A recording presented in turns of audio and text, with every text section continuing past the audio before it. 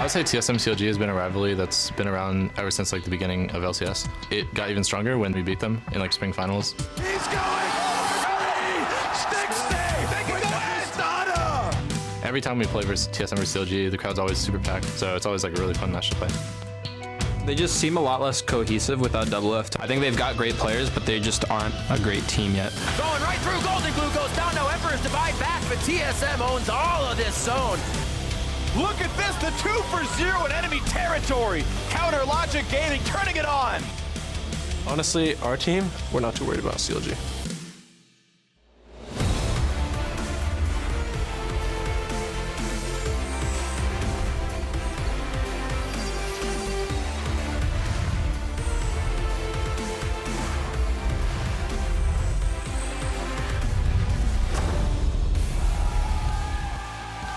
Welcome to week 3, day 2 of the North American League Championship Series. We've got a full house pumped up for today's matches. Fans ready to cheer on their favorite teams and players. The fans arrived earlier today, and they were out in force. Can't wait for the games to get going. Some Rick Fox love there in the crowd, and a Wild Turtle rather, arriving here with Bjergsen for TSM, getting ready to play up against CLG. 60 and Darshan going to be practicing up there. Lemon Nation arriving with his team, and they'll face off against Xpecial and the rest of Dignitas on NALCS 2. Hello, everyone. I'm Isaac Azael Cummings-Bentley, and joining me on the analyst desk is Mark Zimmerman. How you doing? I'm great. I've outlasted Dash. He's dead. I'm the only returning member of the desk for today.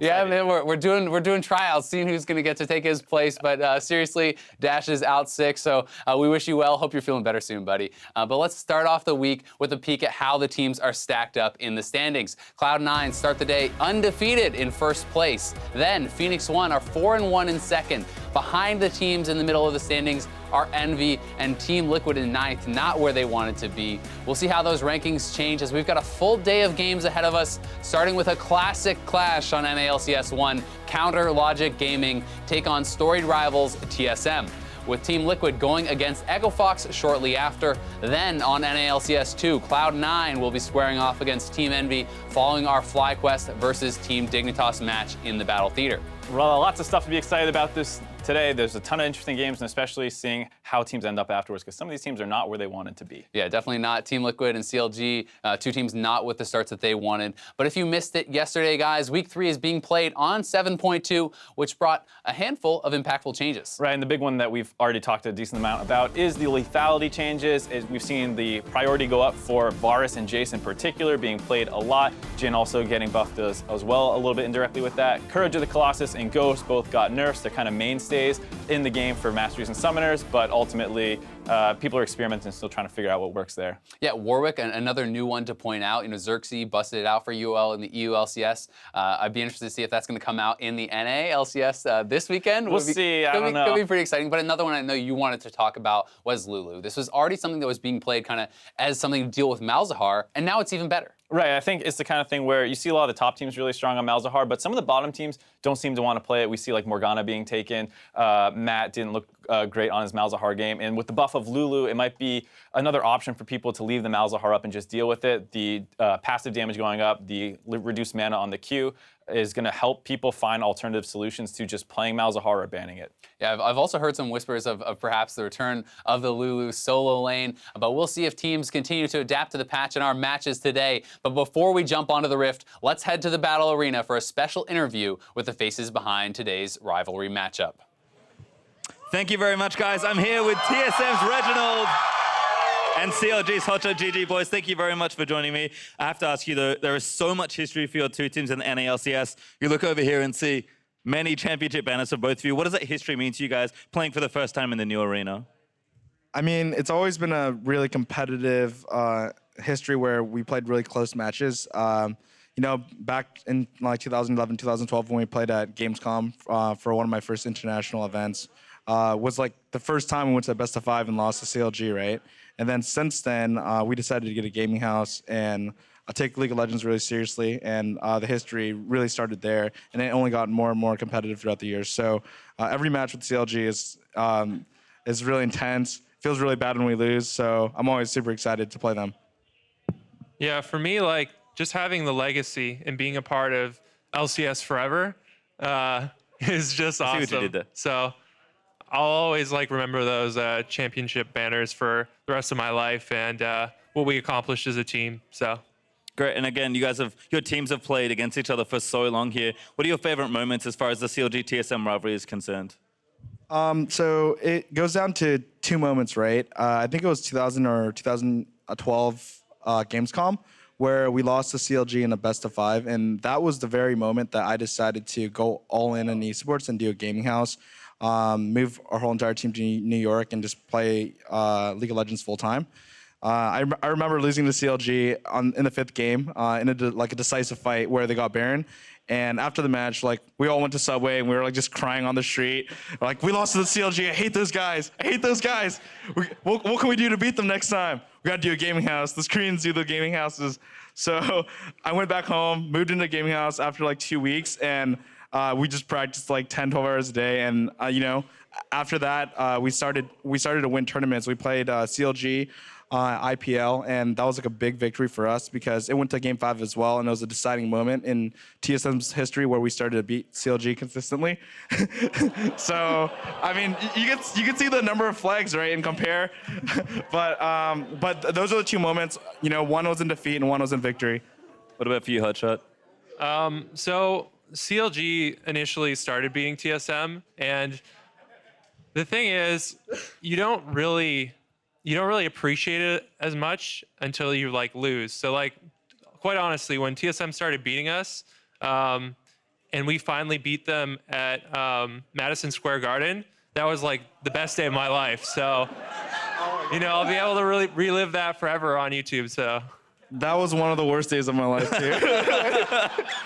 All right, well, of course, it's all fun and games, but there is a lot of rivalry here, and there's going to be a little bit more at stake than just the result of the game. I believe you two have a bet also placed on this match. So what do you tell me a little bit about that? What's the losing team have to do? So it was between 2 things. One was like a cosplay, and so the other person would pick the cosplay, but we ended up doing a henna tattoo, so like Mike Tyson style across the face. It's gonna be about a week, so I definitely don't want to lose this. I know Andy doesn't want to lose this. So just to clarify, a henna tattoo of the other team's logo during week 6 when you guys play again. Is that correct? Yeah, it's gonna be nice seeing George's our TSM tattoo on George's face. So I'm looking forward to that. We'll see.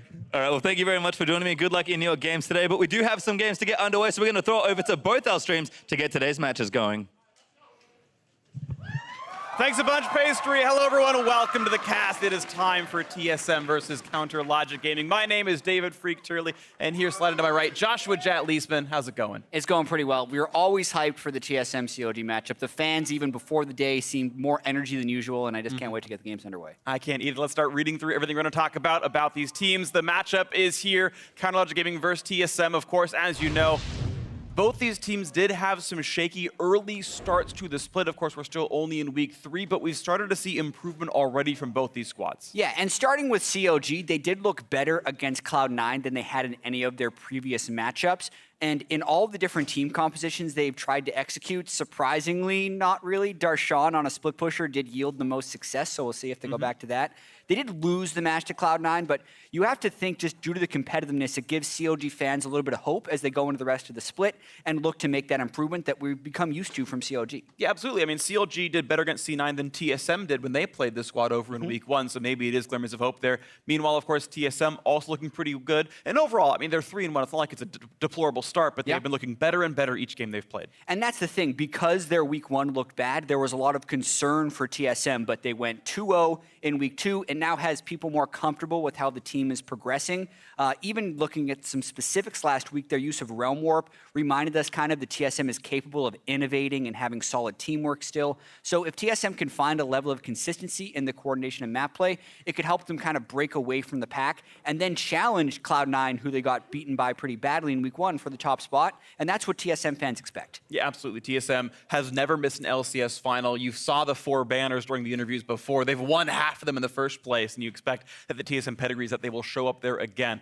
Also the fact that whenever these teams meet, it's of course more than just a regular matchup. It's the latest chapter in their long-standing rivalry that brings up the level of play for both these teams. Yeah, I mean, it's very true. You can even see it goes back even before the LCS really starts. So deep-seated rivalry, and it makes the players just seemingly care more about it, because this is one of the few rivalries where it's not just the fan bases that care, it transfers over to the players as well. Absolutely agree. So let's get ourselves ready for the game and go through the starting lineups for both of these teams. In the blue corner, in their home colors, is Counter Logic Gaming. Darshan in the top lane, hopefully maybe staying there. We'll see Xpithy in the jungle, Huhi in mid, Stixay at bot, and Aframu on support with Coach Zix. Yeah, CLG looking to improve on that. Aframu having some trouble adjusting to the new meta, is going to try to do that better this week. Also on the red side, it is TSM with Haunter in the top lane, Svenskeren in the jungle, Bjergsen in the mid.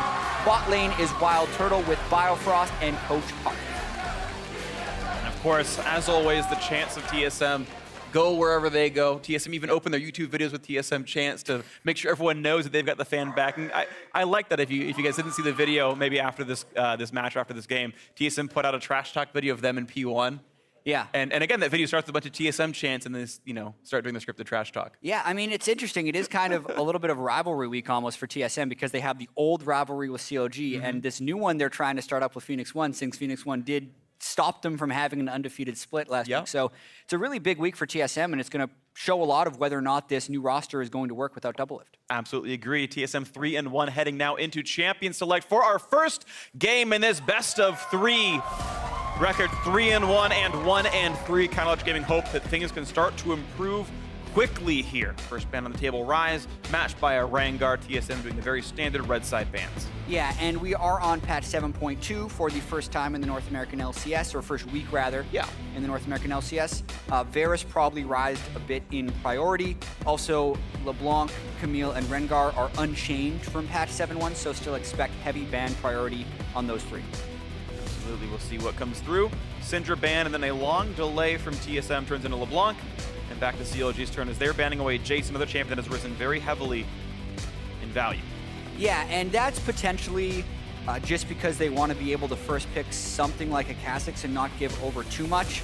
There's also the question of whether or not you'd want to pick Varus if he really is that much better than the rest of the ADs, but TSM says no, they'd rather have Jhin, as the first pick Kha'Zix was no surprise by CLG. Interesting, and actually we see Ivern in North America.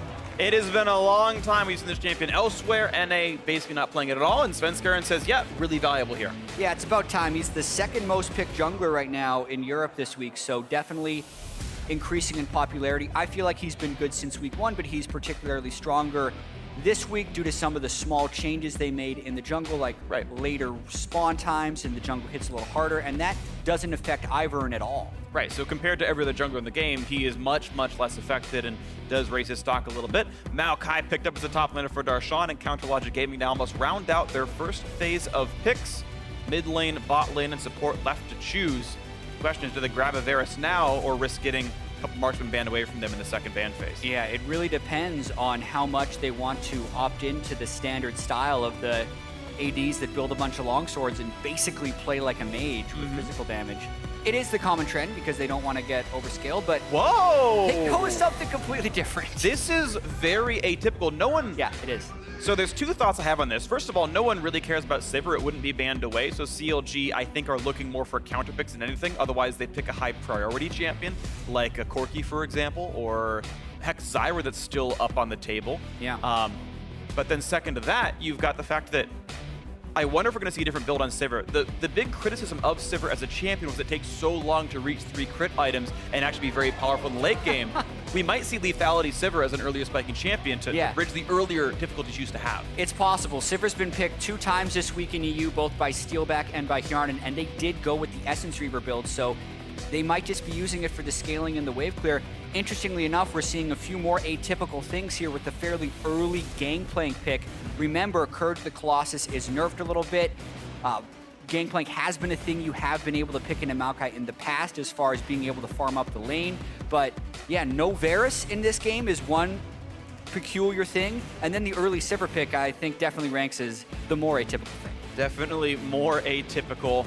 We'll see what the final bans end up being. Of course, you expect tier list-wise that Zyra is the first pick on the red side here as TSM goes through their final ban of the draft.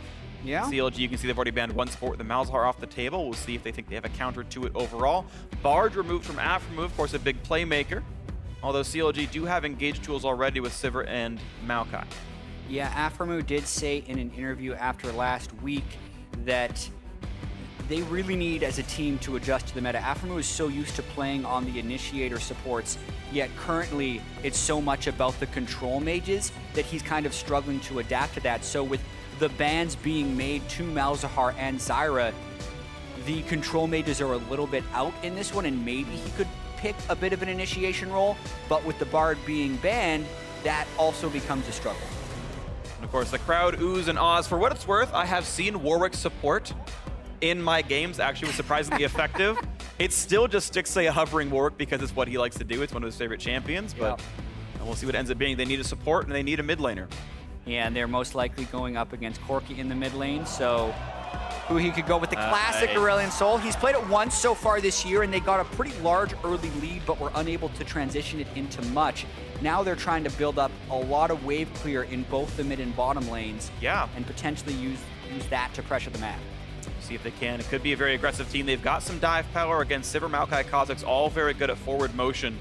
And even Aurelion Sol scales really well off of movement speed. The only thing it really cares about is his positioning. So there is soft synergies, and it's going to be even more move speed. Karma picked up as the support, the blind support pickup here. Biofrost now to grab his support himself to round out the lineup. Yeah, so aside from the Kha'Zix, this is very much the type of team composition you could have seen from CLG at Worlds even, as far as the champions that were meta then. So a few different things going down here. With all the support bans, Karma's still a pretty solid pick. And Biofrost, I think with his third Thresh game of the year, gonna try and add that pick potential for TSM now with the Ivern as well as the Jhin. A lot of skill shots that could potentially land to lock people down. Very interesting. So the Sol, I guess it's two half tanks. It's Svenskr and a Biofrost who are gonna be holding up the front lines here for TSM, neither of which can build outright tanky that easily.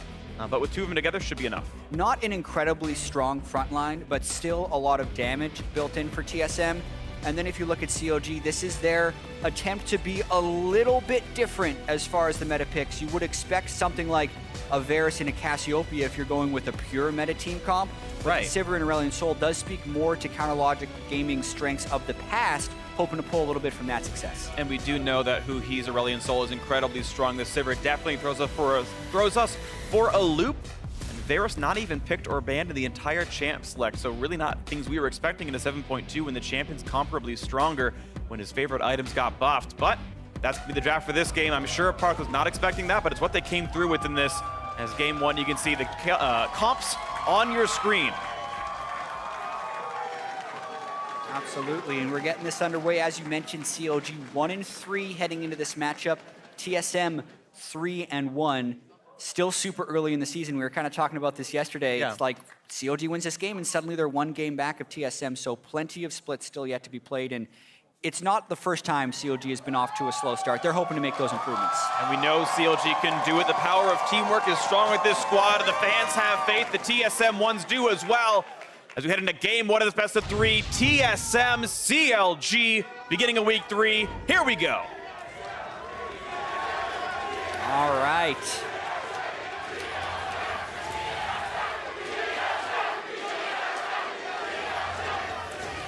Always love when games start with the chants. Thank you to our wonderful audience for always being such a good part of the show. And we are here to run ourselves into the river. Pretty strong CLG chance in there as well. Yeah. So I feel like depending on the successes in this game we're going to hear, either the CLG or the TSM chance.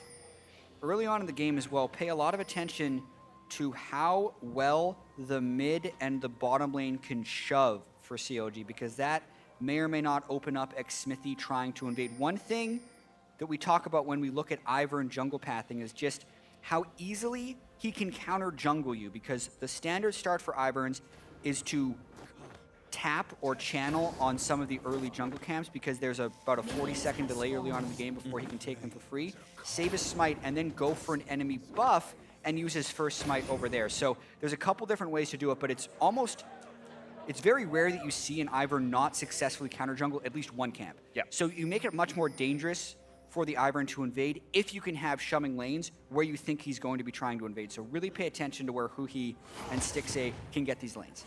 Yeah, it is worth pointing out that Ivern, unlike most of the popular junglers, is not very good at getting away from things, right? Jumping over walls requires tagging a minion or something with your Q, and getting out tends to be hard unless you can magically find a Scuttle Crab to leech yourself to. You can see Huhi making a nice early play, shoves the wave in, puts a ward down to spot.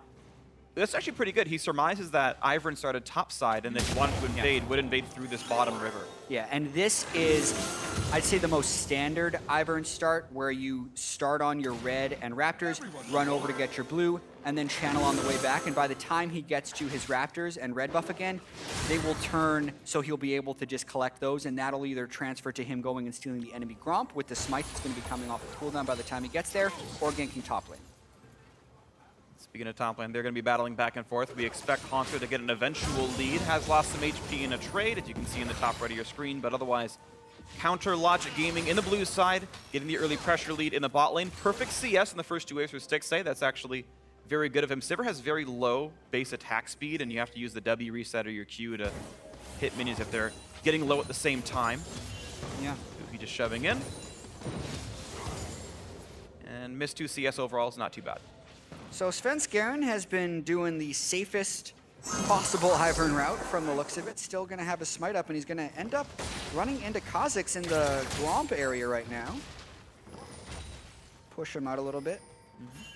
I do want to point out something that I've seen almost every bot laner do, is they're all going Longsword 3 potions now. That started basically in week 2 of the LCS, and it's gone to basically everyone. And for most of these champions, they just want to buy a serrated Dirk early or even an Essence Reaver, and that just ends up smoothing out your build path. You're not dumping 450 gold into a Doran's Blade. And the 2 extra potions makes it really easy to stay in lane, even though you're missing the lifesteal and the extra HP. And this just ends up power spiking you earlier. And right, if the concern is always that these bot lane marksmen aren't scaling up in time, this shortcuts their build by 400 gold and makes them scale up a bit quicker. They're just missing some of the lifesteal that could have happened, maybe would have mattered in the mid-game team fights. Yeah, I feel like it's an interesting evolution of that bottom lane right now. It also opens up for more all-ins. We should note as well, Haunter did burn Flash at level 2, so Xmithy now jumping onto Svenskeren. Haunter can't help. Here, flashing, there's the root coming in, and Huhi's nearby as well. Sven's got no way out anymore. That's going to be First Blood Counter Logic Gaming buffs over to Huhi. Yeah, and that was so much about Svenskeren just getting really greedy for an early ward because his lanes weren't shoving. We talked about counter jungling and paying attention to where the lanes were. Well, mid lane wasn't shoved up either, and they were able to just collapse on him as soon as he tried to go for a ward. And more success in the bot lane as well for Counter Logic Gaming. You can see if the tank support misses his CC, you can go right back onto him. TP to rejoin the lane. Of course, keep in mind, Haunter is flashless. Xmithy and Darshan could flash root if they think they have the damage. Does he want to? The slow is enough. The knockback's going to be there. The barrel chain, and Haunter's got nowhere to go. Look at that. The sapling takes him out. 2-0 CLG. You couldn't ask for a much better start than that. Darshan burns the flash from Haunter at level 2. They get double buff transferred onto their mid laner, and then they get a post-teleport kill onto the enemy top while the wave is pushed against him. So this is Haunter's going to get heavily denied in that top lane. That is one of the worst things that can happen, but it's going badly all over the map. You can see him right here. Wants to set up the barrel, explodes it early because he sees Xmithy. Yeah. Chase out is just so easy at this point. I mean, and it's a 4-second channel on teleport. Haunter, the wave was in the wrong spot for Haunter the whole time, and it was in the wrong spot when Svenskeren was up top, and really so much of this play started several minutes ago. If Svenskeren would have just been up there to guard against the gank and help Haunter safely shove in so he could bounce the wave back, that would have been acceptable. And that's what Svenskeren's doing right now. He just needs to be here for Haunter so they can try and get that wave into the turret, so Haunter just stops getting denied. Absolutely agree. You can see even some nice plays right there, some nice synergy. Rush on the barrel so that no one can last hit it and knock it down. Not that Darshan could anyway on a Maokai, but yeah, and also keep in mind, you had pointed this out a while ago, Haunter had no flash. There was a level 2 all-in that Darshan basically prompted that made Haunter blow flash and get chunked out of lane, and that was even part of the first blood that happened, is part of the reason Haunter couldn't help Svenskeren a while ago. So Darshan, I gotta give him a lot of personal credit to, up 25 minions in a matchup that Haunter wanted. Yeah. And for a player that's been getting so much flack for his gameplay, I feel like Darshan's last roughly year has been a bit of a darker mark on his record. This is a very good start. I agree with that. Just missed that cannon minion, unfortunately, but he's staying aggressive and trying to keep Haunter back. keep in mind, like, GP is not expected to win a lane early on. He's very much about a scaling champion. But 41 CS to 15 is much more than you expect.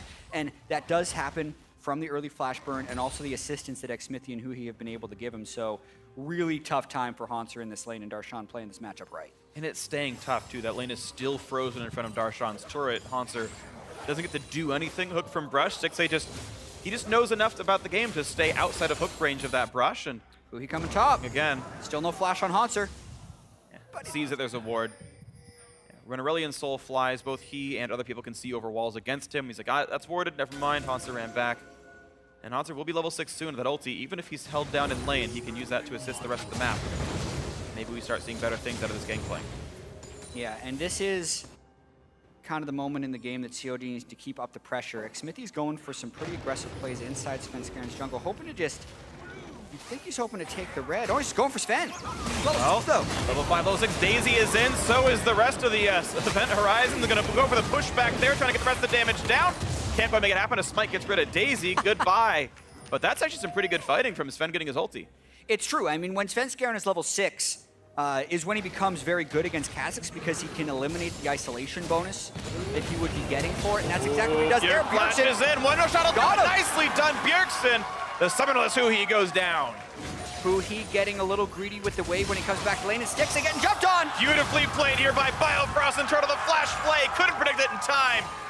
Stixxay probably should have preemptively flashed. Didn't do it. Nice kill for TSM. Ties up the score. Yeah, and it was looking pretty grim for TSM being down 2,000 plus gold pre-8 minutes, but being able to get multiple kills across the lanes really going to keep them in the game and kind of lower that sense of urgency that they may have been feeling.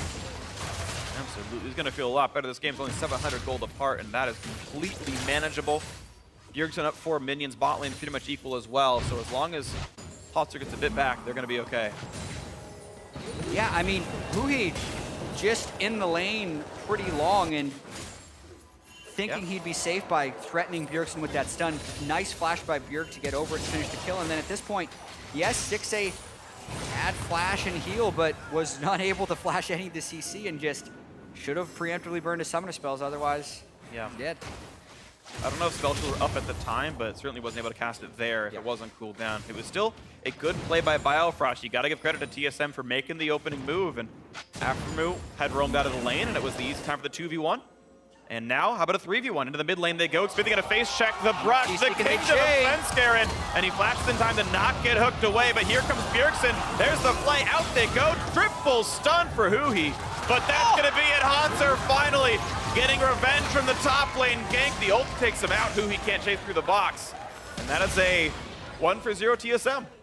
Yeah, and CLG also burned Sivir ultimate in the river, trying to collapse onto TSM there. So overall, a very successful roam, and TSM really fighting back. You'd think CLG, with that early lead, could have closed out a little bit more, but xMithy never got an experienced lead on his Svenskaren, even after being able to take out his double buffs.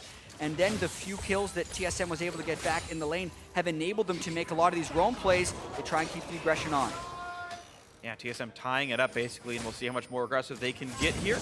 You got Svenskaren again into the enemy base, enemy jungle, I should say, killing off this control ward on the Tri-Brush. And now TSM looking so much better than they did in the first 5 minutes of this game. And even Hanser, you can see that minion deficit has actually shrunk from before, both in flat value and percentage-wise. He can't quite stop the recall, and Bjergsen has enough control over mid lane. He's okay. Smithy unlucky there. I think they would have liked to make the roam to bot lane or maybe go for the Drake. Yeah, I think that could have set up for a very quick Drake rush. Kha'Zix, one of the best Drake killers in the game, doing it on top of the ward, but they're about 5 seconds delayed on this because of the failed plant. We'll see if that hurts them as Svenskaren and Wild Turtle are closing in. Should be okay. Turtle slowed act. This could be a stun. Has to flash away. Barely gets it in time. Stun still lands, but that is a kill. And Smithy should have leap to get over the wall. No panic there. And a 11-minute Ocean Drake. Very good for the laning phase. Yeah, I think overall some sloppy play from both teams there. There was COG missing the blast cone over the wall, and then Wild Turtle not really doing anything except burning his flash when he went to stop that and waiting for the rest of his team. Also want to point out Svenskaren's maxing Q on Ivern instead of the shield, which is something people did a lot on launch of Ivern until most people decided shield was better. The Q does have some good rank up incentives with the cooldown reduction, as well as increasing the root duration. But the shield is normally just such a better combat summoner, so Svenskeren really just going for picks with that choice. And it is worth pointing out, some of Sven's contemporaries are still doing shield max, amazing. For example, on Fnatic's been playing Ivern today and was doing shield max still in his game. So different strokes for different folks, it seems right here. Nice job on Darshan knocking down the barrel. That could have been deadly. But CLG's dual lane right here behind it. Again, wins the barrel fight, but look out, here comes the play. Ulti in, wave clear in for the GP ulti, and Sven keeps him safe. Yeah, and Hanser going relatively aggressive with what's essentially a 3-man gank, but a pretty ineffective 3-man gank. If they just burn the GP ultimate, it'll be about what they can do from here. CLG is a big fan of the delayed lane swap, and they usually do that to try and get first turret. So they burned the GP ultimate and the flash. Now it's about whether or not they can rush down this turret before TSM can get it on the other side. It's going to be a bit close. We expect Karma to have more damage output than a Thresh. In fact, now you've got the Kha'Zix here as well. Huhi even adding his own pressure to make sure it's going to go all right. And CLG, I believe, should be faster on the play. Yep. Yeah, this turret going down rapidly. Huhi, just the insurance. He will miss a wave in mid because of this, but it still might have been the right play if it guarantees first turret gold. Yeah, they once again get the first turret, and now it's also about the extension of the play because they have a tempo lead right now. Notice they killed that turret about 8 seconds before TSM was able to kill theirs. So not only did they get the first turret gold, they also have the time to get the deep wards inside Svenskeren's jungle. And that's going to be a lot of vision that CLG can play with. This top side is theirs. I don't know if they're going to get to grab Rift Herald for themselves, but at least they can steal the red buff away, and that feels pretty good as Huhi goes back to mid to clear away, and CounterLogic Gaming only on this 100 gold lead, basically tied right here, as now we get to see which team can make the bigger plays as we head into the mid game. Yeah, a fair bit of variance in the first 13 minutes, so if you're just tuning in now, you're thinking it's going to be this really close game, but no, CLG was actually off to a spectacular start, getting double buffs off the jungler, then getting the kill top lane as well. So you think CLG had an opportunity to snowball the game, but were just unable to do so. Bjergsen picked up a kill in the mid lane, and since then it's kind of now on CLG to try and make the plays. Flash root, Turtle doesn't have flash to get himself out, but the Lantern's gonna be there anyway. Daisy for just good insurance. Look at that. Looks so clean. Out they go. Yeah. Once again, they're trying to just rotate their AD and jungler and threaten a roam from the mid laner to get more turret pressure, but TSM just catching up to that one, and CLG's unable to push this one, having the package being picked up recently by Bjergsen. They have to respect the core hero on bot lane. They do, and of course keep in mind bot lane outer turret is dead as well on CLG's side. They've got to respect that. Look at the poke, just Huhi never juking behind his minions. Bjergsen just has a clean line for missile barrage. That's going to make life a little bit more difficult. Huhi able to regen back up, and he's going to grab blue buff and then recall. But Bjergsen's still with priority. Gets to take away Raptors. That's like, I think 2 or 3 times in a row, this camp has been stolen away from CLG. Yeah, over 100 gold in this Raptor camp now, as well as a large amount of experience. So that definitely hurts Xmithie. It's hard for most junglers to keep up with Ivern in the first place as far as experience, just because how fast you can clear jungle camps. It's even harder when the enemy mid laner is taking your juiciest camp. Absolutely agree. For the Xmithie, his gold is inflated by sharing some of that first turret gold, but is individually 600 gold above Svenskeren, but down a level. And you can kind of see, right, as far as jungle clear is concerned, it is going a bit better for that Ivern. Hanser and Darshan splitting off on the top side. Hanser sadly doesn't one-shot Cassie, but with a second barrel can do so. Once Trinity Force is done, that should change a bit. Otherwise, they're just pairing off, but TSM, you can see earning more gold overall. Some of that is Gangplank existing. He does print money, as pirates tend to do. The shopkeeper can't tell it's counterfeit. Yeah, there you go. Easy. What's interesting to me about this game as well is just how much map movement is going to come into play. These aren't necessarily your standard frontline with large amounts of poke team compositions we've been seeing in most of the LCS. There's a lot of skill shot reliance for TSM, and then a lot of just rotational ability by CLG with the Karma, Sivir, and Aurelion Sol trying to match this mid lane roam by TSM. See how much more they can get through this mid game. You can see TSM putting the pressure on the mid lane. CLG had to play back against that. Huhi, for the most part, has lost pressure on this. Quick Scuttle Crab takes 60 minutes into the game, and Sven can't smite steal without channeling first. And if you take damage, the channel stops, so he's not going to try for that. He's going to pick up for Xmithie. Darshan does have his teleport up, but there's no wards with great flank position right now, as TSM is getting really aggressive on pushing this turret. TSM's got to be careful and mindful of their flanks, since the Maokai flank is quite threatening. when you add to the fact that CLG could follow up with the Sivir and the Karma, so they're kind of backing away from that just in fear of the potential Maokai teleport. Absolutely, things to be concerned about. Absolutely, there's a real tank, and it's a good engaged tank that does command respect. CLG now the team actually pushing the mid lanes in, and hoping they can make something happen. Haunter just waiting in the wings, and you can see the mid laners kind of trading back and forth, splitting the side waves, looking to create the piece of pressure. Haunter wants to go for this. Barrel's gonna be forward. The 3 chain gets dodged away by Huhi. Nice try, Haunter. Quite a nice juke by Huhi, just seeing the barrel being placed, putting it together quickly in his mind that it is going to be a chain from that tri-brush and sidestepping to avoid all the damage. Now he roams mid lane, and this could be a collapse. Not quite gonna get some of the Sven scare him, but they are getting pushed away from the turret. Lantern brings Bjergsen to safety, but half HP on Corki is a low health bar right here, but it does mean that CLG, just with that chunk, gets control over the bot river, and that's going to be double Ocean Drake, probably uncontested. TSM do not feel like they can fight this at all.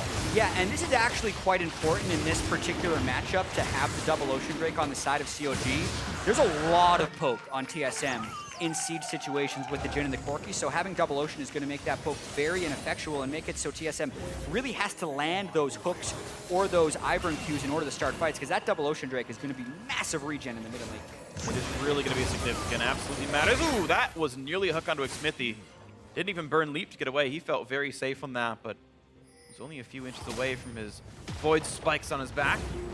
Once again, the play for the turret pressure, and yeah, we're seeing a lot of this happen. Both these teams not going for the really big plays, right? It's been 99% wave control, half damage in one champion. Says, okay, you're right, we can't go for Drake. We'll back off and try again later, and it's a very measured game 1 right now.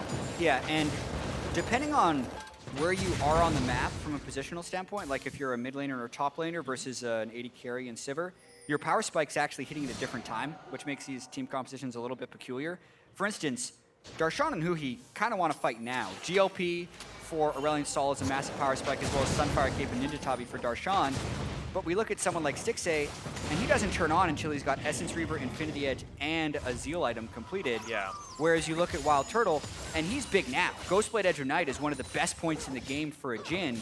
But you contrast that with the Gangplank, who wants to be able to scale up on a few more different axes, and they're strong at different parts of the map, which means when they group together, their power is actually becoming kind of equal, which is one of the reasons neither of these teams is able to push a big advantage. Yeah, it really is interesting that, because again, it's across different lanes as well. Right? Sivir and Gangplank have similar power curves. Maokai and Jhin are happy right now, and of course those guys are all on opposite sides. So it's just spacing out, it's just timing out, it's just chilling for now. Yeah, the success will be found if the teams can find skirmishes with their characters who are strong. So yeah. TSM wants to fight around Bjergsen and Turtle right now because that's where they're strong. Whereas CLG wants to fight around Huhi and Darshan, while Stixxay keeps the waves pushing in other parts of the map.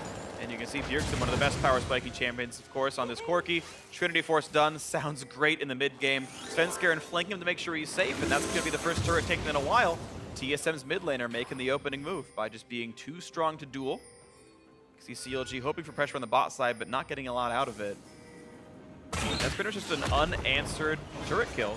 And now look how low mid lane is. Just TSM mostly able to use Turtle and Bjergsen as the pressure points, and 3 turrets to 1 now, TSM advantage.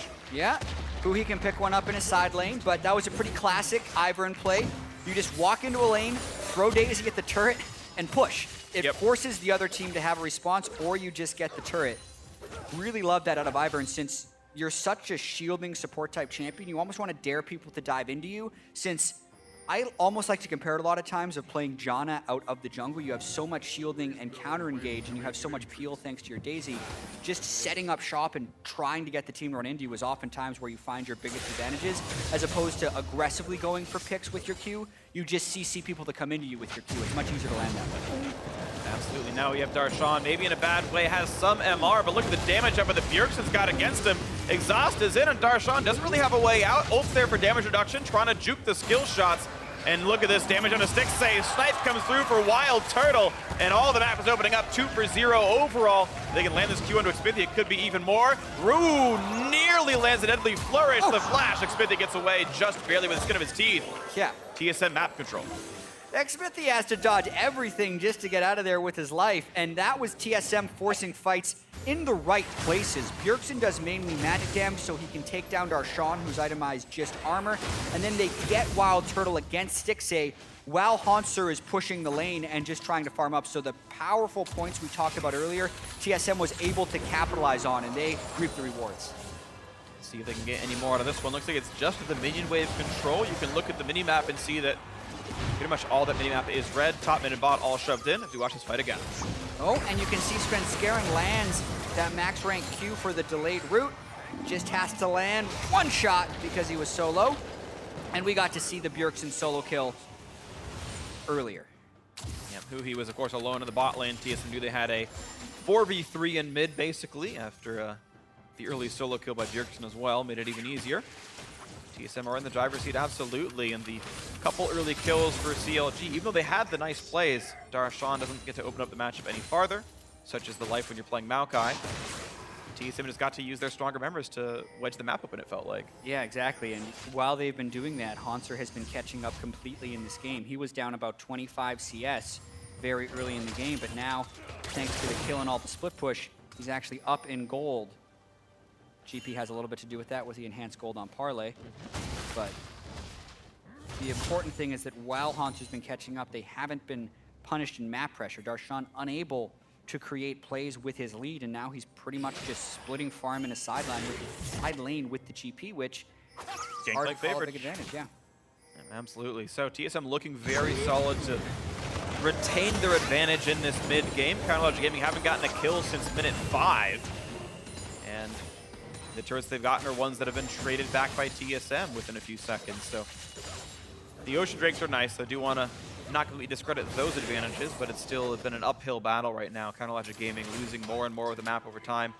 We'll see what TSM's next aggressive move is. Triple Ocean Drake actually going to be the spawn, and TSM wouldn't mind the resources, but right now CLG pushes the Evasive rolls his in, looking for the play.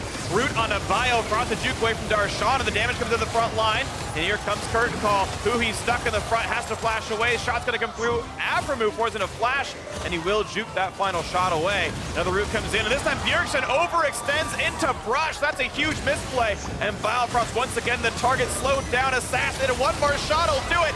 Sticks to it, the Ricochet gets the kill. Credit 2-0 CLG. And the beginning of that fight was actually absorbed by TSM quite well until they decided to continue the chase in. And we got to see kind of the lack of tanks in the front line really punishing them right there as Bjergsen was taken down early. Great start of fight there by CLG. Now they're all back at full health, looking to dive more. Looking to dive more, Darshan putting his gold to work. The invincible Maokai onto the turret. It's 2, it's 3, it's the ace for Counter Logic Gaming. Such a decisive series of events for CLG, utilizing their initiation ability with the Sivir and the Karma and the Maokai to go all in. The delayed ace leads right into a Baron attempt. And that's going to be a pretty clean Baron kill. Bjergsen has to make some kind of miracle steal, and he's not even going to try. He's walking bot lane. TSM accepting their defeat with grace. CLG, look at that, 3,000 gold with a Baron buff. And that's the type of team coordination you want to see out of CLG. To start this fight, TSM absorbed the locket by Svenskeren. Almost looked like it absorbed the Aurelion Soul ult, and you're thinking they've turned this around, and they can just stop right here and reset. The problem, though, is when Bjergsen base checks into a route from Darshan's Maokai. That turns the fight around very easily for CLG. They then just walk through to Biofrost, and here, you can see a bunch of people on CLG are about half health, but double Ocean Drake, they just sit back, they get a little bit of lifesteal off the wave, and now everyone's actually full health for the repeat dive, and TSM has not let their turrets die freely. Smithy jumps in, it's a 3v5, they easily clean them up, and not only do they get the Baron, they also go and pick up their 3rd Ocean Drake. Triple Ocean Drake, practically invincible to jungle monsters, and they'll recoup any Corki damage as soon as it happens right here. CLG Gaming, I think, feeling pretty good. Mountain Drake gonna be the next one up, which means just to being invincible to Baron, they're going to kill it really fast in 6 minutes if they can grab that as well. CLG, what can they do with this lead now? They've managed to equalize the turret score, pushing for bottom. They push straight in, especially if they can pick Svenskeren. That's going to be a lot of damage here. The CC going to layer, but not enough to get him away. It's going to be the Lantern out. Yeah, but CLG wants to continue this push as much as possible. Hanser is not here. They have the Baron and 5 people. Expect CLG to try and pull the trigger here if they want to go for more. They found it, flash into Root, onto the Corki, the Gatling gun, the Valkyrie's going to go down anyway. The trigger got pulled. CLG now into the base. for as much as they can. Fresh to keep him safe, Redemption to heal him up. Hanser can only try to trade turrets best he can. They at least want the inhibitor out of this, and one thing about Ocean Drake pushes, especially when you have this many, is unless you're killing them, they're going to regen up to full health, so they're going to keep going. It's like the old Baron buff. It used to give you a ton of health and mana regen in like 2012, and CLG's got the same stats here. Goodbye to Daisy, and the siege is on for that bottom Nexus turret, but they are going to have to back off Darshan. How long will it take you to get full health? Well, 5 seconds with the recall. Teleport's still up. They're going to go for Teleport this. straight back in. If they get more picks, they're just going to keep going. Damage on Biofrost. TP's in. They're all very, very low. 15 seconds, 10 now on Bjergsen. Looking to take down some Nexus turrets already. Counterlogic Gaming are decisive as you like it. Here we go. Nexus turret number 2. Never-ending push. But Bjergsen has respawn. Sven running out of HP. Turret still a bit low, but it's hitting him back. 1 kill picked up. The second one into Hanser. CLG will not be stopped. They continue to push on in, and they're still going to knock down more and more of the base. The Nexus now left open. Hook on a Huhi, the flash play. They can't make it happen. Stixay wins his duel with Wild Turtle.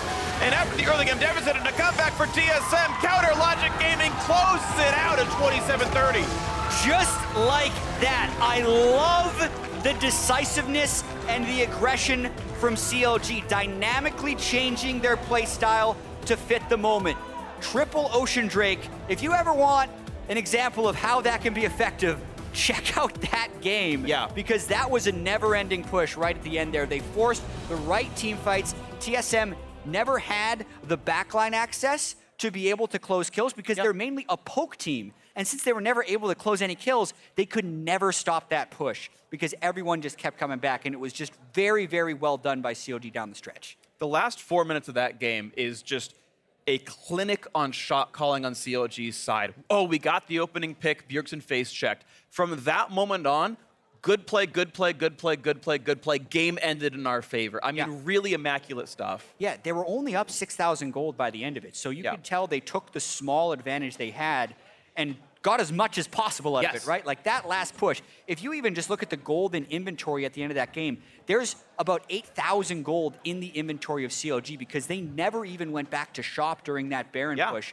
Massively sized Baron power play, so to speak, at the end of that one. And it's going to be tough for TSM to kind of bounce back from that because it felt like they were in the game until it was over. Baron power play was like 4 turrets in the game itself. And the shot calling off because of Ocean Drake, this play was made. Like that was the reason the Drakes were changed in this way, was to allow you to say, ooh, we're in this state, we can play the game differently. Triple Inferno might look better in teamfights, but would not have allowed that kind of game-ending push. So, hey, props to CLG, props to Afro and the rest of the crew for a wonderfully played endgame. But now for a deeper dive into that win, let's check in with our analysts. Thanks, Freak, and I would like to welcome Aiden Zaire Moon to the desk. He's going to be joining us. But let's dive into this game. TSM versus CLG. I mean, it did not look the way you expect it to look in a lot of different ways. Right. CLG is like Dr. Jekyll, Mr. Hyde, where sometimes it's like, this team is the best shot calling team in the league. They're like crushing it. And then there's just like, you guys are idiots. Like, I don't know what you're possibly thinking. And we got a lot of that this game too, where it was back and forth. Like, oh man, first 2 kills of the game. And then they didn't get another for the next 18 minutes. But the way that they started the game off was definitely on the right foot for CLG. And to me, it's not just the shot calling of CLG, it's actually their individual plays. They're able to make such incredibly good plays and then sometimes follow them up with seemingly very boneheaded plays. And it's kind of what you come to expect watching CLG over the years. They have very high highs, they have very low lows. I mean, we saw massive leads developing in the top lane. And all CLG had to do in the early game was kind of just hang out. Right, and they were winning bot lane really hard, then they make a misplay like this where, Afro goes and roams and Stixay just doesn't respect the threat level at all. Yeah, that was incredibly strange. And that happened as well, almost simultaneously to Huhi, where he didn't respect the threat level of the Corki in mid lane because the wave's pushing towards him and then he just gets killed there. And this as well is just another great example of they could possibly be there. And I don't blame, Xmithie too hard for that one because they just don't have the vision coverage and it's a good play by TSM. Yeah, but then like Darshan was just like the flash forward into nothing. And overall, they're like just so, like even this play right here is such a hard force with a turret up. Like TSM is right back against the turret. They're a team comp that wants to kite with GP, Jin, Corki. They love this situation. And this team fight was just a really bad call by CLG, but a slight overextension by TSM allows Darshan to get a really good root off in turn. Yeah, exactly. I mean, Bjergsen came way too far up there, and it's just kind of showing, like, how good they can look at times and how bad they can look at times. It's been the story of this team, and you wouldn't have thought that this game would be a long game based off of how it started in top lane, with Haunter so massively behind, having blow flash at level 1, dying after he TP'd back immediately, but then TSM was able to get right back in it, and yet it turns around again, and the game ends super fast anyway. Yeah, and this just ends up being like a really good use of the composition that CLG had made for themselves, because it's much more team fighty, right? You have the Sivir synergy with the Aurelion Soul to get Huhi into the thick of the fight, but then you also have a tank, which, is not on the enemy team. TSM does not have a tank. They don't have the reliable CC that a Maokai root can bring. So as soon as their front line starts backing up, which is Daisy, then those fights pretty much collapse in on TSM. What's so funny is if you look at the beginning of that game and then the end time, you're probably like, oh yeah, they dominated the top lane and they snowballed through the game, easy game. You would not have expected like that huge dip into TSM's favor, because it's just so crazy that like a GP with 10 CS at 5 minutes and the wave frozen on him somehow gets back into the game a little bit, and TSM gets a gold lead. Yeah, I mean, about 10 minutes later, he was actually caught up or heading gold over Darshan after having died, at 4 minutes. His first buy is a Doran's Blade, which is just like, oh God, what is happening? GP wants that D-Blade to fight for lane. That's what he does. But I do want to talk about that a bit, because those were really unforced errors like you were talking about from CLG, where they really don't have to do much there. They can keep playing it out, and then they just try to overreach a little too much. And that was really the or the Mr. Hyde that we were seeing. Yeah, and I think that's why people have CLG kind of so high, is because they make these great plays, and then it's not like, oh, we can't keep up with the other team. It's like, we just made a bad decision. We tried to force something that doesn't work. And that's why a lot of people think CLG has like this great potential to catch back up to the league potential, with CLG always coming into effect. But you really do think that they have a chance to be competing at the top of the league. Definitely. Well, one guy who did look like he can compete with the top of the league this game was Darshan on the Maokai, getting our player of the game here. Forces flash solo at level 1 on Haunter. That allows them to execute that kill. Yes, Haunter did kind of get back into the game, but he created a big advantage for themselves. He was also the catalyst to that big team fight win, getting the pick onto Bjergsen and that turnaround there, which really started to snowball the game and blew it wide open, and the game completely fell apart for TSM after that. It was a good showing for Darshan, which gives CLG fans hope again, because this guy was disappearing a little bit. Last week he was showing up against Cloud9, and now we're like, okay, is this going to continue throughout the series? Because if he's a good strength against Haunter in the top lane, then that's something you can really lean on. And even if you have those mistakes that the rest of your team is making across other lanes, then Darshan can be your rock on that tank, which we just saw pay off in those 20-minute team fights. I also think it is very important to see him be able to succeed on tanks, because we haven't seen that so far, and he has been looking good on split push. But that's going to be it for us. We're going to step away for a quick break, but when we come back, it's Game 2 between CLG and TSM. Stay with us. You're watching the North American LCS.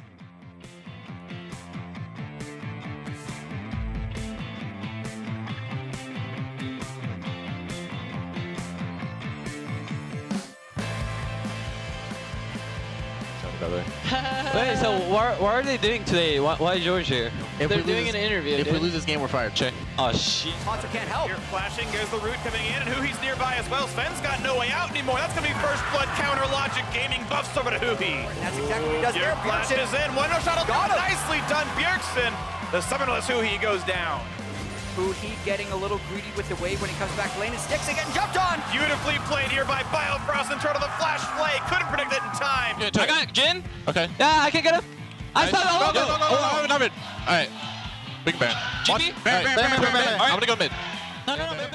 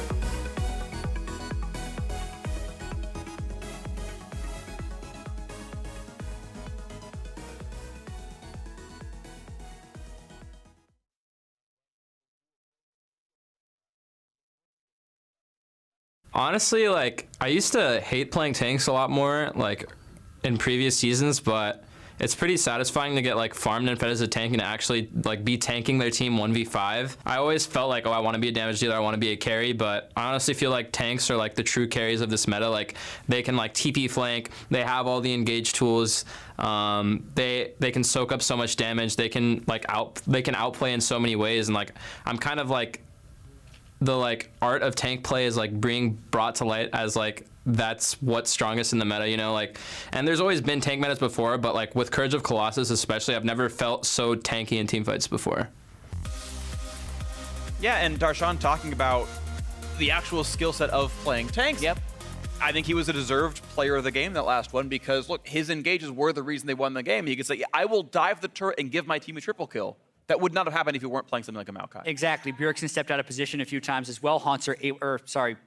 Darshan able to jump right on top of him, and then because of the triple Ocean Drake, poof, right through to the end of the game. Invincible to the end of the game. So welcome back, of course. Game 2 versus TSM and CLG going to be underway very soon. And you got to give CLG Gaming credit for this one. They had a very good start, and then they pushed through a makeshift TSM comeback to a just lightning fast 26-minute win. Exactly, and Triple Ocean had a lot to do with that, but you have to be able to shot call your way there. And props to Darshan talking about the nuances of tank play, because it's not just about how you get in team fights, it's how you get there as well. And the very early lead he had in that lane really propelled him for the rest of that game. Yeah, and it is worth pointing out, the early lead was his making in the first place. The lane was in a bad spot because Darshan did it. Yes. And Hanser was flashed down because Darshan did it. Then the junglers showed up, and okay, Smithy won because Darshan's ahead. Then they were able to capitalize on that advantage. Yes, but steps 1 and 2 were Darshan, step 3 was Smithy, and then step 4 and 5 were Darshan some more as that game kind of played out. That's my oversimplification of it, where I do want to give him a lot of credit, where it's just easy to see the gank come in. That's why we gave him player of the game. Exactly. I think he did a lot of really good things in that one, even though a lot of it was off camera. Of course, the CLG shot calling, again, very, very smart. I didn't think they could close the game out. I thought it was inhib then back, but they're like, no, 10 seconds on the recall, Triple Ocean, we're invincible, we have the tank. It's really going to be our time, and it was. And if it backfired or they got aced, maybe you say, ooh, that was kind of silly, but it worked out with, I think, 0 deaths at the end of that. Yeah, and then we also have to kind of take a step back and just look at the way these guys' splits have been going as of now. You were just checking out TSM's record, and even though they are 3-1 in matches, after this loss, they're 6-6 in games because their wins have been 2-1s, and their loss against Cloud9 was 0-2. So TSM definitely not out of the woods yet as far as showing that they're a good team. And then you look at a team like CLG, and I thought it was so interesting how we remarked in Champ Select that it very much felt like a 2016 team composition with the Sivir and the Aurelion Sol. And then it very much looked like a 2016 CLG where they were good, because they haven't looked good early on in 2016. So I'm wondering if they just keep kind of going with what they're used to, which is kind of how they've been able to start their swing back into success whenever they've had a slow start to a split and have had trouble adapting to the meta, is they just kind of go back to what they used to do and say, you know what, we're a good enough team that we're just going to make it work. And I personally always love teams that say, look, I understand there's the tier list and there's the book that everyone else plays from, and Varus is the first pick champion, but I always have a soft spot for teams that say, that's cute, but here's what we think is better. I won't spoil the results. Shout out to the FlyQuest vs Team Dignitas match that's going on right now. Some weird interesting stuff in the first champs. Do recommend, if you're watching the stream, at least watch the VOD of Game 1, because that one's cool as well. Some very interesting things. And again, I love teams that are saying, I know what the meta game is. We can play against the meta and have high win rates against counter picks that we know about that you don't. Frog against Twisted Fate and Anivia are examples of this. And hey, if the Sivir does that well, then more power to CLG. Yeah, there's a whole bunch of game theory that goes into this, and I've personally subscribed to, instead of trying to imitate the meta, understand the meta and then figure out what you can do to beat that, to kind of try and give yourself the inbuilt advantage. The problem with that in League of Legends is a lot of teams realize that the opportunity cost of learning those champions is so high that oftentimes it's more effective to just play the same game as others and work on your execution.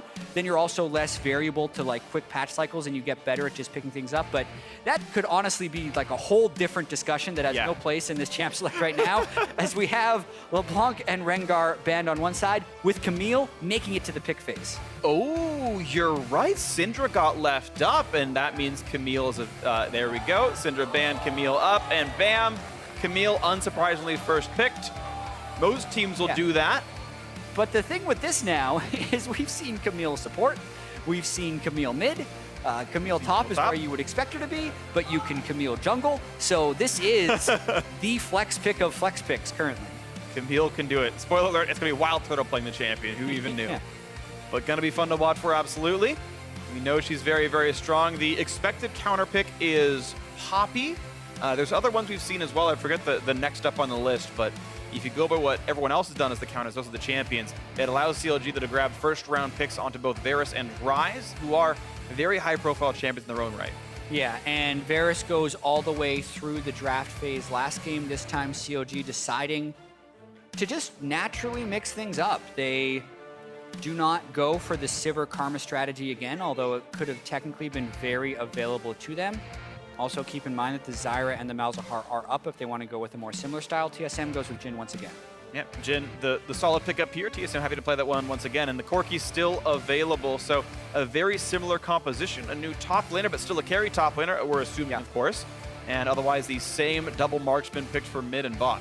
Yeah, and the Poppy being locked in for CLG is actually a decent matchup. If you think of all of the potential like interactions with Camille versus Poppy, so many of them go Poppy favored. Like if Camille wants to wall jump into you, you can steadfast presence, you interrupt it. If Camille locks Poppy in a zone, Poppy can just hit Camille out of the zone with the ultimate. So of the champions you can pick against Camille, Poppy is probably the best. So not a bad choice there by CLG if they're going to be letting Camille through draft phase. And even in the fights one-on-one, when you're just battling back and forth, Poppy, a bit of a bruiser, she does plenty of damage in her own right. And until you can start lifesteal tanking on the Camille with Ravenous Hydra and a bit more, Poppy can actually do pretty well in actually just fighting her 1v1, which you'd think was Camille's strength. In North American Challenger Series, which obviously isn't the same level as TSM versus CLG in the LCS, we were seeing some teams actually intentionally just let Camille through multiple times to pick the Poppy into the matchup. So not completely unheard of. Also, that all changes if TSM decides to jungle the Camille, as they still haven't locked into jungle, and have that as a potential pick. Absolutely the case. We'll see what it ends up being here with Zyra off the table, Bard as well. So similar bans once again from the TSM side of things. Counterlogic Gaming, well, they need themselves jungle and support. They could actually do Warwick if they wanted to. We have seen a little bit of Warwick in the European LCS. Huge tank in the late game because he can get up to 55% damage reduction. But this is the one we actually thought we were going to see more of.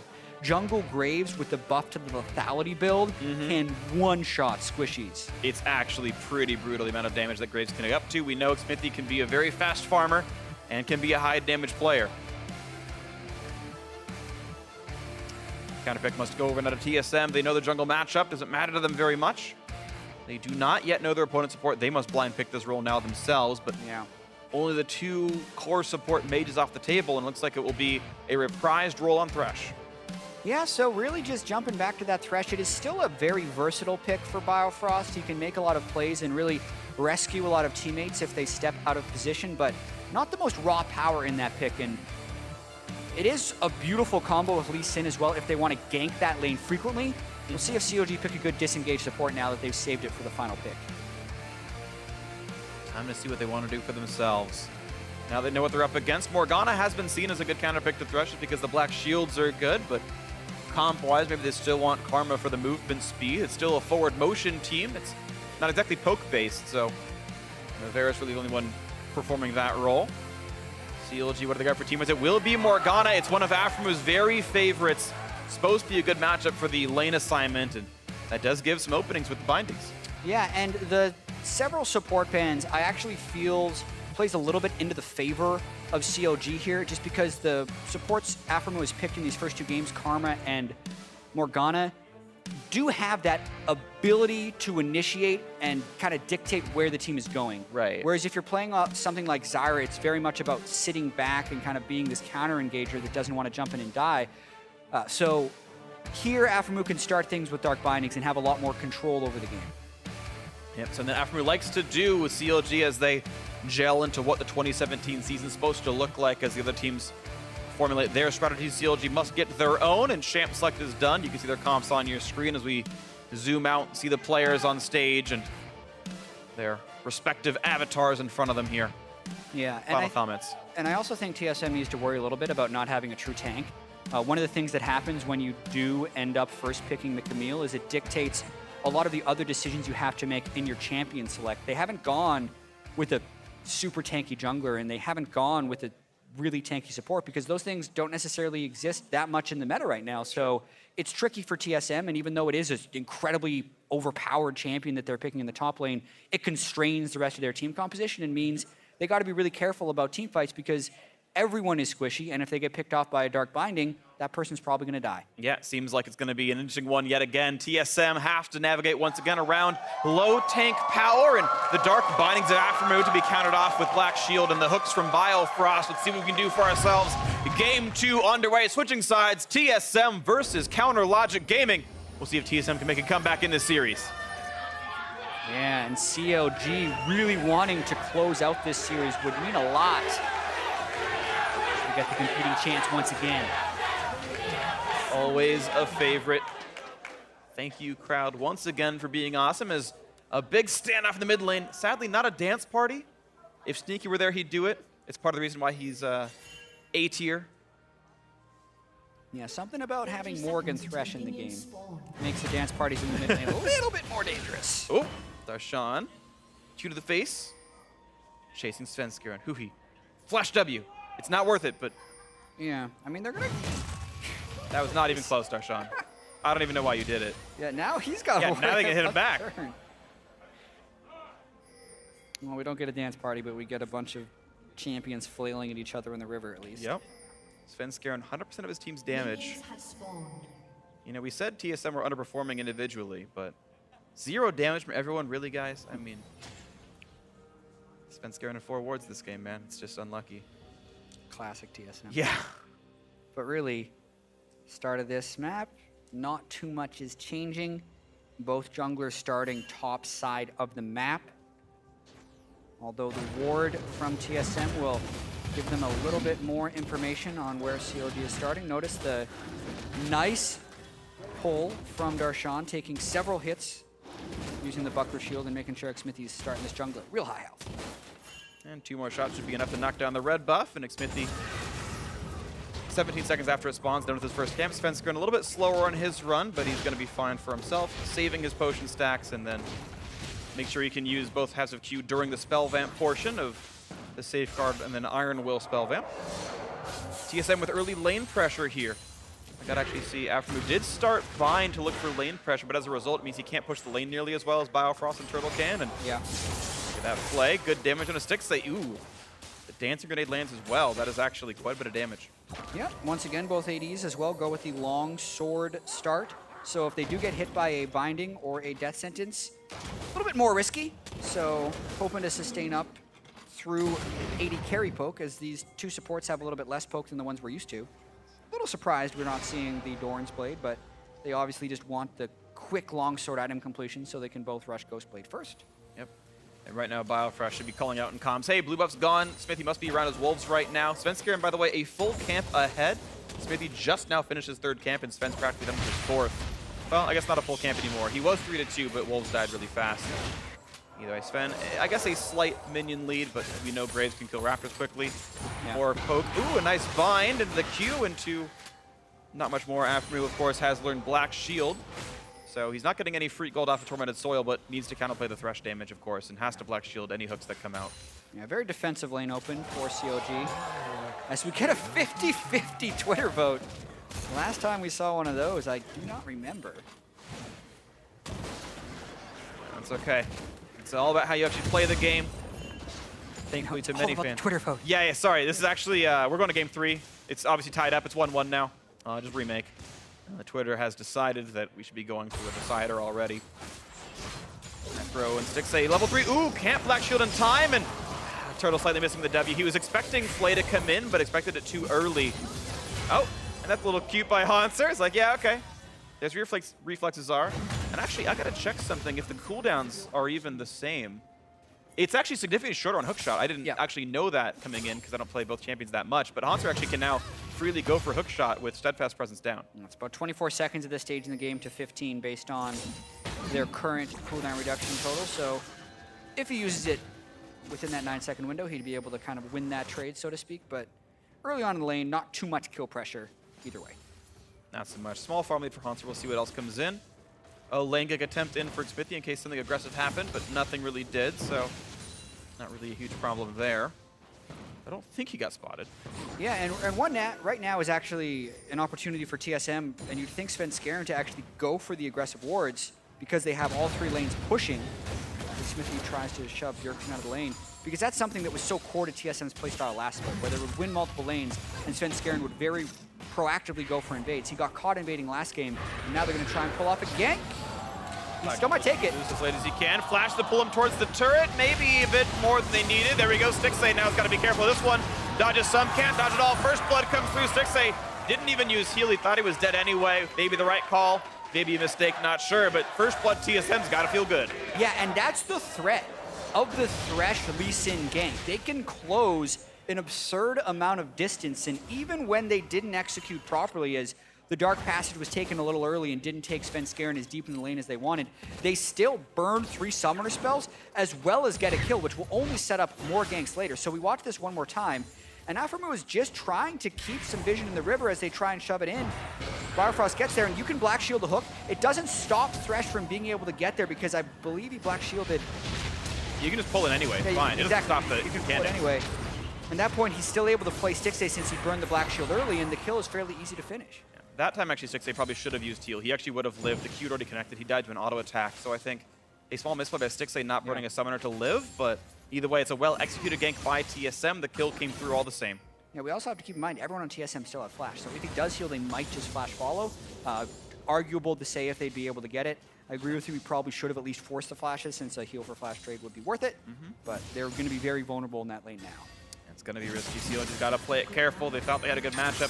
700 gold advantage. TSM trade back and forth. Haunter gets the physical damage shield. Darshan says, I have Sunfire Cape. That's okay with me. Please bomb me Cinder, something for magic damage. Once again, Sven found inside his own jungle, who he really putting some damage across, forcing the ward hop.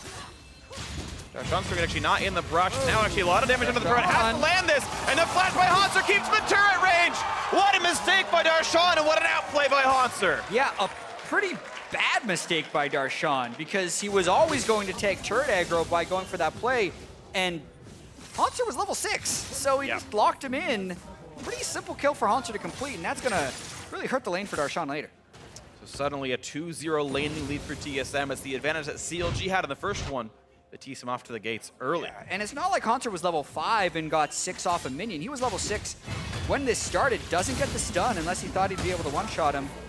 Then the flash sideways just to make sure he finishes the kill, but quite honestly, the turret may have been enough to do it, because he was locked in turret range thanks to the Camille ultimate. Well, as soon as he's jettisoned out, the ulti drops, so I think he had to flash. The damage the Haunter put in, maybe not as required, but still, the outplay was beautiful, and it was just good. That's all I can say. Really good play by Haunter, and obviously mistake by Darshan. So, 1,500 the gold lead here, TSM. Let's see what else they can get for themselves. Plus 12 down in this bot lane, plus 8 in top, plus 8 in mid.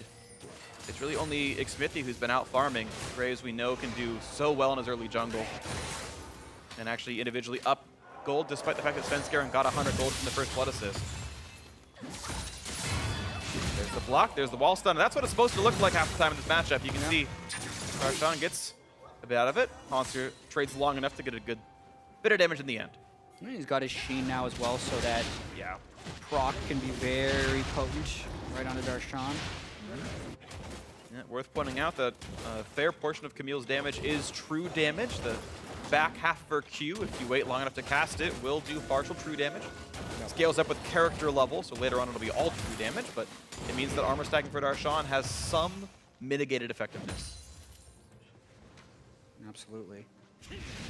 And Xmithie really just power farming the jungle. Notice how he doesn't even think of handing it off to Boogie, who's gone with the Tyrian Catalyst, hoping to just power farm up. I wonder if he's hoping to catch up. He's got a level here. Oh, the package though. Finding into, and of course he can't Q the wall, it'll blow up in his face, so can't do much more. They deny the first gank attempt, or the second gank attempt, I should say. Darshan, ooh, doesn't get the E off in time, gets stunned out of it actually. That's pretty rough for him. Haunter can't quite land the back half of the Q, but really starting to get a huge lead in this matchup, and it's frozen in front of Haunter's turret. Darshan has to overextend to farm, and it's going to make his life pretty miserable. Yeah, and CLG is in a lot of trouble in this early game because all 3 of their lanes are getting pushed in, and they're also down because they're unable to pull off any ganks thus far. So it's a very easy Ocean Drake for TSM to take. That will just enhance their laning. And unlike last game where TSM was unable to poke through CLG because of the Ocean Drakes, TSM is now controlling that. So CLG won't have that regeneration to fall back on if TSM tries to go for sieges. This feels pretty good for TSM then. This is a calm, controlled game. Lanes are winning, objectives are winning. This is one you can ride into the sunset and feel good about a game picked up if it keeps going this way. Darshan once again looking for his opening back in. Hansar will wait out the shield, get his own, and then Hansar must do the same. And that is part of this matchup, is playing around when the shields come through. Darshan gets a nice trade, and actually Hansar's Q is on cooldown, so manages to dodge even more of his damage that way. You're really just trying to survive at this point. Darshan's fairly used to actually playing from behind as a poppy lane. I mean, he talked about the nuances of tanks a few minutes earlier, but previously he was such a good playmaker with it that it didn't necessarily matter that he was down CS in lane. Yeah. He's going to have to be able to make a lot of plays here, but it's tricky against a Camille who can close so well on you. Yeah. Good ward in lane, though, to see Sven scare him. That is very intelligent by Darshan. He knows that a lane gank might be coming, and he's very correct about that. Beautifully done by Darshan.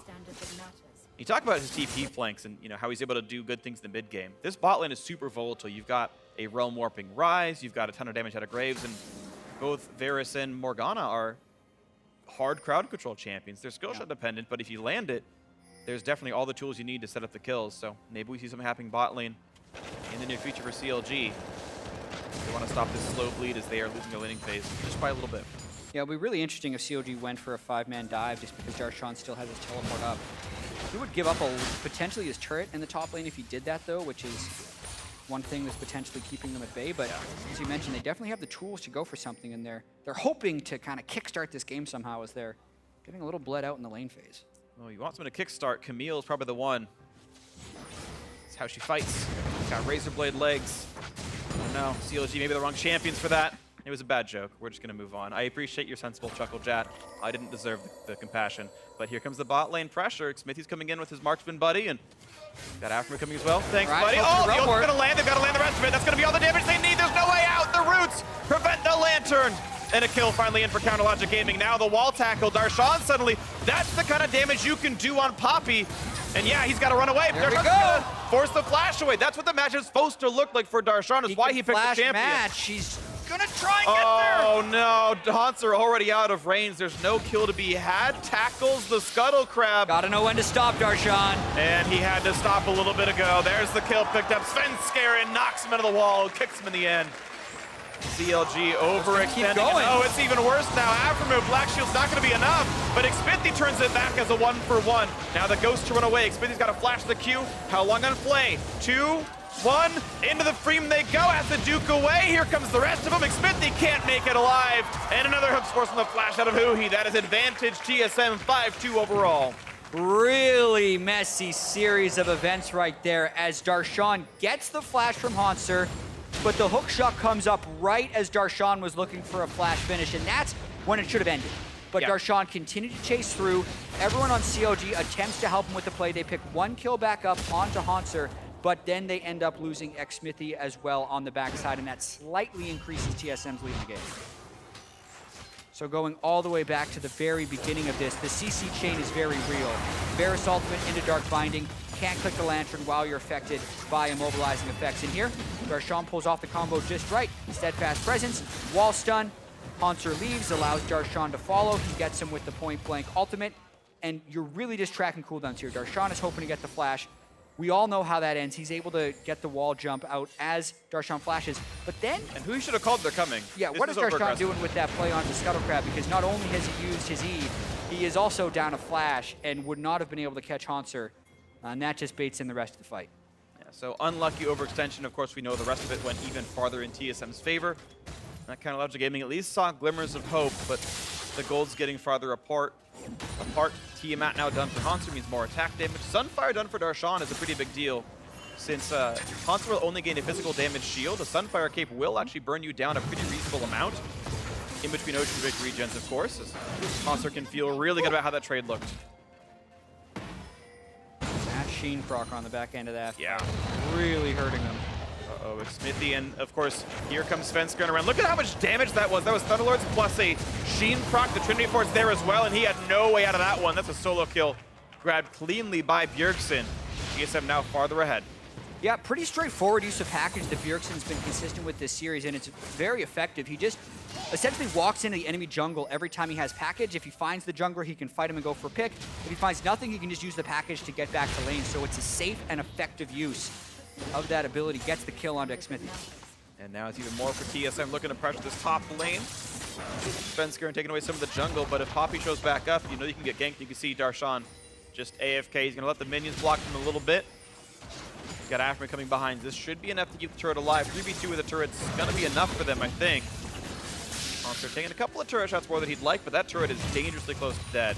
One more push will do it if they dedicate the resources. Yeah, and TSM just trying to continually pressure CLG on the map, and CLG has been unable to answer back with any big plays to stop the pressure. And they're dangerously close to falling hopelessly far behind in this game, because since there's accumulating pressure in all lanes, once that first turret drops, there's a chance that the other tier 1 turrets in the rest of the lanes could go as well, and that would lead to a 5 to 7k gold lead for TSM. Yep, and that's almost insurmountable this early on. That's a substantial lead if you get it for themselves. We'll see, 3,000 still the deficit. CLG got to work up from this. Smithy's still hard farming as much as he can, but of course he's a bit squishy right now. Zerk, Greaves, and a Warrior Enchant and a Longsword means he can definitely die to Bjergsen's Corki. And jumps up the wall, finds Biofrost. That's a whole bunch of punishment. Bach's not going to slow this yet. Even jukes away from the hook, and now ulti nearly is enough, and the final shot comes through. He lands the skill shot. Now can they juke? Can they block the deadly? Oh, here comes, that's the first kill. Yes, Svenskeren gets one. Smithy has been able to kite away from Jhin, but the CC is there, and Bjergsen is locked up. CLG with the 2-for-1 so far. The trade kill in the back, though, nicely played by Hansu. He's got 2 more kills coming his way. Can he find the assassinations? Huhi next on the table. The flash still means they knock out Wild Turtle, but Darshan, sorry, not Wild Turtle, knocking out the Camille, but Darshan running away back towards his turret. Wild Turtle, 2 attacks will kill. Deadly Flourish is one of them that he needs. Oh, man. They got to push out this wave. They are so low.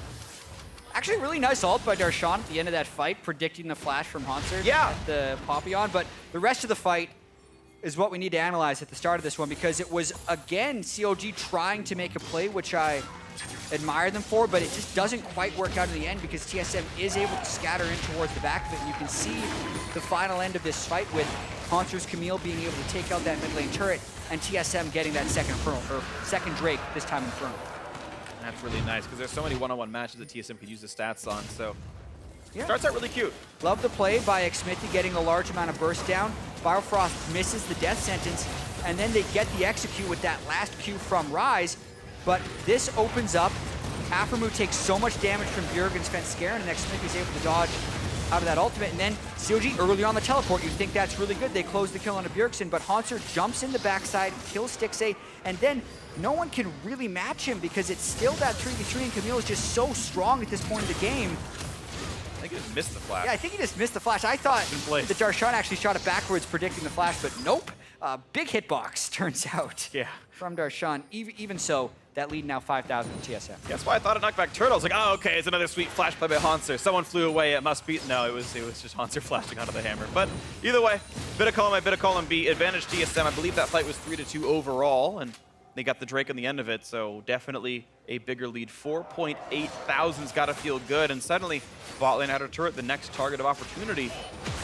Looks like there's no one around to defend it. Huhi playing really defensively, very far back. Exactly. This is that turret cascade we talked about a few minutes ago. Since TSM has been gradually pressuring the entire map, this is where the turrets really start to fall, and potentially the lead becomes insurmountable. You can see all of TSM's turrets still very healthy, and now the map control moves into the jungle of CLG, making it even harder for them to farm or defend their tier 2 turrets. And you can see the plays that TSM now willing to make. The 4-man push.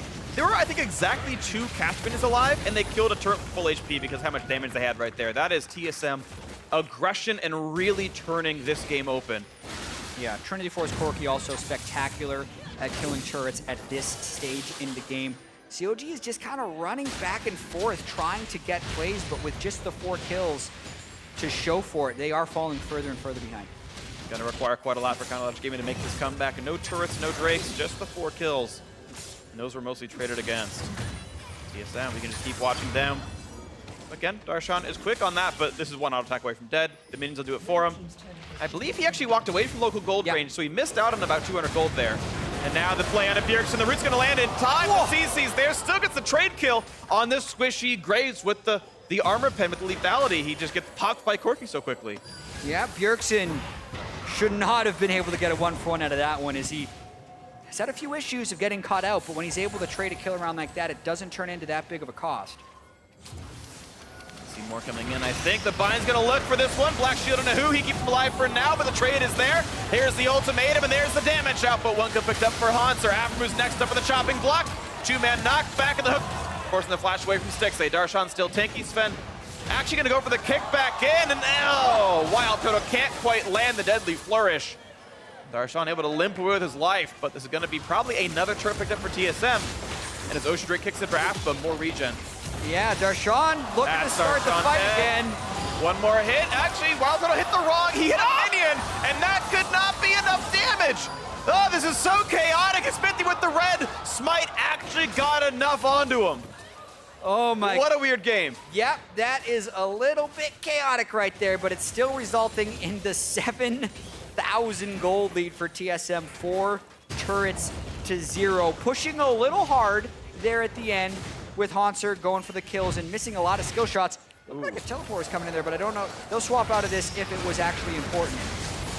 Start of this one, CLG go for another pick, and we got an important play. Yeah, the TP flank, he went through towards the red buff and looked for the flank on his fence, flank onto Bjergsen. Ulti not available, he can't buy any more time than this, but he's of course very tanky with the Buckler and Courage the Colossus. Sadly, nothing really comes of it. Turns out, they were right. The replay is more important. Well, it just showed that Darshan's TP was ineffectual and that they will have to wait even longer to try and make a play with that 7,000 gold deficit. It's true. It is true, but this is turning into a very one-sided game.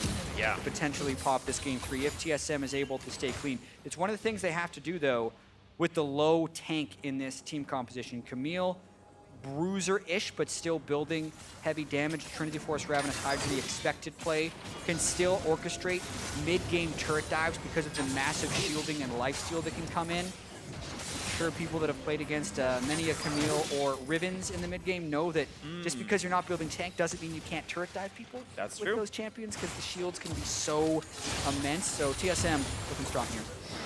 Definitely are, and CLG's got to find their way around this one. We know they can be very good shot callers. We know we've seen comeback plays before, double TP, sometimes what it turns into. Realm Warp can be a good playmaking tool with that in mind. TSM in blue, playing it correctly, I feel like. Next Drake up in about 35 seconds, and they're playing for that to be the next major play. And once that's gone, they can start playing for turrets once again. But Biofrost camps on a control ward, says if you try to take over mid control, we'll kill you for it. And I like seeing the measured play. Yeah. They're taking no risk because they know they have a 99% objective secure in 20 seconds. Exactly, and CLG is still going to be looking to make that play. Their team composition with the Morgana and the Varus is looking to get those picks and then burst them out with Graves. But Aframu's the one who gets caught. And he's just gone right away. Black next 50, but it was actually support who was the target. Now Stixxay being slowed down. Curtain Call doing all sorts of damage. Hextech ultimatum, and there's the Snipe Turtle. Finally knocks down the CLG bot laner. 2 for 0. Map control once again, TSM. Yeah, the Camille hook shot into the final shot from Jhin is all the health. And then Hui just passed through mid lane. And gets blasted. There's one kill. Maybe another one going to come soon. Darshan forced a flash to run away from the rest of TSM. Hookshot's going to land, and Hanser, another kill onto the turret, into another turret itself.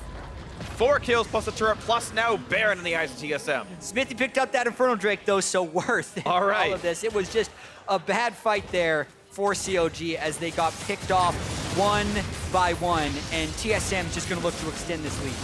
Oh, Infernal Drake is something. It's the best play they could have made with the circumstance, but it is TSM capitalizing on it, picking up Baron Nashor and picking up a 12,000 gold lead. Yeah, 2 minutes from now, CLG was killing the Nexus of TSM in game 1, so tale of 2 games, really. Yeah. In this one, as TSM strongly looking to turn this into a game 3 with that next Baron. But watching this one more time, Afro just gets hit by that thresh hook over the wall. Didn't think TSM could see him. Then Hanser just gets straight onto Stixxay as Wild Turtle finishes him off that ultimate. And then here's the part where CLG, for some reason, takes the short route towards mid lane. And they run into 5 people on TSM. Yeah, I don't know why you think that's safe. I don't know if you think they're rushing Baron, and that's why, because it should have been Fog of War, but still a poor play by CLG that makes a bad fight worse. Xmithy, though, the intelligent one, says, what are you guys doing dying? I'm going to take Infernal Drake. Yep. And here we go. Yeah, fight is in there again. Svenskeren dropped dangerously low. A nice tackle in for Darshan, but they can't do the rest of the damage. Instantly popping the double mark spin. They're gone already, and the dive is in for Afro. Make that 4 already. And Bjergsen now to do more damage to Huhi. The snipes are coming through. Not quite arranged anymore, but there's the triple kill. There's the shutdown. There's the ace. And looks like it might even be faster than CLG's game win. That's what they're going for. They just have to wait for the minion wave, but these death timers are actually... Or do they? Death timers are actually pretty short. So 17 seconds on Stixxay, 17 on Afro. They're going to get the inhib here. How much can they push? Only the one Ocean. The regen much lower than the previous, but they're going for Nexus turrets now. Here we go. Number 1's going to drop. Stixxay up in 4 seconds. Yeah, I don't think there's a way back in this one. That's been the game. And the speed run, the world record's been increased already. TSM take down CLG even faster than the first one was. Yep, 26 minutes for the CLG win. 25 minutes for the TSM one, but this time a 16,000 gold lead. By the end of it, CLG was up 6. Not that that actually matters. Nope. It's about who kills the Nexus. And we're going to a game 3. We are going to a game 3. And this one, to be honest, did not look close. This was TSM control the whole way through. They got the early kills in the 2 side lanes and never let up. Anytime CLG did anything, TSM got more out of it anyway. Yeah, a lot of people also point to the champ select phase for CLG here, how they let Camille through. The Poppy was not an effective counter to it. Yeah. And Camille was very instrumental in the snowballing of that game. In the back of almost every fight, you saw this Camille just hook-shotting across the screen and killing Stixxay in 2 hits. Yeah. So that's why she's banned a lot of the time. Yeah, we know she's very strong. I think if you're first picking her, it's smart to do so. The idea was like, yeah, we'll bargain with you. We'll give you the Camille, that's cute. We'll take the Ryze and the Varus, and that's the trade. But the problem is, like, Varus wasn't even picked last game anyway, and the Ryze got countered well enough by the Corki of Bjergsen that it didn't turn into anything. Exactly. It was pretty much a story of CLG just getting pushed in across the entire map, and then they couldn't have the playmaking to get themselves out of that predicament, so it turned into a quick win for TSM. Turned into a very strong win for TSM. That's going to be that game, but now we're going to go into our analyst to break down that win by TSM. Thanks, Freak, and there's a lot to talk about with this one. Is there? I mean, a lot of things that went wrong to talk about. I think for CLG TSM, and we talked after last game about how CLG has some highs and some low lows, and this one was a tough one to watch as a CLG fan. I mean, they really did not seem to ever get anything going. Right, and I think it basically starts with the Poppy Camille matchup. This is one of the things people try and do to counter the Camille. Yeah. But it's not like really a true counter where you beat it up in lane and then you like suppress it in team fights. It's literally like you have a couple things that make it a little annoying to play Camille. Yeah, and it just comes down to like interactions, right? It's like, oh, you have to save your W for when Camille uses her E against a wall, and then you can knock her against the wall. And we saw that like one time that Darshan was able to do it, and then he overchased, and then it ended up being like a really bad snowball in the top lane. But even if you play that matchup right and you just wait, it's like the Camille just scales way better. She becomes a split pusher, a great team fighter, backline diver. Like, this champion is banned and played in 4 roles competitively for a reason. Right, I mean, it's the kind of thing where if the Camille just sits there and says, fine, I just won't ever try and fight you and farm, like the Poppy doesn't punish that super hard. And then, like you said, when it comes in the late game, you do have your ultimate to knock the Camille out of her ultimate, but it's still the kind of thing where like sometimes your carries are dead before you even charge that hammer up. Yeah, and that's the thing, right, is everybody's like, oh, all these interactions that are Poppy favored. Well, we saw one where Darshan tried to dive underneath a turret, and then Hansler's like, nope, I'm going to ult you, you're going to stick here. And this one as well, the W is used from Darshan. Camille E has priority over Poppy E. So he just stuns him before he's able to hit him against a wall. So these interactions that people are talking about, like, they are ones that you can outplay and that can be Camille favored if you are not playing the matchup 100% correctly as a Poppy. And the Camille doesn't even have to use the E to gap close a lot of times because she has a movement speed increase anyway. Yeah, well, let's take a look at where it started to go wrong in the top lane. A 5-12 the win. first It was the first blood that Hansler was able to pick up here. And you know, all interactions aside and how a matchup should go, you have to talk about how it actually went. And I mean, what was this from Darshan, really? I mean, he charges in, he Qs the wrong way, and then, like, are you not expecting the ultimate? Like, what do you even get if you land that stun? You get a little bit of a poke? Like, you're not going to kill him under his turret at full health. With flash up. Yeah, I completely agree. I mean, you can criticize the draft all you want, and honestly, other than the Poppy Camille thing, like there's really not that much to say that I think was terrible out of CLG. And they got Varus and Ryze, right? And the thing is, it's like they got good picks. So to me, this was not really like some massive draft failure. I think the discussion on like, is something a counter is interesting, and it's one that like I think deserves to be had because there is a lot of that lingo, right? Like, oh, like MF is a Zyra counter. Well, is it really? Yeah. It deals with the pick, right? Does it really counter it? Probably not. Same situation here, but at the end of the day, Darshan did not play the matchup well. He gave up first blood for really no reason. He suicided on that long chase after he did actually have the interaction that was a positive in his favor, and he almost got the kill. Remember, at that point, he was still down a level and down a LCS. If he was even there, he probably just straight up kills him. Right, but it doesn't just go beyond the top lane too. I think the mid lane struggled a lot. Yep. I mean, you see Huki's damage just came pretty low. And Corki, even though it's like fine into Ryze, it's like not super strong, but we see the Ryzes sometimes just getting solo kill. It happened to Golden Glue once too. Like, and I think Huhi just did not have a great game either. There was a number of fights around the mid lane that just went heavily in TSM's favor, and just every time that the two teams kind of butted heads, it just went heavily in TSM's favor. Yeah, and I want to challenge you a little bit, Isaiah, on the it's not a draft failure. Because I still think that even if you play that matchup top lane as Poppy correctly, the Camille still has kill pressure on mid on a low mobility mid laner where she can roam and use the hookshot into lane. I think she's just such an oppressive champion with just so many options that it's almost impossible to shut her down, even with something that people consider, like you said, a counter pick. Yeah, definitely fair.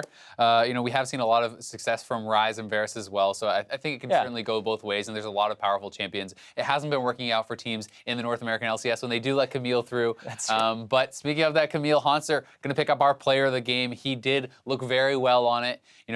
All mistakes aside from Darshan, Hanser capitalized. He moved around the map well. He was first to skirmishes. He was able to pick up kills in team fights. And really, there's not much you can criticize there from Hanser. And I think it's important that when someone does leave the Camille up against you, you show that, like, no, you should stop doing this. This is not a good strategy. And Hanser basically put that idea in the ground, like, don't give me Camille, because it wasn't just like, oh, this is a strong pick and I can play it. I know actually how to use it outside of just the actual mechanics. Yeah, and you think about Darshan, who was one of the first people to play Camille on stream. He knows a lot of the counters. He's played it for a long time. Maybe CLG were taking the gambit and saying, you don't play it and we'll try to take it if it's up, but it didn't pay off. Right, and I think moving into back on the other side, I think CLG now has a lot more control of the draft. They tried to grab it away on red side, which is really risky to do. It's hard. You have to leave up OPs if you're going to try and take back the like control of the draft, so to speak. But now that they're back on blue side, I think having those blue side bans makes it a lot easier, because TSM looks like they generally try and play the draft phase a little safer. So we'll see if they can get the advantage there. This series is going to Game 3. Meet us back here in a few minutes to see who walks away with the bragging rights. CLG versus TSM concludes when we return.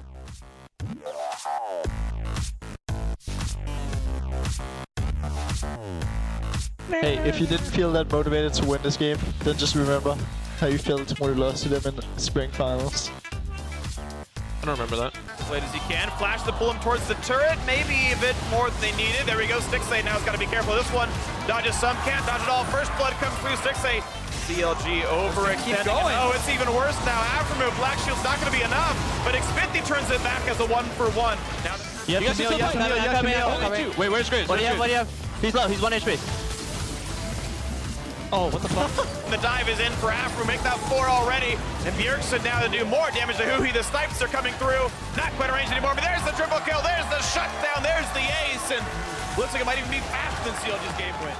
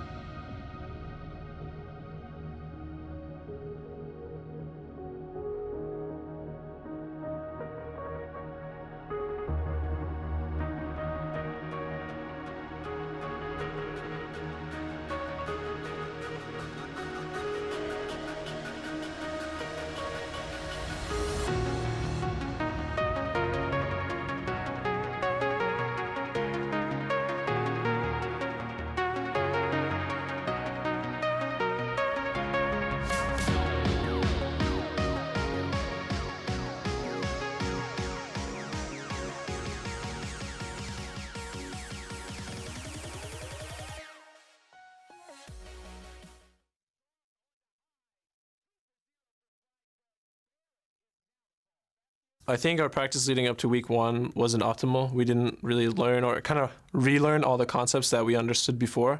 You know, there's Reginald meme where he steps in and he helps us, but he really did kind of come in and be like, you guys figure out with this and this and this and this. And that kind of is why I think even though we didn't have an amazing week 2, there were significant improvements because we're starting to remember all those things that were second nature to us.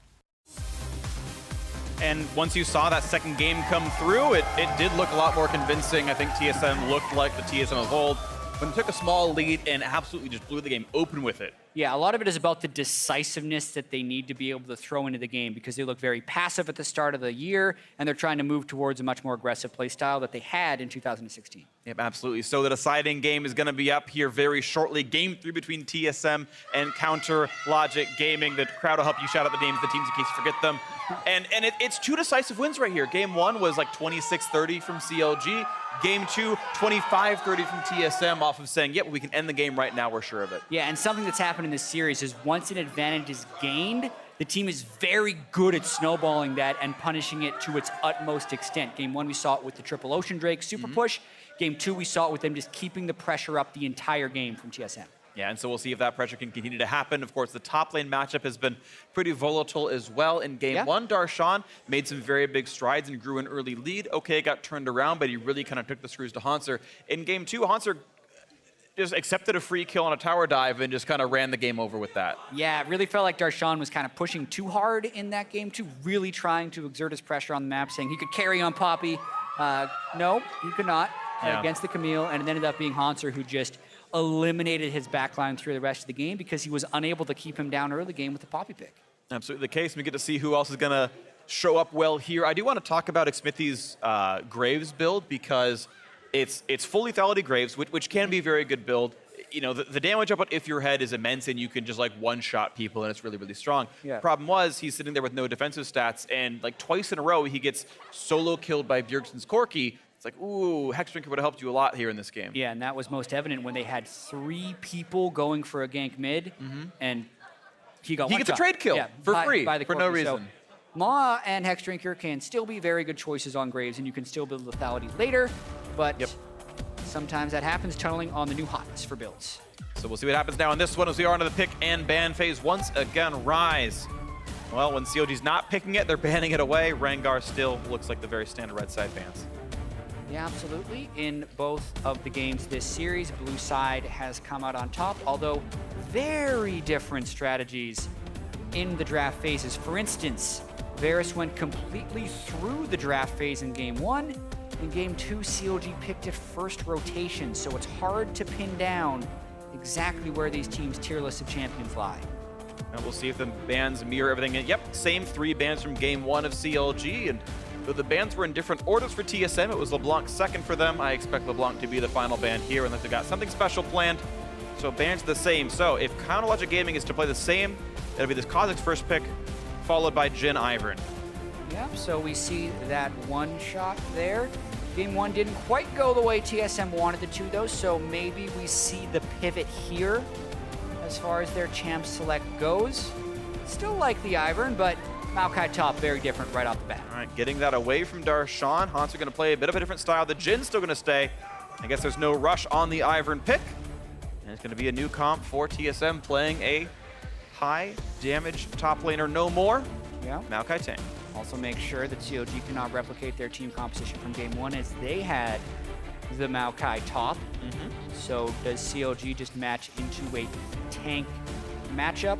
One thing that I feel like really values the Kha'Zix is if you can get very standard looking team compositions on both sides with hyper tank top lane and then just high DPS in the mid and the bot lane, because Kha'Zix gives you that unique backline access to assassinate squishies that other junglers in the game just don't have. So I feel like if you're able to get into these matchups, which CLG is currently able to do so, it can be very advantageous. So it's going to happen. Sivir's still going to come through. They seem to really like Sivir specifically into Jhin from what I can tell. As far as the pick phase is concerned, the comp otherwise looks similar. We'll see if TSM are able to give themselves the second phase Aurelion Soul ban or if CLG gets to play a similar comp. Yeah, and we also have to just wonder if the second phase of bans is going to be the same as well, because with the Ivern locked in right now, I feel like that has very strong synergies with tank tops, just the extra shield spam to make Maokai even more unkillable. But we've seen very heavy support bans in this phase. And I feel like that has actually been advantage CLG for the most part, because I think Aphromoo is more comfortable on things like Karma and Morgana. If TSM go for Jhin Zyra right here, or they just force CLG into those bans, I feel like they can get a pretty powerful play here. Let's see what it's going to be. Corki off the table. This time it's going to be a new mid laner forced on the table for Bjergsen. Maybe that makes things look a little bit better, but Huhi will have to find a new champion, as well as both the Ryze and the Aurelion Sol that he played so far this series were banned away. Got to figure out who's going to get team fighters, who's going to go for an assassin, who's going to do what. We do have new things on the table. Huhi, generally known as an assassin player, the Zed and even the Dianas of the world were things that he used to play a lot of. It's very true. He's played some Katarina early on in this year. Yeah, his Echo was good. I think he played it. Yeah, he played an Echo game and it looked great, so who knows? Yeah, the Malzahar ban comes through, seemingly forcing CLG into that Zyra ban as we see them locking in the bottom side of the screen. So the main supports are taken out of the rotation here. I expect TSM to go with their support pick here to save the mid lane counter pick for the last pick of the draft. And could it be a third Thresh game in a row for Biofrost just for that playmaking? Looks like it's going to be. I expect them to lock this one in. So more Thresh coming through. 3 in a row for Biofrost. CLG never considered it important enough to ban away, despite the fact they get 5 of them. And yeah, at a certain point, you wonder if maybe they needed to do that at some point. Biofrost has looked pretty good overall through this series. Once again, we'll see if he and Wild Turtle can win the lane. Yeah. Say he needs to pick either mid or support for the squad. They're going to have to pick both anyway. Yeah, I think they're going to end up going with a Karma for the support. So the main question I had would be their mid lane choice, since I don't think an Assassin would have been good, since they are up against an Ivern and Thresh that have so much burst shielding potential. We'll see, though, if Aphromoo goes for really anything that he wants here, because Nami would still be up. He's played a lot of healing supports in the past. Very curious to see how they round up this team composition. Oh, the And Bard gets had left been. up. That's right. It got left up from the other 2 drafts, and it looked like it's going to be his champion. Orianna, partially the pick is for team fighting. Nope, just kidding. We all got trolled. They tried to make him think the Bard bans were worth it, but he wanted to play Karma anyway. Still thought it was the right choice. Orianna will partially block a Cassiopeia pickup. It's known as the soft counter. It's a matchup people are happy to play on the Orianna side. Bjergsen may still go for it, though, if he wants to play a team fighter. Yeah, and I actually prefer the Karma pick over the Bard, even though Aphromoo is kind of known for his Bard playmaking. Just the Sivir Karma move speed synergy is so strong, and Bjergsen falling back on that Azir. Your Emperor has returned. Azir once again here for the TSM mid laner. It's always fun seeing him a little bit back. I know there was the this or that you did with Kobe about whether or not you miss lane swaps or miss Azir. I don't really miss it, or I guess I do miss Azir a little bit. I think as long as he's played, you know, maybe 5% of the time, I think he's fun to see in small doses, and you get to see those big plays. Bjergsen, we know, is mechanically exceptionally competent, and I expect to see something pretty sexy out of him this game. Yeah, I mean, he's put so many hours into his Azir. One thing that ends up happening with Azir, recently at least, is because he needs so long to turn into his power. You do see some slower games with Azir, but as far as this particular usage of it, it is an incredibly high damage late game pick, almost similar to what the Cassiopeia could bring, that can help you cut through a tank like Nautilus, so not a bad choice here by any means. Absolutely agree. I think anytime you're playing one of these lethality-focused marksmen, especially the Jins and Varus of the world, where they just don't have the persistent damage, you need persistent damage out of the mid lane. Azir, Cassiopeia, Ryze, Corki champs like this tend to bring it, and TSM, as well as all the winning teams you saw on Friday, had done a very good job of pairing those types of champions together. I do think it's important, and TSM have done that. They have a very large front line. Ivern has Daisy, there's a Maokai, there's a Thresh, and there are very loud TSM chants cheering them on as well. Counter Logic Gaming, high damage, a lot more of their roles. They should have a pushing bot lane as well. And we'll see if CLG can get the same lane advantage as they did in game 1. It looks like they're going to need it.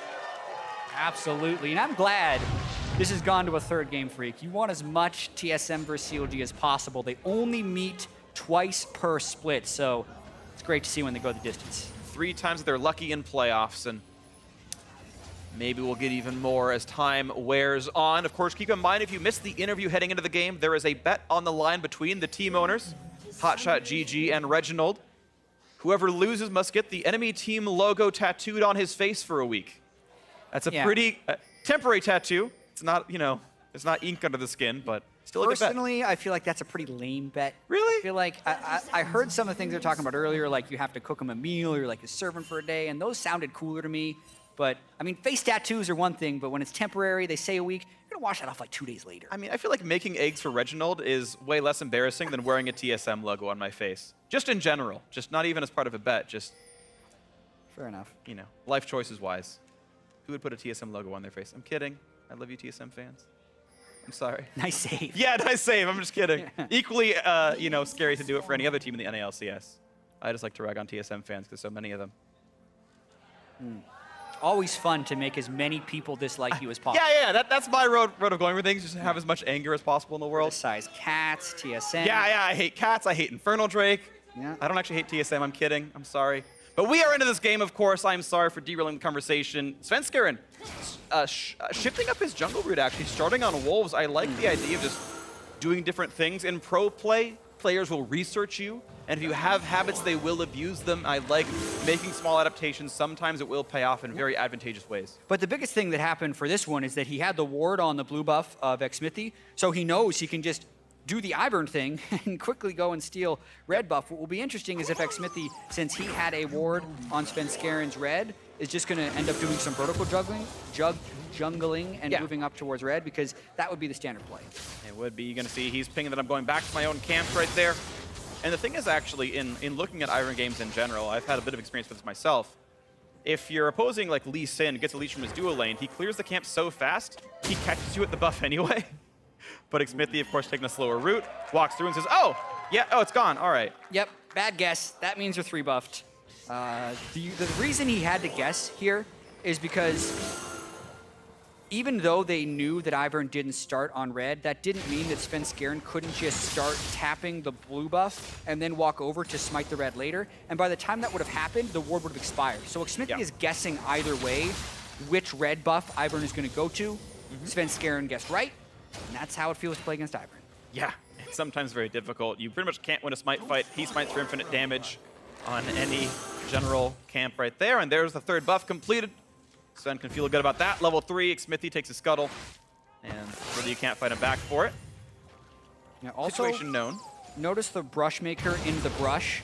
You wouldn't think that's a great usage of it, but it does grant temporary vision. So he was potentially able to spot out xMithy when he did that. Bjergsen over the wall. Smithy not to follow, but that is at least a couple hundred mana out of Bjergsen's pool. Smithy makes some. I mean, he was visible anyway. There's not really much loss looking at the gank. He doesn't need to stay in fog of war.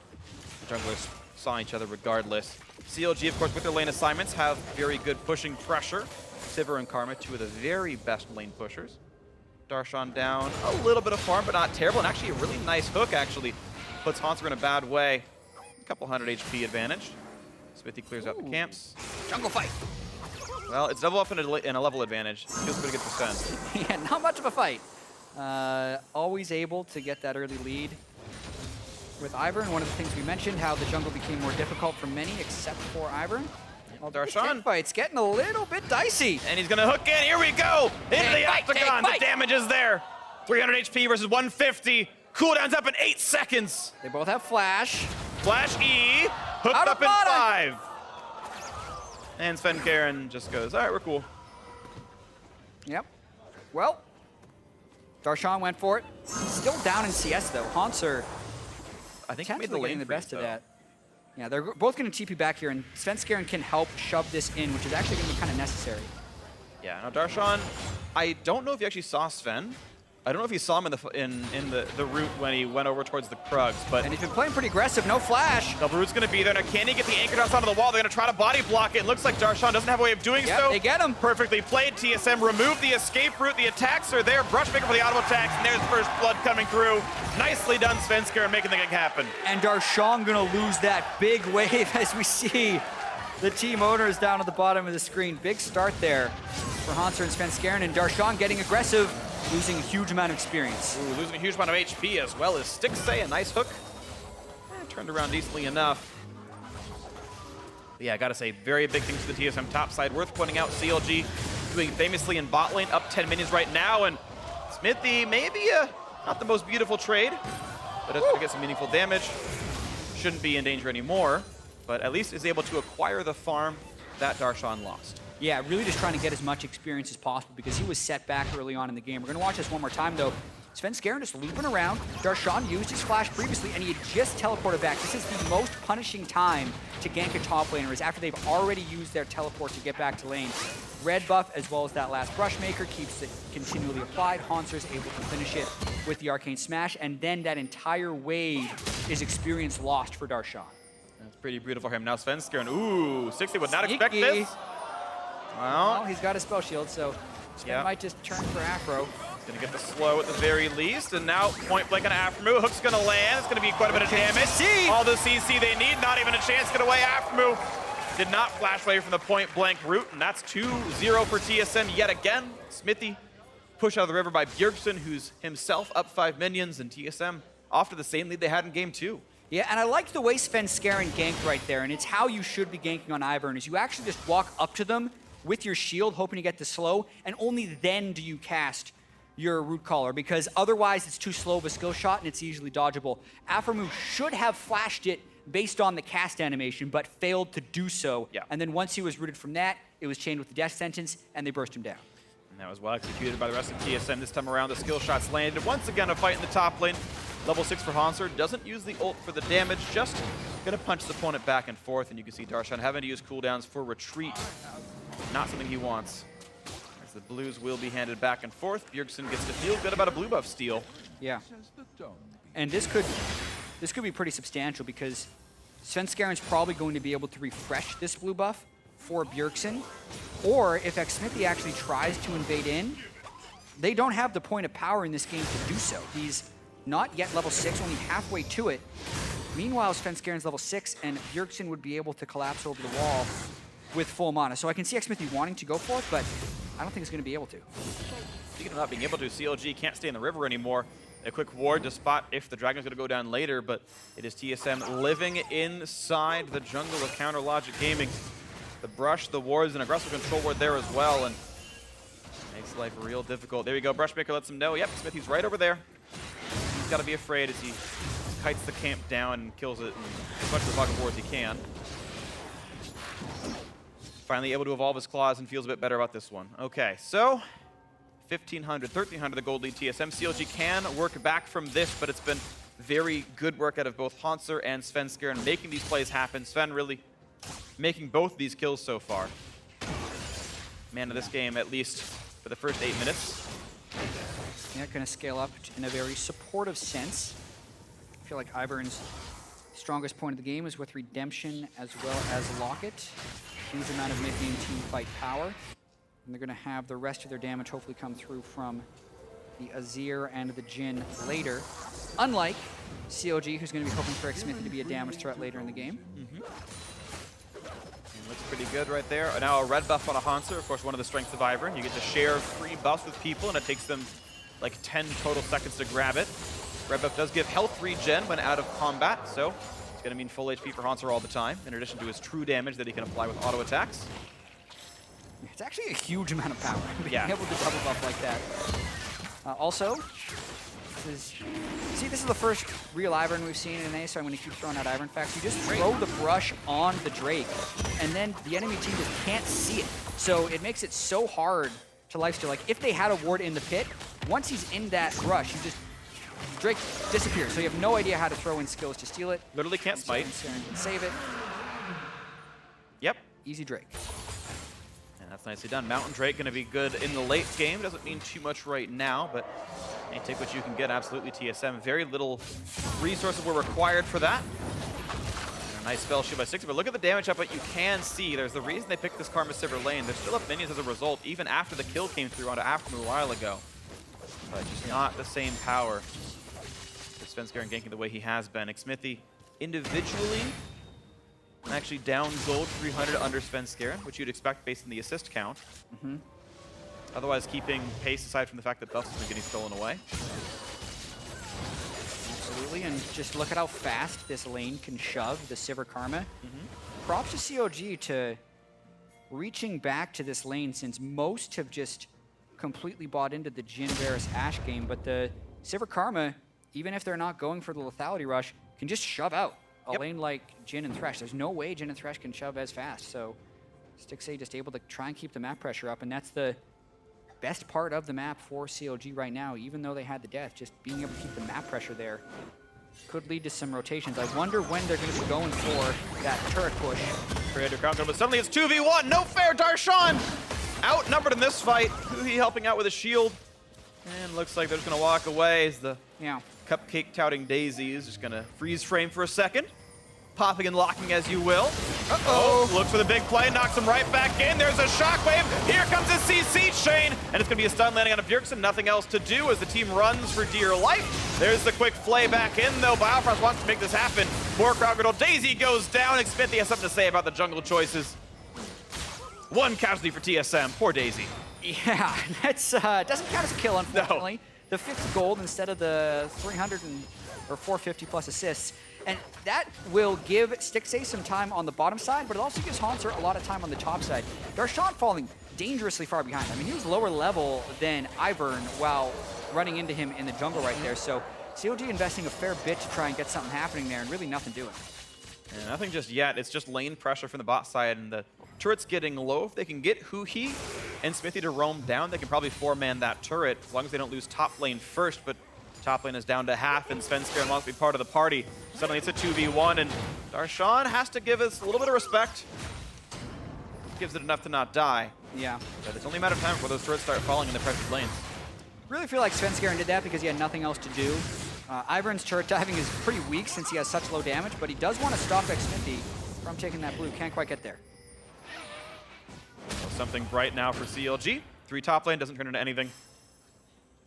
And back they go to their assorted lanes. I do, again, still want to see it. On the aggressive side, I feel like CLG, bot lane is their point of pressure, and they're normally very good at getting first turret. See if they can make that happen here. Yeah, they've been able to chip the turret fairly substantially. And with all the jungle tomfoolery up in this top lane, it's drawing attention away. Haunter's going to try and kill Xmithie here. Oh, flash play is going to land. Spell shield, not going to get him out of the box. Ignite is on. A few more autos to do a good exhaust, but Chodo can flash auto. Not quite going to find it. Actually, flash it down anyway, but Darshan is now with the teleport. Does have the hook, does not have the ulti, though. Biofrost actually going to dodge away from Q, but now where's he going to go? There's no spells available. That means a shockwave turns into a double kill. Counterlogic Gaming finally on the board. That's who he found a way to get out of his lane. And that's going to be bot lane first turret. You've got to assume almost for sure on CLG's favor. Yeah, and that play backfires in a huge way for TSM because it's an incredibly risky play to flash forward like that when you have no teleport in your top laner and no assistance coming anywhere on the map. So unless this play instantly kills, it's only going to backfire for TSM because no one else on their team can help them. So Biofrost gets the play, but they can't lock him down with any other CC. And then because of the exhaust, Wild Turtle decides to go back, but CLG matches with teleport. They end up not even getting the first turret, and now Haunter might go down. They did get first turret. This was just a traded kill, but yes, it's going to be Xmithie. Oh, sorry, CLG gets first turret. Yeah. I misunderstood you. You're right. First turret, CLG. TSM got one answered, and of course that solo kill by Xmithie means Counterlogic Gaming have tied up the gold within 300. Yeah, just strategically, if you're looking at a big picture, it was really poor choice by TSM because the one lane that is strongest for CLG is the place TSM tries to even number duel without the ability to match, and that only strengthens that bottom lane even more and pulls CLG right back into the game. Now it's got to be heartening for the CLG fans and CLG players, and oh, that's a hook on an Aframu. Into the root collar, into the flay, a quick shield from Huhi keeps him just barely alive, but not long enough. Redemption doesn't come down in time. Actually, it was Bio? No, it was. Sorry, yes, it was Svenskeren's redemption. It turned red, and I was like, wait, Biofrost doesn't have one. Svenskeren would have killed him even if Bjergsen didn't. Nicely played there, TSM, to find the pick-off in the river. Yeah, extra supports in the game. And yeah, that's just, once again, Svenskeren going with that max Q increases the root duration and allows more time for Biofrost to match with the death sentence. That in-build synergy could actually be why he's going for the max Q, because the wind-up time as well as the travel time on the Q, if you only put 1 point in root collar, the weakened duration, might not land. You could flash out of it. But now, if they land the root collar, it's a pretty much guaranteed death sentence if Biofrost is in range. Literally at that point, because they got the kill picked off, and TSM finding more to do as they've knocked down bot lane outer turret as well, and that was the site of all of CLG's power, but you kill off the support, not there in lane anymore, and suddenly more being gained. Bjergsen getting an effortless blue buff as well. And CLG not really pushing into mid lane at all themselves. Looking for top lane ward control. They've got a couple, actually. Looks like pulling around this top jungle will be CLG's next big play. And that might mean they're forsaking Cloud Drake, as they have not put any wards on that side of the map to fight TSM for it. Absolutely, in this game at a pretty pivotal point. Drake stacking could be a big thing, and they're really just trying to make their map movements around the map as everyone... Map movements into lanes. Sure. As no one is fully scaled up in items yet. Nashor's Tooth obviously good for Azir, but I feel like that's weaker when compared to the Morellonomicon and Sorcerer's Shoe Spike of Orianna. But once again, we have that mismatch of the Jhin being at the items he wants, Sivir not quite there yet. Yeah, Sivir feels good at BF Sword and then gets progressively worse until you're about 35 minutes into the game, and you're right now kind of troughing a bit as the Serrated Dirk is in. That's just more icing on the cake, which is fitting when you've got Candy Cane Ivern here. But look at all this control. TSM revealing the brush, walking in and taking over this left side of the map, and battling for the same sorts of areas that CLG was. Nice move by Who. He actually wins that trade and gets some good poke down. Of course, Sork Shoe is really effective against someone who's not building any more magic resist. Bjergsen will have to give some level of respect, but suddenly it's a 4-man mid lane push, and Who, he's got to run pretty fast away from this one. They will pick off Daisy. Isolated makes that easy. More shots into Smithy. Pull the rest of the team in. Darshan here on the sides to reinforce. 4v4 is called off. Yeah, a relatively effective defense there by CLG. It is hard when Ivern walks in to tank the turret and the rest of the team moves in. They got poked pretty hard by the Jhin ultimate, and TSM's going to try and rush down this Cloud Drake, which, by the way, CLG will not be able to assault. They have no ways of getting a ward on it unless they go in for a full fight. There's not going to be much chance to W. Not going to land it. It was a nice attempt, but it's still a very secured smite. CLG were unable to put pressure onto Bjergsen. He was 1v4 in the mid lane while that Drake was going in, and really not affected by anything. Even putting in the dance moves. Love it, Bjergsen. Emperor still got his groove. Oh yeah, really good wave clear on that Azir. Can often survive those odd-numbered situations as well. Most good Azirs as well keep his soldier in their pocket in case someone comes for them so they can escape. Shockwave and isolation. One more hit would kill him off, and he has to flash away, but that is double summoners down for Bjergsen. A great shockwave by Huhi, but doesn't turn into anything as that minion wave is basically gone. Yeah, and really close. As we mentioned, having that last soldier able to cast as Bjergsen is able to slide away with his flash. Not before Huhi pegged him with the shockwave though, so a little bit more AP. If Bjergsen doesn't build up any of that magic resistance, that will turn into a kill later. And of course, Blasting Wand does not turn into Abyssal Scepter, so it looks like it's not yet in the works for Bjergsen. Might be a little bit longer. Smithy to battle for Scuttle Crab. Vision is nice, although we really don't expect to see Riptail be going down. Just a bit of river control, while Toto just collecting wave in the top side, and again, it's CLG just sort of saying, okay, we picked off their mid laner, we made him recall. Let's just shove waves and recall ourselves and reset. So CLG have yet to find their aggressive moves here. Instead, it's going to be TSM looking for a bit more. Smithy's got to jump this wall. He will do so, but he's taking even more damage. That's his ultimate down as an escape tool. TSM back on the siege from mid lane. Good damage in a 6A. Yeah, just trying to get as much damage on this turret as possible with the poke. Second time to turn out. Oh, not good for Smitty. That's going to be the kill picked up. Hanser grabs it under the turret. Basically invincible, and TSM opened it up even farther. 3 turrets to 1, 4 kills to 3, 2,000 gold up. Yeah, was ready to compliment Smithy for his hop over the wall since he hasn't evolved. It's actually a pretty tricky move. Then he just sticks around and gets hooked one more time to lead to the kill, and TSM going to try and take a lot off of that. All right, well, I guess they can grab the Rift Toyotas. There's no outer turrets left to kill off, and they said, well, 20 minutes, I guess we'll grab this after all. They've got to kill it in the next 25 seconds or it will despawn, but that's more than enough time for them. Ivern, of course, great at killing those things off. Daisy's a good tank, so is Maokai, and Poncer is delivered extra split push power in a matchup he was already winning substantially. Exactly, watching this one more time, they have the Thresh and the Ivern in the brush, but the vision is there since the turret is close enough to it, so not many excuses for Smithy, just kind of trapping himself up against the wall and not giving him juke opportunities. Falls pretty easily. Good pickup then, TSM. As we know, growing their lead, and they really were able to snowball properly earlier on. See what more they can get for themselves. This is the harder part of shot calling. You're 20 minutes in, you know your opponents have wave clear, it's 2-item Sivir, it's 2-item Orianna. Outer turrets are already dead. This is actually where it gets a bit more difficult. Do you risk the super early Baron attempts? That's hard to do. There's no Drakes to kill, so tier 2s just are difficult, and you gotta see how TSM can push a game where they're not winning by as much. It's only 2,000. it's within comeback range easily. Yeah, and Stixxay is starting to build up towards those items he really needs to hit. Once he gets his Infinity Edge, that's it for Sivir as far as strong team fights go.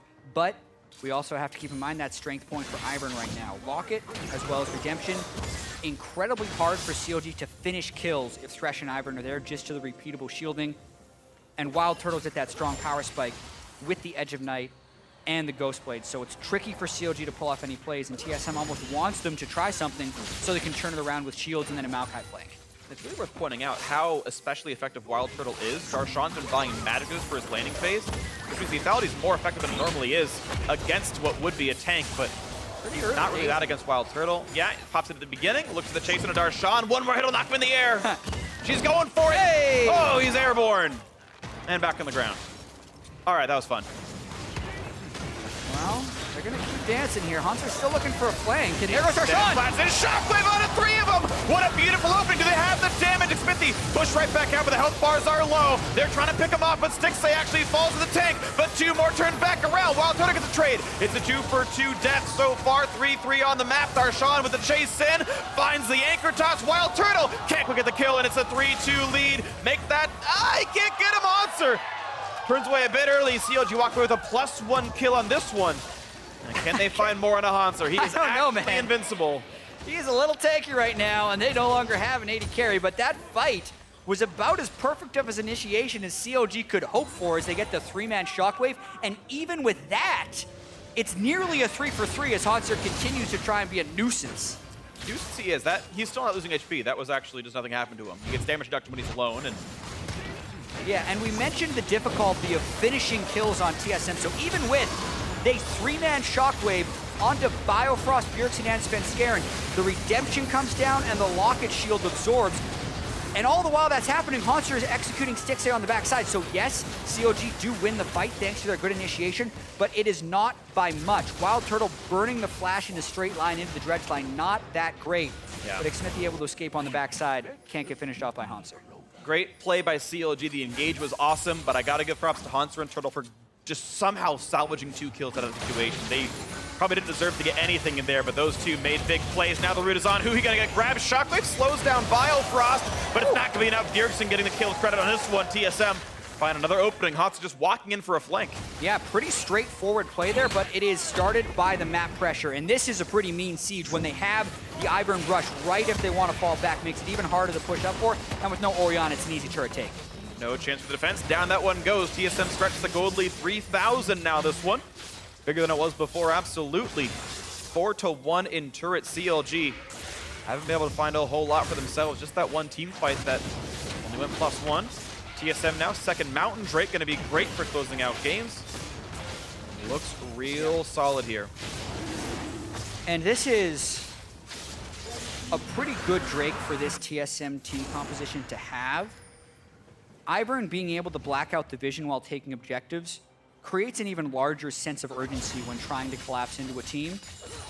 And then having the Azir with the Mountain Drakes only increases how quickly they can threaten objectives like Baron. So it's going to make it almost a necessity for CLG to kind of blindly charge in if they don't want to cede objectives.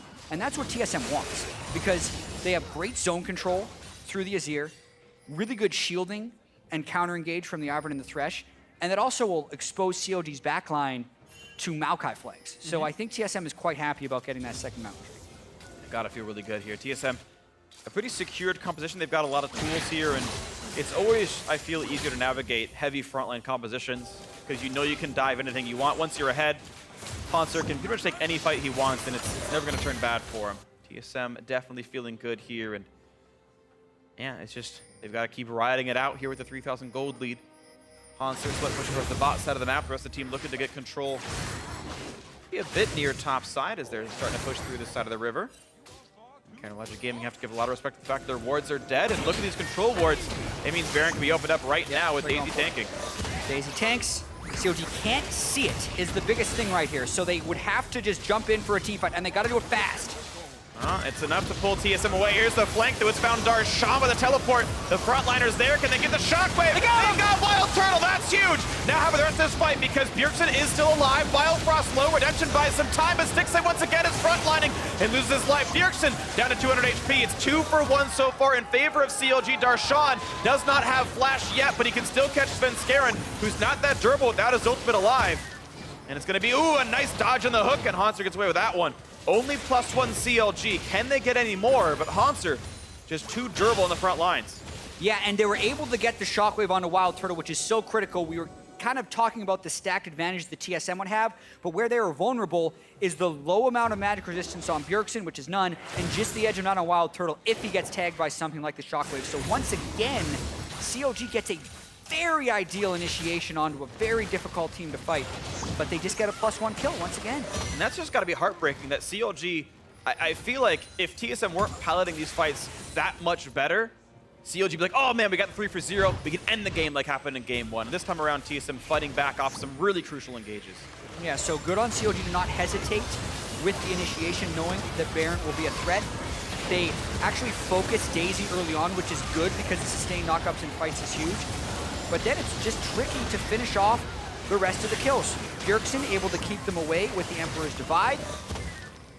They keep the Ivern shield going, and then they're unable to finish off any kills. And they actually look back to Baron, continuing trying to force his play. Nothing doing. And Smithy almost found Bjergsen in the wings with that one. Jumped in, got the isolated Q, but Bjerg was able to jump over the wall. 3-0-1. Void Staff now done means if he does stay alive in fights, he can just eviscerate frontline. Even the Hex Drinker of Smithy will not stand up long.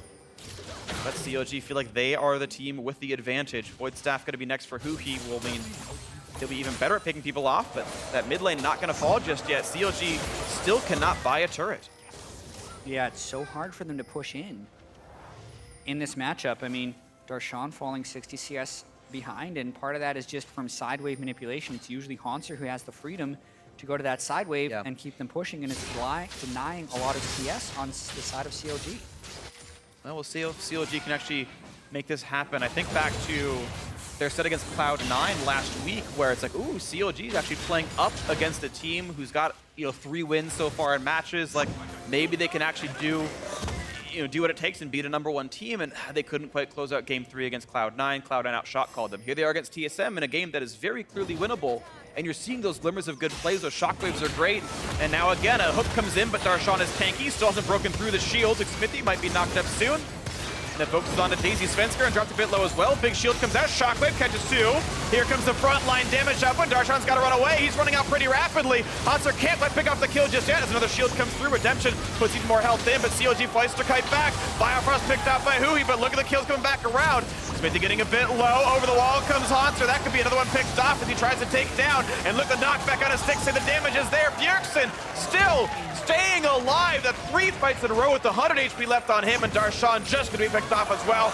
A triple in for Wild Turtle, who stayed alive the whole way through. 4 for 1 TSM. That's going to be Baron again. Yeah, and a solid front-to-back team fight there by TSM. The main turning point is when Huhi went in to finish the kill onto Biofrost, but fell himself. That meant TSM had one true threat to worry about after that, which was Stixay, and Bjergsen was able to go in for that kill. We're going to watch this one more time as TSM also gets to start it on the tank of Darshan and not overextend for these kills. They just stay on Darshan, keep Hanser in the front line with as much tank as possible. He's not getting touched. The Shockwave doesn't hit the back line this time, which is, again, advantage TSM.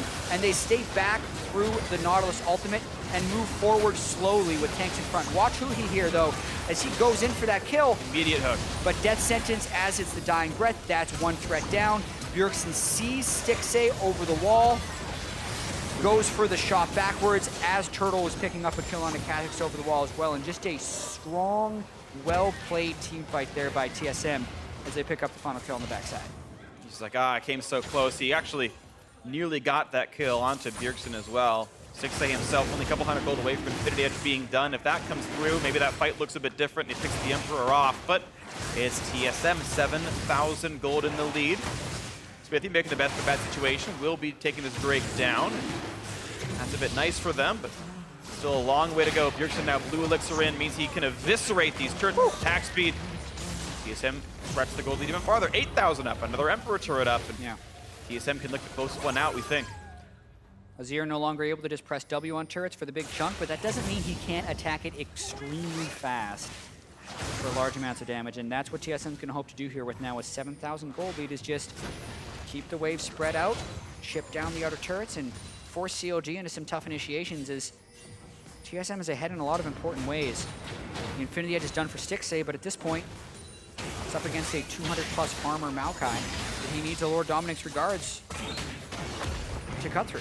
Big brush wall up, now come the rotation to the mid lane, and TSM using this Baron buff for as much power as they can. Daisy just tanky in the front line.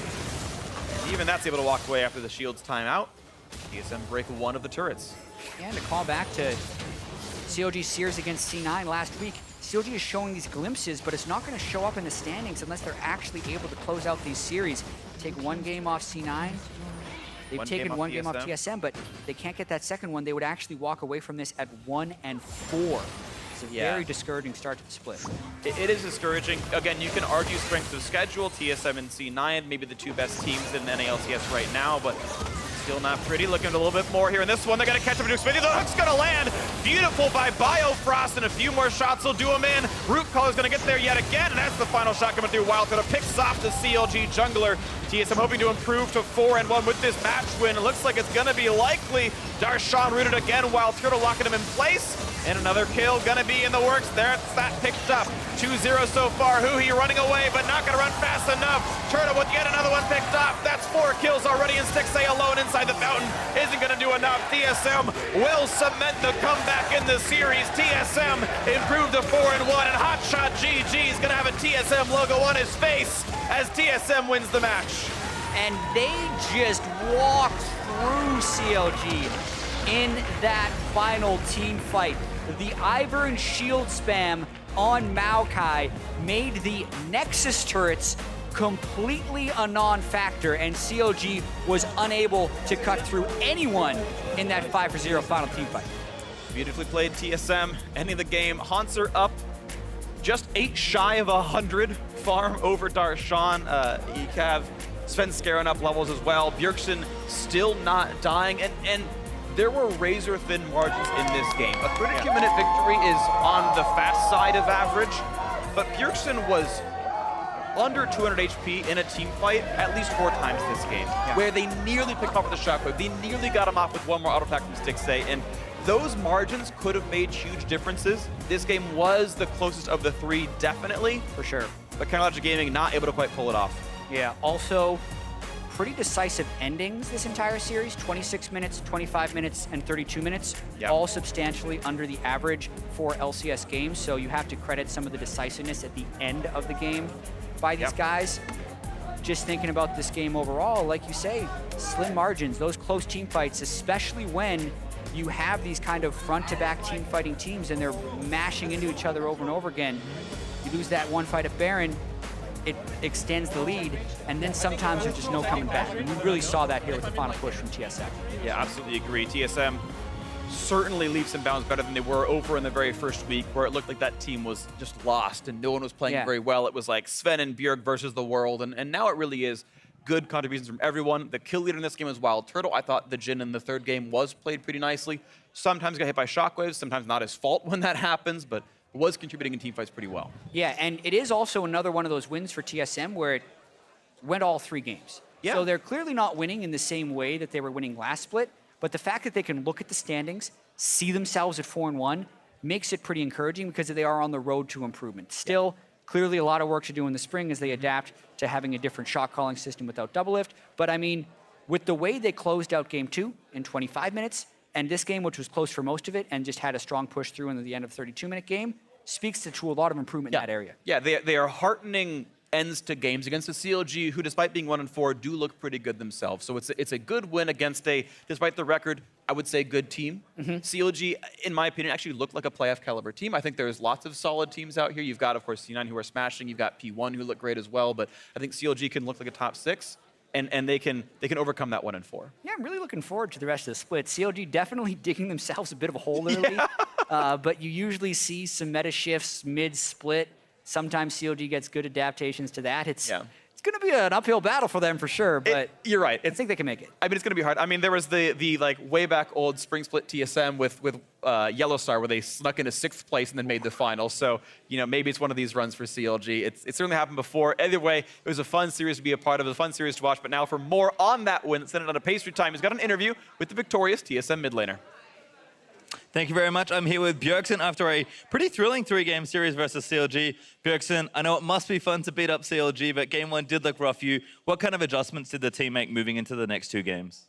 I think our play on Dragon heavily. We had control and we gave up 2 Dragons against CLG, and we had a comp that was kind of based around poke, and they got 2 to 3 Ocean Dragons, which makes it really hard to poke them down, and that's why they were able to end the game at the very end, because they got a few kills, they just kept sustaining up with the Ocean Dragons. So I think the way we played around the lanes, we tried to anticipate their swaps better. Their swap really caught us off guard, and something CLG did well pretty much throughout the series. So we had a few adjustments that we made, and it made the other games look much better.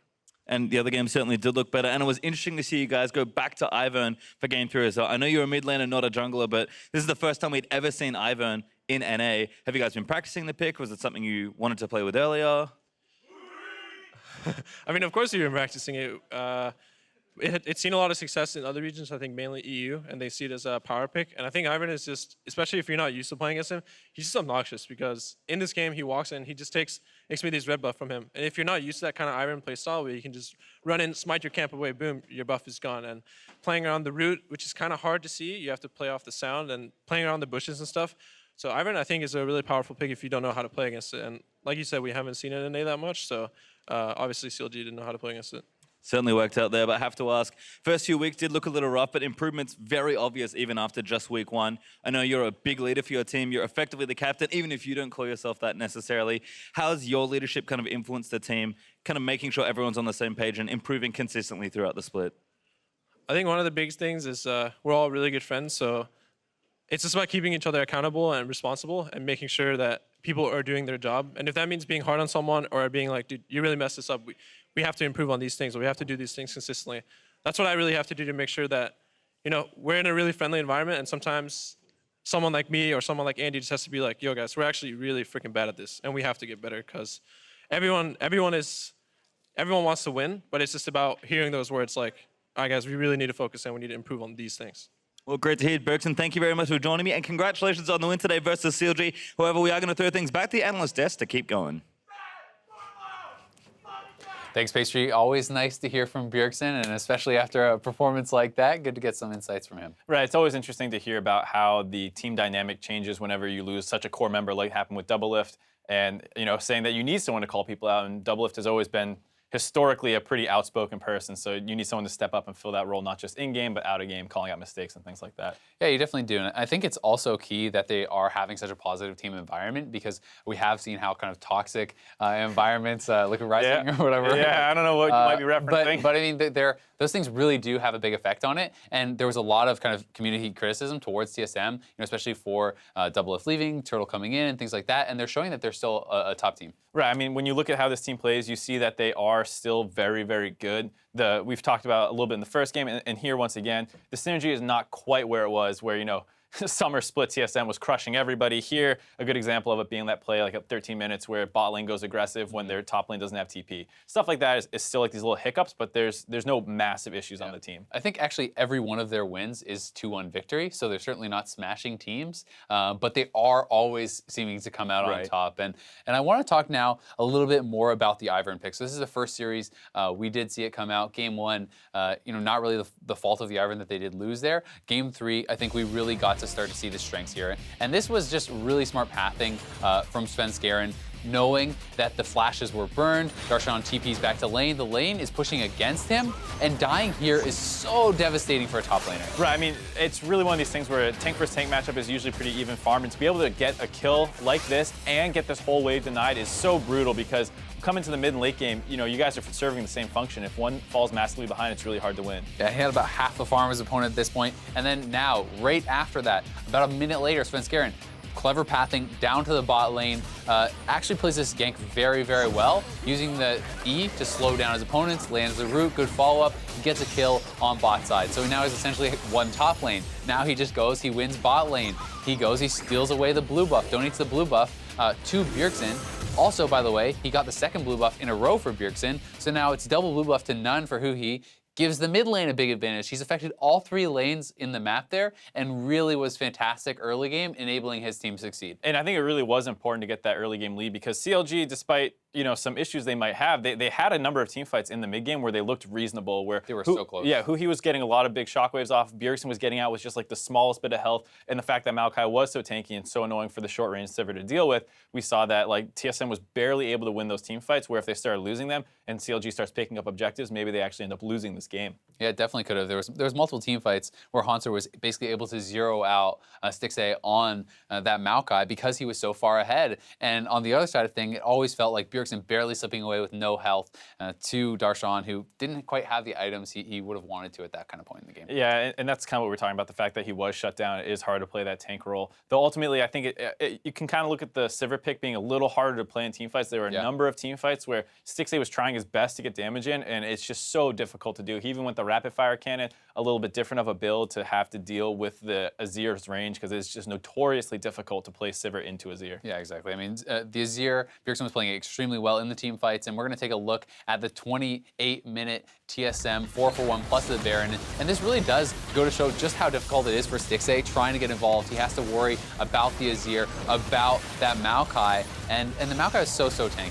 Right, and that shockwave by who he was so close to being good. Bjergsen, if he kept walking forward, would have got caught into it, actually turns around and gets out, and then from there, it's like Stixxay can't really get in this fight. He's stuck hitting Maokai the whole time as Huhi trades his life for a kill. And then here, Bjergsen goes in and he's able to finish off Stixxay, but it's gonna be really close. It looks like Afromu might have been able to stick in this fight and try and finish him off and then maybe be able to deny the Baron. I think Afro could have actually completed that tether, probably gotten in one more auto and gotten that kill, which would have denied the Baron, but regardless, you can see Stixxay being forced to flash out of the fight. One soldier placed in that corridor means he can no longer re-enter the fight. Things like this are really tough, and some of the reasons you don't see Sivir really played a lot. This is the first time we're seeing anyone bring it out. Stixxay and Afromu bringing back the Karma Sivir special, which was so popular last year. And while it did do well in lane, and he was able to put out a lot of damage, you can see pretty significantly out damaging his opponent. It's very tough to punch through that Maokai with the threat of the Azir always there. And with the rest of the team comp as well. I mean, the Ivern is great. You don't always want to shield tanks, but they have the extra resistances. They make good use of the shield as well. You have the Redemption, the Locket, all these other things coming in that help Maokai be this fat, annoying front line. So TSM wins. They're sitting 4-1. CLG now 1-4, down near the bottom of the standings.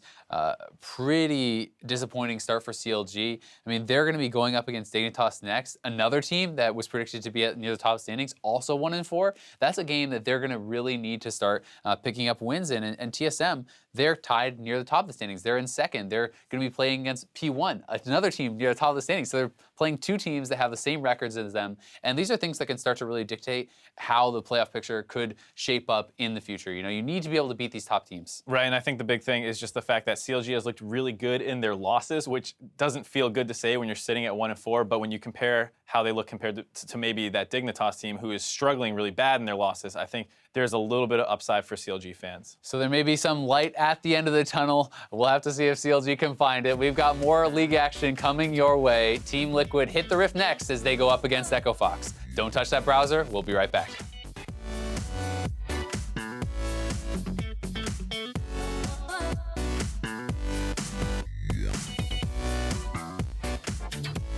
They're going to try to body block it. Looks like Darshan doesn't have a way of doing so. They get him. Perfectly played. TSM remove the escape route. The attacks are there. Brushmaker for the auto attacks, and there's first blood coming through. Nicely done, Svenskar, making the thing happen. Actually going to dodge away from Q, but now where's he going to go? There's no spells available. That means the Shockwave turns into a double kill. There goes Darshan. There's Shockwave on 3 of them. What a beautiful opening. Do they have the damage? Xmithie push right back out, but the health bars are low. They're trying to pick him off, but Stixxay actually falls in the tank, but 2 more turn back around. I got a Q. I have shield. I have shield. Kha'Zix. I shield. Kha'Zix. I got him. I'm going. Japan. Japan.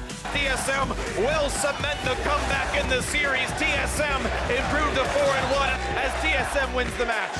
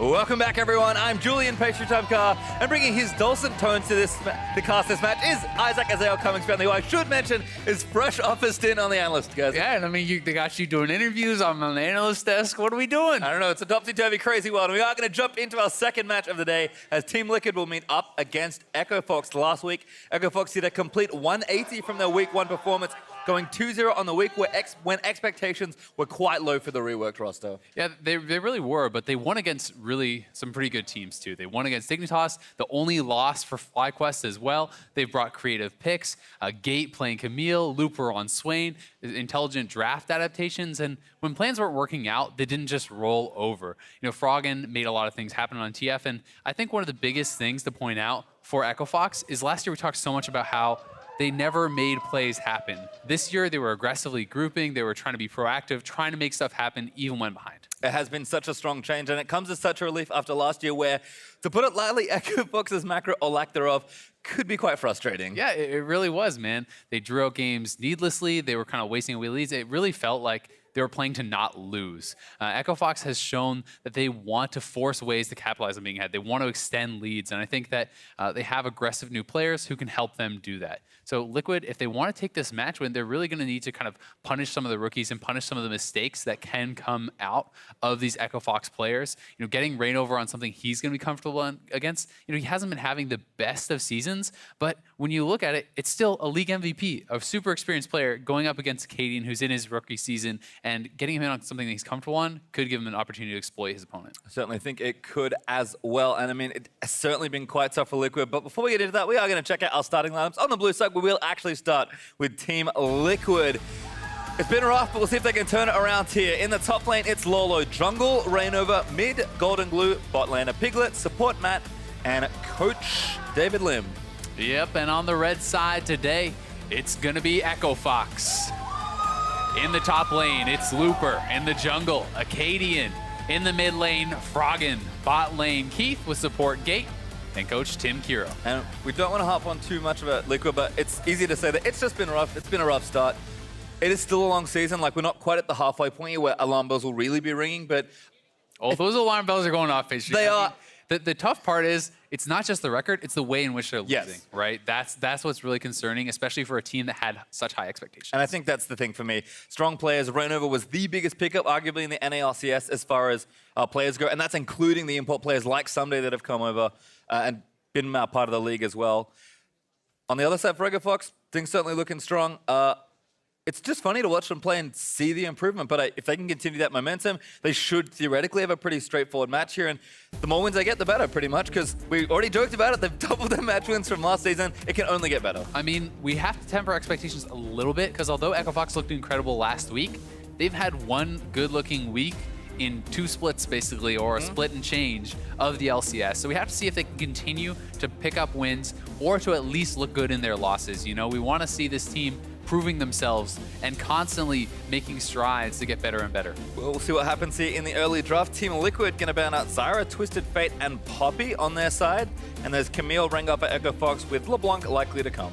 The Poppy one is kind of pretty interesting to me. That stands out as a bit of a head-scratcher. I'm not really sure what the thought process is there. I could see, you know, if Camille was left up or something like that, or you're trying to do some weird thing like that where you're trying to ban out the counter, but Camille had already been taken off the table. And generally speaking, we've seen a lot more of things like Maokai in the top lane than a Poppy. I mean, Looper has been playing pretty odd set of champions in the top lane. He's played Swain more than once now. Yeah. Seems to be a little more comfortable on not quite the tanks. Lolo is going to take Jace here. Seen him mid today already, but it's been a strong top laner on the 7.2 patch. So Looper's going to look over there and see, okay, that's likely my top lane opponent. I'll be curious to see how Echo Fox respond. I like the fact that it can be flexed, though. We only saw it flexed for the first time today in the NALCS, but it worked out pretty well. In LCK, it's flexed actually quite a bit, and I think that is some untapped power that we have not really seen from the champion, right? If you can get yourself a really good matchup in the mid lane by flexing this around, I think that teams should be willing to do that, should have the ability to make those moves. Now, 7.2 has been all about lethality so far, so Jay's first pick now going to lead to that pretty easy Varus first pick there for Echo Fox. Team's going to trade off some early power picks. We'll see what Acadian has in mind, though, as far as his picks go. Froggen's got a big smile on his face, as I think Acadian's having a bit of fun. And there's the Kha'Zix that we kind of expected. Yeah, I think he's trolling Froggen a little bit. Those were kind of the Froggen specials in relegation, actually. Froggen brought out the Lux, brought out the Vladimir when he was like the hometown hero, you know, getting them the wins. So pretty quick picks back from TL. We talked about comfort picks for Reignover. Olaf, this is his third straight game on it, even though they did lose 2-0 yesterday. He actually looked good on Olaf both games. I think he was a strong point for the team. Jin coming out here for Piglet, pretty standard. Yep, seems like the next best AD carry, so not going to get pinched there. Maokai now locked in for Looper, so it is going to be Tank versus Jace matchup. We've seen Jace handily win a lot of these matchups and smash in some instances as well. I think Echo Fox is going to look to absorb that as best they can, and no one wants to get picks taken away from them here, so curious to see what happens in phase 2 of bans. And the question is always, great, you won lane as Jace, now what can you do about it? The Maokai, we know what Maokai can do in team fights. What can you get done on the Jace? Can you get enough of a lead for yourself that you're drawing lots of pressure, that you're taking down turrets, that you're having 1v2s, or you know, allowing your team to get objectives elsewhere? If you can't, if you just have 30-40 CS lead, it doesn't actually matter. The Maokai is happy to play a little bit behind on gold, has much more impact to TP flanks and straight up team fights. Yeah, certainly does here, as there's a Cassiopeia ban actually from Echo Fox as their first. Team Liquid, we'll see what they're looking to do here with their first ban. Wouldn't be surprised to see Echo Fox continue to target Golden Glue in the draft here. He really has been the weak point for TL, or at least one of them. I mean, Piglet, a guy who's a world champion, but he's been a pretty weak point for TL here too. That said, a lot of teams are targeting Golden Glue and having quite a bit of success doing it. Well, Anivia ban from Liquid, so mid laners trading bans so far. What's Echo Fox's final ban of the draft? So taking their time with this last ban in phase number 2.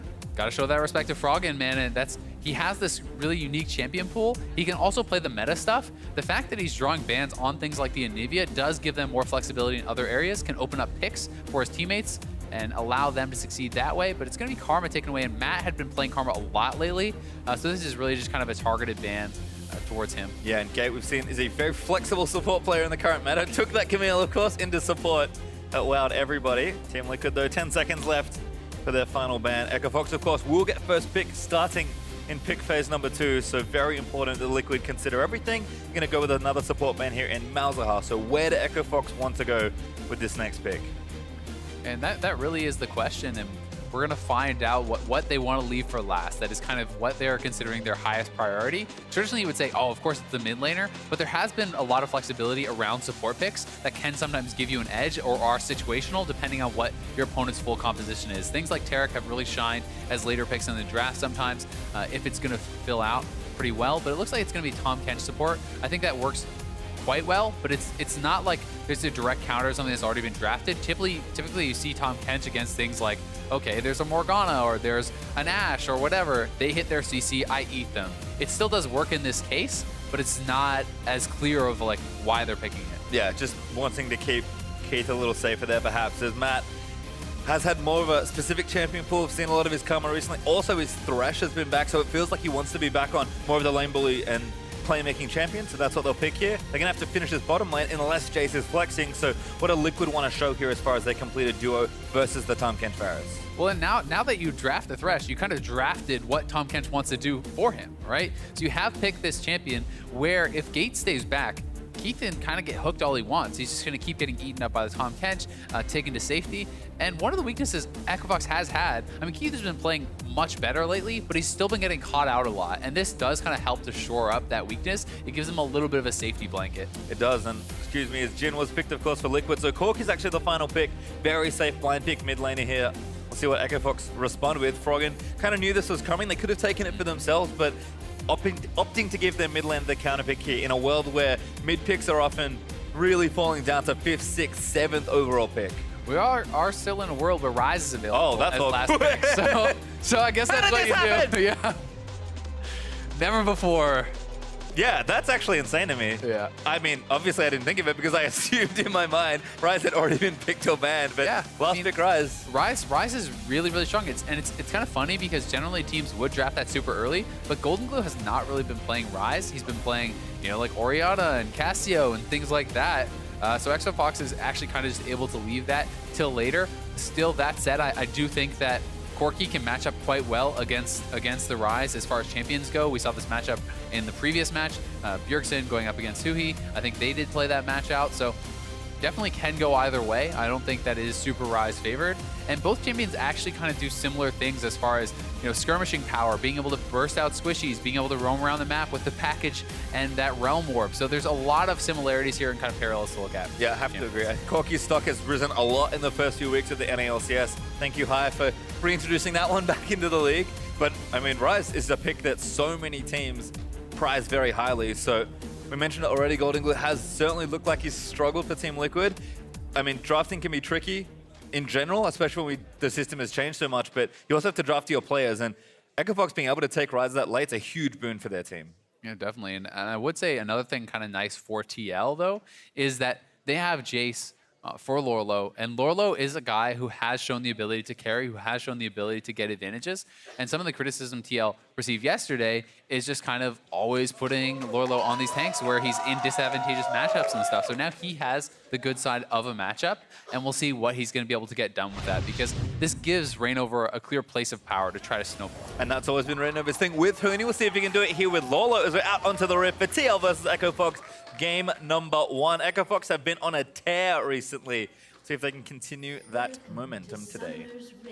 Well, Fox is looking for the 5-man stack. This is basically 9 times out of 10, nothing happens in situations like this. But the one time that they go in and they try to ward the red buff, you can actually get first blooded. So we'll see if Reignover does go for it. Not willing to go all the way up in there because they haven't spotted anyone else anywhere. Oh god, they're actually Lolo gonna get locked down. Arcadian looking to follow through. Lolo's gonna flash in, but the exhaust is down. Looper still gonna slap away, and there's first blood. Well, 9 times out of 10, but they got this is why you do it. This is why you go for those 5-man stacks. Most of the time, nothing happens. The players recall. You really don't lose anything for it. In this case, Lorlo, yeah, let's snowball him. That's going to go great. Now he has no flash. He just gave him first blood, and all it cost them was an exhaust and a little bit of their time. Yep.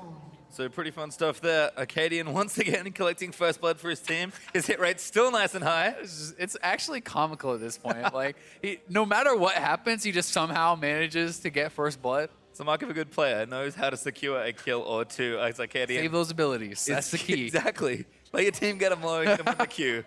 Kha'Zix mechanics. It's also going to feel real bad for Lorlo right now because guess what Maokai's good at? Gank assist. And now he's going to be going up against a first blood Kha'Zix, and he's flashless on the Jace. That's a very easy target for the Kha'Zix, who's also starting bot side, could end his path top and look for an easy kill, try to snowball this against Lorlo. But Looper needs to keep his health up there. You can't afford to get chunked out too much, or those ganks can kind of turn awry. Kind of a funny trade to watch. This bottom lane, Matt gets a play in onto Keith. Remember that Looper did start W level 1 to secure that kill onto Lolo, so funny to see him boldly going in. Colossus procs it, not too bad. Slaps him as Piglet. We're going to get that 4 shot off. You can see the EchoFox fans rallying behind their team. Though, again, we talk about the momentum. It feels like the fan base also feels the same way, at least for now. EchoFox just feels like they're building steam as a brand and as a team. They are kind of this team that has had this grassroots fan base that has been building, and people who have been fans of them because, you know, of guys like Rick Fox and how they're doing things, how they're working it out in esports so far. And as this team starts to get wins, that's only going to grow and grow. Well, Keith and Gate getting pushed back in there, but nothing too crazy. Arcadian will recall after red buff. TL did have that ward down from the level 1, so got the information at least. So Lolo, even without his flash for still half its cooldown, he's able to keep safe. And maybe Reignover, looking to get something done here on the top side, is here right now, going to cover this Scuttle Crab first. Get some extra vision in that river. And one of the strengths of the Olaf is that early power clear. You let yourself stay low on health. You can clear so fast because of that. Because of your passive, when you're low on HP, you attack faster, able to deal more damage, clear out those camps very quickly. And now he's level 4, has double buffs, and can kind of look to find a gank. And this is something that Reignover is so good at, is finding these creative ganking paths coming from angles that people don't necessarily expect. Well, good stuff there, but we did manage to catch up with Jat, who was stage side after the draft with David Lim. Thanks, Pastry. As you mentioned, I did just talk to David Lim, Team Liquid's coach, and I asked him what it was like to start the season so rough. He definitely expected a better start, but mentioned how they've been struggling to match their playstyles, and they had a big meeting yesterday, a mandatory meeting where everyone was very honest in how to move forward. And they eventually decided they needed to react less to the other team and do their game. So you got to see that a little bit in this draft with prioritizing the Jace pick because they want to play around Lorlo. Not the greatest start, though, while giving up first blood, and it's going to be an uphill battle for Team Liquid. It certainly will, and even with that gank, things moving more in the favor of Echo Fox. So even though Reignover got behind them, that's 2 summoners blown from Matt, and only the flash of Gate, as well as Ghost off Reignover, and they get really nothing from it. You know, Piglet was already chunked low, they were down on levels, the gank felt a little bit forced. Yeah, I have to agree though that Team Liquid trying to play their style does make sense to me, so we'll see if that trend continues here. This draft certainly reflects that. You have Arcadian kind of waiting in the brush, hoping that Lolo gets greedy without his flash, but might be sticking around a little too long for this gank. The thing is, though, it's pushing against Looper, so the minions will come out. Lolo either has to give up a freeze or move forward, and they're likely going to get the gank. Yeah, looking for it here. Arcadian with the red buff, going in for a Q, knocks him back. Lolo in so much trouble, and Arcadian wants it again. He's going to get a second. There's almost no way to avoid that. Basically, the only thing Lolo could have done was play with a massive amount of Sprect, wait for Reignover to come up there, and then 2-man try to push that lane in. And that's really the only way he would have been able to avoid that gank, because otherwise, Looper can simply freeze the wave against him. He'll fall too far behind that way. So Lolo definitely off to a bad start, and Arcadian 2 on the Kha'Zix. Oof, that's scary. Simple stuff, but smart stuff certainly for Arcadian, as his patience is rewarded.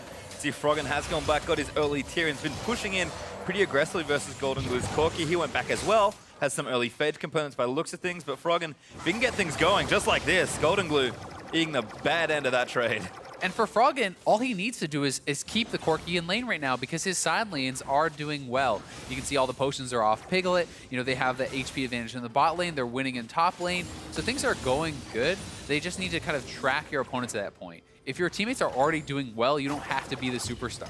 Well, Froggen going to recall again and probably continue to build up those mana items. We'll check in once he does get back to the shop. Meanwhile, in bottom lane, looking pretty even as far as that CS goes. Piglet and Matt certainly looking to play aggressively with a lane like this. Gates, Tahm will deny a lot of that all-in potential that you mentioned in the draft. But maybe if Reignover comes again, or maybe if Arcadian comes down, we could see the scales tip there as well. Yeah, remember, Matt is flashless, and obviously the big ticket target would be Piglet, but if Matt moves too far forward, you're happy to take a kill on a support like that.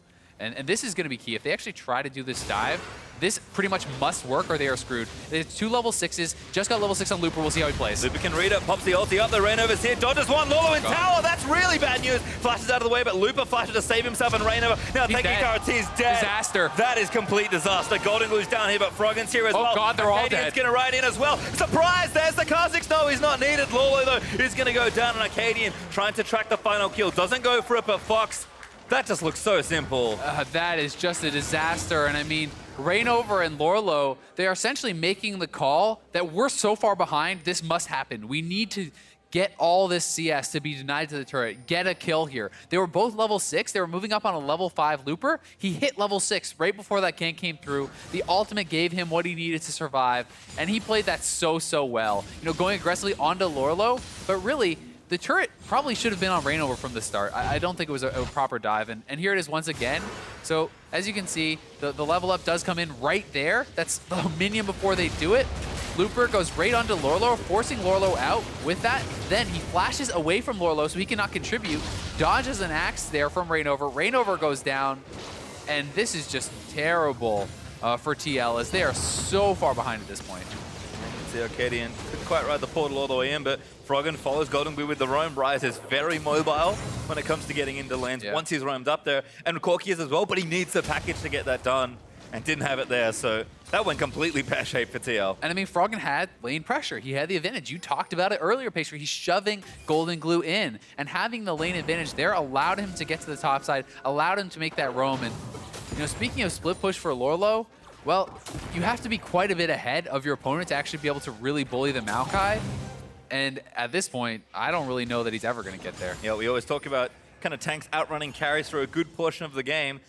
Looper's off to a good start. That's usually a bad sign when the tank is already much tankier than you anticipate early on. I like this proactive move, however, from TL. Looking to steal away the blue buff from Froggen, who is on a recall timing. So that's a nice takeaway. Little victories do matter in situations when you are behind, but 4 kills up for Echo Fox. They've been aggressive since the season started, and looking to slow down anytime soon, as Arcadian's going to take the buff back as well. They're trying to get more here, though, as they know Arcadian is topside. They're going to look for the dive here. Keith in trouble. Gate's going to try and eat him up. They can't see the rest of them, and now they have to bail. Keith is going to get eaten up by Gate. He flashes out to safety. Hook's going to go wide. Jin ulti's going to get absorbed on a Tahm, and Gate, he's having a laugh about it. Gate played that so well. They were trying to bait out the Devour from him offensively or make him use it earlier defensively. Oh, the Q doesn't land. Golden couldn't get an auto attack range. Keith looking for the axe. gets the heal off as well, but he wants to keep going. Gonna miss that skill shot. Gate though looking to go down as Matt finds the hook in, but Froggen's here as well. There's one. Golden Glue finds the missile for another, but Froggen is looking to play Janitor. Exhaust down in onto him. He's gonna keep moving. Realm Warp to try and make a little bit of space, but he's snared up as Froggen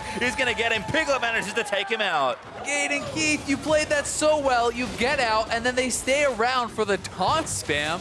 End up going both of them down, giving up a turret and their mid laner's life. I mean, that's karma, if anything. Yeah. I mean, that's what happens when you get cocky. But seriously, this started off so well for Fox. You know, Gate was so smart to hold onto his Devour for such a long time. He waits till all 4 members are there to basically deny the most possible damage. Now all 4 are there. He eats him up. He jumps back with the flash, and this is perfect. All they need to do is back off, but they're hanging around. You know, there's still 4 members here. You're still in a position where you can easily get redove, and they just do not respect that.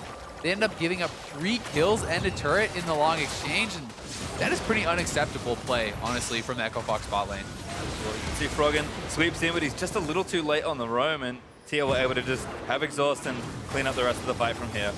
Yeah, exactly. I mean, Froggen, he wants it. He sees those little health bars, but the exhaust being available completely shuts him down there, and Echo Fox still ahead, but honestly, this game should have been a piece of cake with the kind of start that they had it, and now it's anyone's game. And we talked about Echo Fox's aggression. You can see it there in their average goal differences. This is a team that really snowballs things particularly early. They're going to get a Mountain Drake for their trouble as well. So still up 1,000 gold. It could have been a bigger lead given how things started. But TL will be happy to get a reprieve and get some gold back into their pockets. And Echo Fox, okay, need to reset a bit, calm down. They've got the Drake. They're still ahead. Just don't fall too far behind on the next Team Liquid play. Yeah, certainly shouldn't have let that happen. But it's not the end of the world. You're still in an advantage. And you know, you obviously would prefer to be 1K gold up here. In this situation now, looking for Froggen. Oh, good snipe. Froggen looks like he's dead at this point. Gate can't hit him in time, and Golden Glue gets himself a second kill, actually. Yeah, Gate not able to get there quite in time. Wonder if he could have used the Abyssal Voyage to actually get in there a little bit faster. I'm not sure how the timing of that would have worked out, but might have been worth a try. Another kill on Froggen, though, and Golden Glue now has been given a good start off of the kills at bot lane. Now this kill here, 202, he's up in CS. So Golden Glue has the opportunity to really prove himself here, to show that he can take over a game when he's given this sort of an advantage, and it was kind of gifted to him. I feel like we've seen Golden Glue definitely perform better out of lane. The laning has not been a strong point, but I remember his Echo with the teleport, his roams were on point. When Team Liquid were getting him out of that lane and able to make plays in other places, that seemed to be where he could shine. He's now 2-0-2. He's just finished a very early Trinity Force, and he's got 100% kill participation. Like you said, if Golden Glue can't shine in this game, that's a real big worry, but he's really set up here. It certainly is, because getting that pre-12-minute Triforce is just ridiculous. And you know, with the exhaust up, there's really no one on the map he can't duel. You know, even Kha'Zix jumping in, if you get exhausted by that Corki can just man up and fight you. You can just stand right there and fight back, and that's one of the really surprising things about Corki with the exhaust, because you kind of expect AD carries to have to be having to kite and run away. But when you pop that exhaust, you have such an insane combat advantage, plus the burst coming out from your ultimate and from those Sheen procs. That's pretty tough to deal with. Well, you can see Piglet is waiting on Keith's arrow. We've actually swapped both duo lanes to the mid lane now, given that Fox has no bottom outer turret to contend with. So Froggen is going down to that side lane. Golden Glue's going to join him, and they'll kind of farm up there. Froggen obviously has a less safe time farming, because there is no turret for him to kind of run back to, at least that's super close by. But Echo Fox again, keeping together and making sure they continue to float advantages in the lanes where they have them. Top lane still looking good. They should scale nicely into the mid game, although Golden Glue getting out of his lane and roaming around, particularly when he goes back to grab the package, is probably the next thing that says to TL, okay, this is our next time to make a play. Yeah, definitely. I think what we have to really track here is who can make the most of the advantages that they've been given, right? Looper, 2-0-2, Acadian, 2-0. That's where all the kind of success has been focused for Echo Fox, is on the top side. What can these players get done compared to Golden Glue, who has such an advantage now in the mid lane? Who's going to be more effective in these fights? And obviously for Looper, he's not going to be just one-shotting people like the Corki can, but he can have incredible effectiveness simply through being so tanky, not being able to be pushed out of the fights, and looking for effective TP flanks. See if he can lock down the carries, particularly the Corki. He's off to that good start. Froggen gets himself a blue buff as Keith and Gate continue playing wave clear games here in the mid lane. Lulu's starting up blue for himself. Will maybe just take this one. Should help him in lane relatively nicely, as he is still looking to build up to that first major item. You can see TL kind of weaving back and forth, trying to find a pick. They've got plenty of wards kind of on the right-hand side of that lane. But Arcadian's also waiting in back here, and Keith gonna get eaten up again. We're coming in. We're looking for something here as Golden Glue firing back away. Matt got chunk low already, but Arcadian wants Golden Glue. Gets exhausted, and Golden Glue's gonna go for that 1v1. Looper diving in the backline. 1v3 though, and takes out Matt. But Piglet firing out with the ulti. Gates tanking as much as he can, pops the shield, and really nice pickoff from Echo Fox as Froggen. He just wants a little bit more. That's gonna force Piglet's flash. Rainover backs off there as well.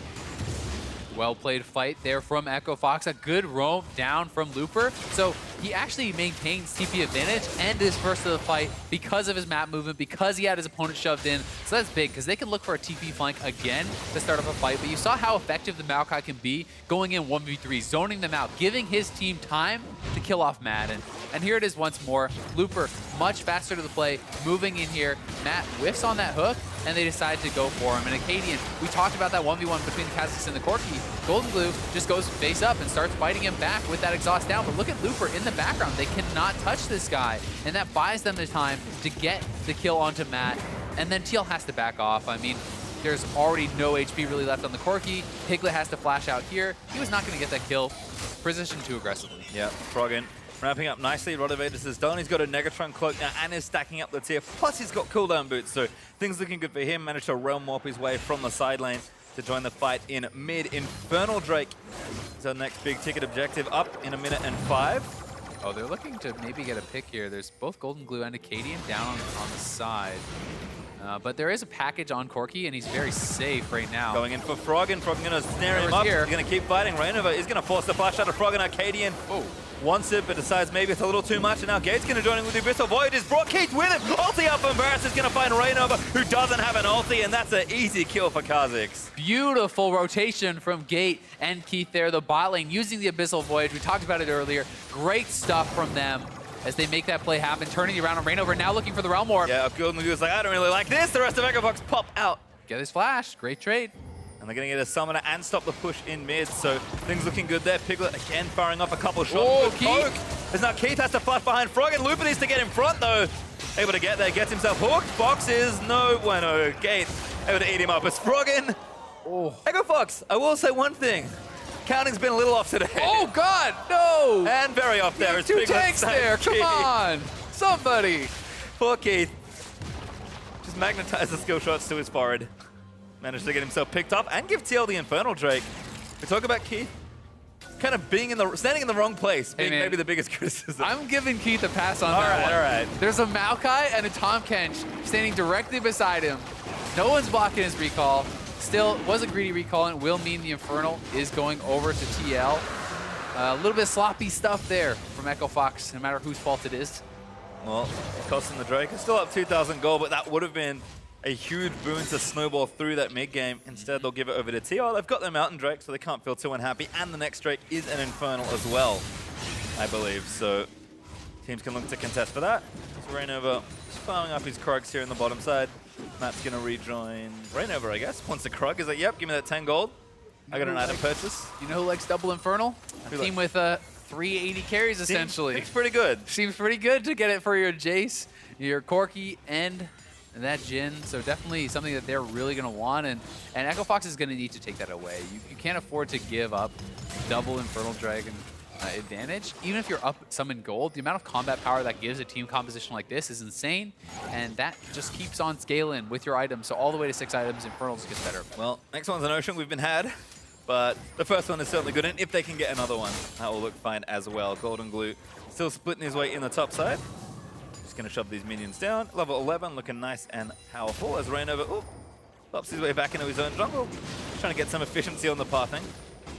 And Golden Glue's going to leave. It's actually Echo Fox are collapsing. They've been spotted, but here's the Realm Warp. That's a long one. Trying to cut him off with the Abyssal Voyage as well. Arcadian going to start it all off. Big damage there as the Exhaust is going to get put onto him. Snipe's looking good. Golden Glue does get licked by Gate. And there's the kill for Tahm Kench. Great Realm Warp and really clever play there from Acadian. Instead of jumping in on his opponent, he uses the ultimate, sneaks in, gets his damage out, then hops to safety, and doesn't greedily go back in for the kill. Lets his teammates finish it off, stays alive. They will get the turret here too. And with Acadian having that Ghost Blade, it gives you extra mobility to kind of maneuver around in that ultimate and sneak up on people like that. I really want to see if he's going to go to a Dust Blade and go full lethality, full out Kha'Zix damage, because that is pretty fearsome now. Yeah, we've talked so much about lethality and the changes to AD carry and top laners like Jays. We've seen Graves today already from McSmithy trying to abuse the power of that mechanic as well. But Kha'Zix's a champion that was already played but didn't go these types of builds. So kind of cool to see the change. I also watch this play again. Yeah, so clever and patient play here from Acadian. That's what I'm talking about. He goes in, gets the damage, saves his jump, and gets the exhaust out while essentially securing a kill for his teammates there. So I think that was really cleverly played by Acadian. Far too many people probably would have just hopped on in there, and maybe they live, maybe they don't. But it would have at least cost them a summoner or perhaps their life. I would have hopped on in there and died instantly. So would I. Smart play from I'd be in Acadian. there. As still looking to push things down. Both mid outer turrets actually still standing, so kind of going to have a battle for these. You can see TL's turret still pretty healthy at about 60%. But it's kind of funny to see the duo laners sticking there for as long as possible. Trying to do what damage they can. Froggen, in the meantime, happy to operate in the side. I've seen a lot of this, I think, mid-game rotation from a lot of teams. Bottom tower is usually the one that ends up going down quickly because of how much aggression and attention's being put down there. And we even saw sideline Cassiopeia from P1 yesterday. So mages are really getting their farm in that mid-game from the side segment of the map. And I think both Corki and Ryze and their map mobility does help if that's the kind of thing you're doing. Yeah, I certainly think it can work, and it can be pretty safe even on some of those other champions as long as you have the ward coverage, right? You can't just have your Cassiopeia kind of wandering down a side lane if you don't know where the rest of the team is, if you're not protecting her with those wards, but as long as you know where the teammates are, you can be safe pushing on whatever. Keith needs to watch out. Low looking for the poke, but they're going to turn this. Just going to get the damage in. Golden Glue over the top. Little too far. Oh, he canceled. Now Lupa did cancel that TP. Now going to actually walk over and join his team. Echo Fox maybe looking to restart the fight at a more advantageous time. Yeah, Looper has flash and is around the side. He could look for it. I think he wants it. Golden Glue? Nope. No, Golden Glue's okay. Lance in there from Matt. Going to keep him safe. Now it's 10 people in the mid lane. The outer turret's potentially threatened here, but I think we'll just have some wave clear and everyone's going to back off to the lane assignments. Unless Froggen's got something really sneaky planned. But instead, it's Froggen. He's going for the side lane. Yeah, he's just going to shove in the side wave, make someone come over here and respond. Because bot lane is pushing already for Echo Fox, so they want to maintain control of these side waves. Force someone eventually to go down to the bot side, now forcing someone to come up to the top side, continue the siege in mid lane, but have pressure mounting on the sides. And they do have, between the time catch and the Ryze ulti, pretty staggering amount of team mobility. Echo Fox have been using it well. Keith eats that skill shot all by himself.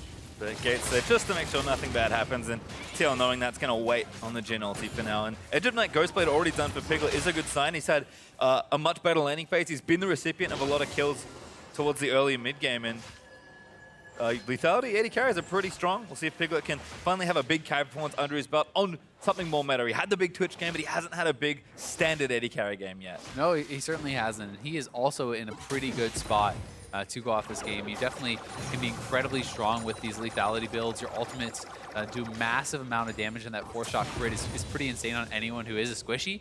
Look to see Piglet go into the Duskblade. Wouldn't be surprised to see that eventually for Keith as well. Both these 80 carries are probably going to have pretty standard, similar builds. It's something that can be pretty frightening. I think you were also correct about Acadian going a similar route there. He's got another serrated Dirk, so yeah. I'm pretty excited to see Duskblade Kha'Zix potentially.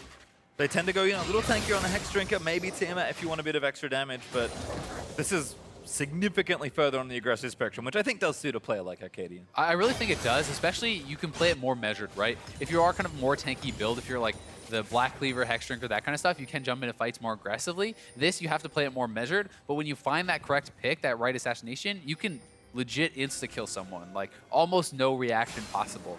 It's pretty ridiculous if you do go for the Duskblade. He could be going Edge of Night here too, which does have a little bit of that defensive component.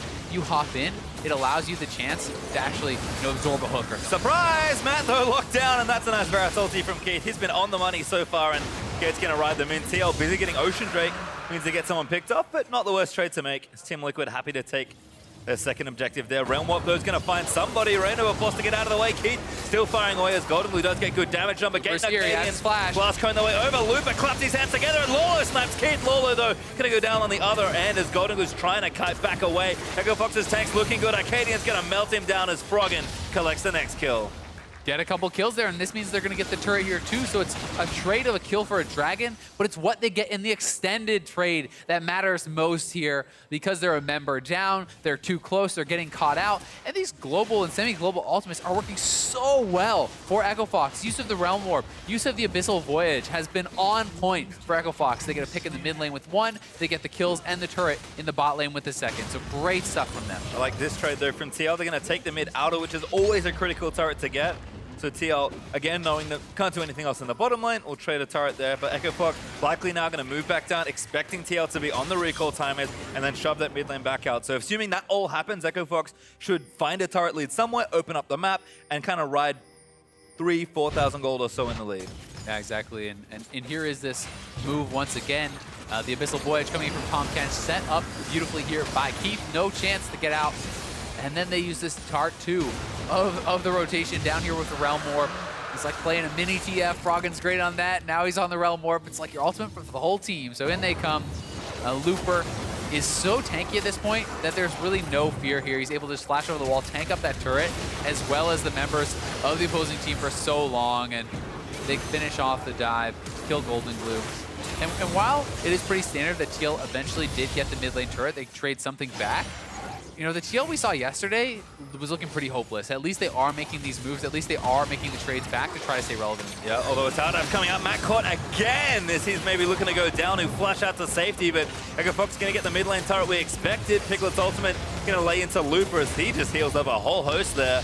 Bolo trying to chunk out as well. Looper going to get poked and snared out by the Jin W, but TL, they can't really commit to a fight 5v5 when Looper just taking every bit of punishment. I mean, look at all the damage that Looper doesn't take there, right? Like, he got hit by just about everything. He's chilling, he's fine. You know, they still have Gate as that safety net for him if he really gets in trouble. Just eat up the Maokai, throw him behind you. I mean, this guy's already on 3 armor items. He has his Frozen Heart fully completed. He has that Sunfire Cape as well as the Tabbies. And it's great. You have these sweet lethality builds. Lethality does not work well against armor stackers. It works well against people who have low flat armor, like the AD carry, like Froggen, things like that. But against Looper on the Maokai, you want percentage armor pen. You need your Last Whispers, your Black Cleavers, things like that to deal with him, which is what Laurel has built up. But for Piglet, I mean, Jin already struggles killing tanks. Now it's just like impossible. Yeah, it feels like Golden and Piglet going to have a rough time trying to kill Looper, who's continuing to stay pesky on the side waves, collect experience for himself, get a bit more farm and tank up further and further. Echo Fox done a nice job navigating this mid game here, and they are out to a nice lead of now 4,000 gold. Map's nice and open. We'll see if TL can kind of find their way back in and leverage control back over the map more than anything else. And we were right. Eventually there was going to be a double Infernal. It's just going to be the last one to come up in about 4 minutes or so. So that should be the next big Drake coming up. I believe it will be the last one to spawn before Elder Dragon. Might be one extra because my math is always shocking. But Froggen going to tend to this wave here. And again, continuing to play the side waves. Echo Fox in general, we complimented their macro play. Seems like it hasn't really missed a beat.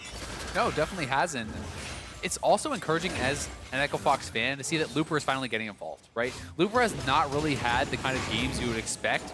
With the hype this guy had coming into the season, he has not been the carry. Way more talk has been about Acadian, you know, the NA Challenger rookie, than Looper, the world champion, right? And Looper now is having a good game for himself, is being very effective. Duskblade has been picked up for Acadian there, so some cool interactions with his ultimate. You can get the charges for that true damage on your auto attacks, and it also does make his ganks a lot more safe. That's something people don't really talk about much with Duskblade, but the fact that it gives you kind of that Oracle's Elixir proc where you sweep out wards, you know if you've been detected on the way to a gank, and you can pick off those assassinations quite well. So having that as well as the sweeper is going to help Echo Fox out a lot with the vision control. Yeah, certainly will. As you can see, Froggen actually went back to base and has now finished and transformed his Seraph's Embrace. So Echo Fox are looking to start a fight here because they know they are exceptionally strong at this stage. We'll have a buff to fight over in a minute. Oh, and Keith hooks though. Gate there to save him. Acadian's leaping in towards Lolo as well. That's going to be the Realm Warp. We're going to chase it down. It's just Froggen this time. As Looper's going to force the box out of Matt on the left side of the play. And Baron, of course, the real big objective here, 28.5 minutes in. Golden Glue going to fire poke, and they've got Jace to add to that as well, and Piglet. So Fox have to be very careful starting the Baron when TL can freely poke them off it. Yeah, they definitely do have to give some respect to that. But just the threat of it means that they can turn for a fight, and that's probably what they're looking to do here. They don't want to rush it down. They're going to go for the fight. Rainover gets got. They've got Rainover. He actually ultis out. They're going to clear out that control ward now as well. Keith, oh no, that's Skill Shot City. Looper's like, no, not again. I'm going to stand right on top of you. And Keith's like, I'm going back to base, friends. There's the honey fruit there. He could have actually grabbed that up and probably healed up to a respectable amount to stay around. This is even pretty clever, just rotating right back to defend their turret as they had been kind of out-moved. I've really liked Gates' play a lot this season and this game in particular. Even all jokes aside, drafting the Tahm Kench to help out Keith, who has been getting caught a ridiculous amount, you know? Maybe Keith without Tahm Kench, not so hot. Keith with Tahm Kench, maybe he's like Bang, you know? Maybe he's Uzi. I mean, maybe.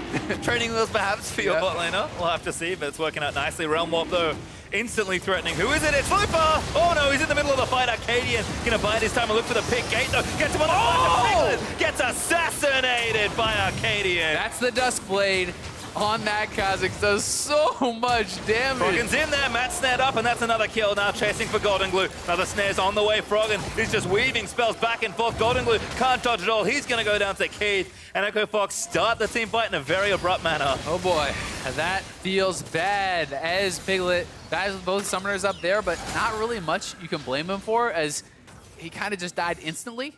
And as for Golden Glue, you know, we checked in last with him when he was 2-0-2. He was up in farm. We're like, oh, okay, you got everything you need to carry, buddy.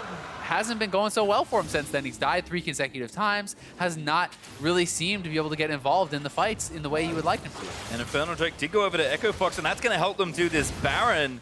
As this is a very bold double play looking for Echo Fox. I mean, TL, I think you're right, they can't really get a look in for it. So just smart macro play again from Echo Fox, taking the right objectives, knowing that we can overreach and take 2 safely. And all of a sudden, they're not just out to a big gold lead, they have so much power in these objectives. Echo Fox just looks so good. Like, they actually just look like one of the best teams in the league these last few games. And here it is again. All the focus on Looper, still doesn't die. Look at this damage. What is that? That's Kha'Zix. That's 7.2 lethality, baby. As he goes down in a hurry, and then Echo Fox on the chase down are able to grab another kill there. Eventually the Baron here too after the kill on the Golden Glue. And Echo Fox so proactive, so aggressive. They are playing to their composition strengths. They are using the semi-global ultimates better than I've seen any other team use them, really, with this combination with the Tahm Kench and the Rise. It's been so nice to see. And I do want to go back to what you were saying earlier about Loop, because I agree, Echo Fox have just been playing better and better together,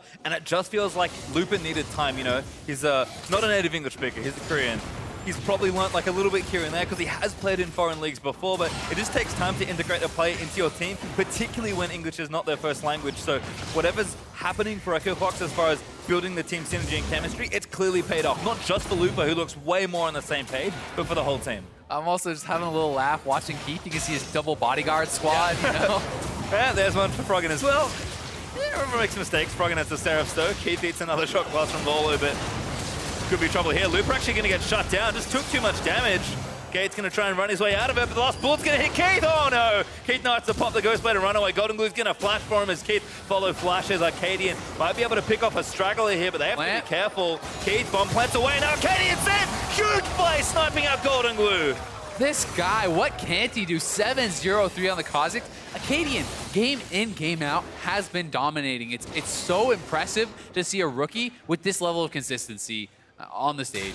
It's incredible. And he talked about it. He doesn't want to come into the LCS scared. He wants to make plays, and he has just been making plays game after game after game. A huge scoreline on the Kha'Zix, still building full damage and lethality, looking for those squishies that TL have plenty of on their side. And that completely stops TL's play in their tracks. It does. Some signs of life here, though, for Echo Fox, as they do, even with this safety ring, they seem to be kind of struggling to actually have it lined up right. There's not really a reason for Froggen to be getting hooked there. Then the Maokai gets pulled into 5 plus a turret. Even he cannot tank that up. Keith does eventually get out with the summoners here. And as Golden Glue commits, Arcadian lurking on the side, waiting for his opportunity. And here it is. As he comes up, boom, everything lands. W before he jumps. So that lands as he comes in with that hop. He has the reset, so he's safe to get out. Really nice stuff. And now, with the Edge of Night completed as well, he's got the trifecta of lethality items. Plus, he has the spell shield, so he can jump in more aggressively without the worry of getting CC. You can see Froggen and Golden Glue doing battle again in a side lane, but Echo Fox get to places around the map awfully swiftly. Gates Abyssal Voyage, so Golden Glue knows that there's likely more than just Frog in here, so TL will reinforce with Piglet and Matt. Hook does not land. Keith just eats a bit of poke damage instead from Deadly Flourish. And Froggen's going to back away, hit the recall button, and Echo Fox, they do have Baron, of course. Play had to stop a little bit because they got caught for that initial siege, but they're going to have it on their members for a little while longer. We'll see if they can do some additional damage or if it's just kind of a wash as far as the buff goes and they only collect the gold. Because they haven't grown their lead in the last few minutes, and TL have done a good job at least stalling for a little bit. They have. They have stalled it out, which is nice for them. But the problem is kind of, it's like, normally, if Echo Fox was the one stalling and this much down in gold, you just feel like, well, they got the Maokai, they have the team fight, right? And it's kind of their opponents that are in this really tough situation, their opponents that needed to kind of push the pace.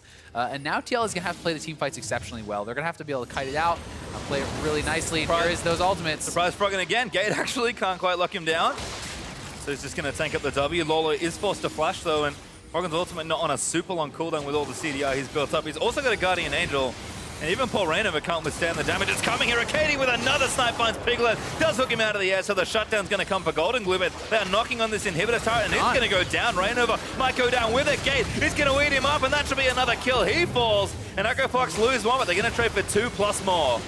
Yeah, and Acadian did go down there, but Piglet's already dead. Rainover's dead, and the base is cracked. They're just still going. Froggen's going crazy. Golden Glue's dead. Gate's able to kill him again, and Froggen's just going to lock down one after the other. This just might be the steamroll forward. The Echo Fox hype train just picking up so much momentum. They might try and close it out. I mean, they hadn't even killed the inhibitor yet, and they're diving them under the Nexus turrets, and they are going for the win here. And with the res timers, I think they'll get it. Looks like they might. There's one Nexus turret looking for a second. As who's up? It's only Lolo. 5 seconds till Piglet as Echo Fox are going to move the minions in. I don't know if they can defend it, and Lolo's still getting beaten down by Froggen. Nexus left wide open, and Echo Fox are just going to take it down. Froggen with style is going to try and end a few more lives, but Echo Fox will slap the Nexus for a Game 1 win. How's that for decisive? They get the pick, they get another, they end the game just like that. Crack the base, end on the same push. Echo Fox is just a new squad.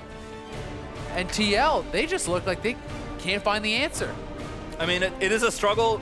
Things are looking a lot better there on multiple fronts, and it does feel like what we heard from their coach, that they do, just need to do their own thing, makes sense. You've got strong players, put them in positions to succeed, but Echo Fox just a step or two ahead as far as overall talent goes, as far as map goes, as far as synergy goes.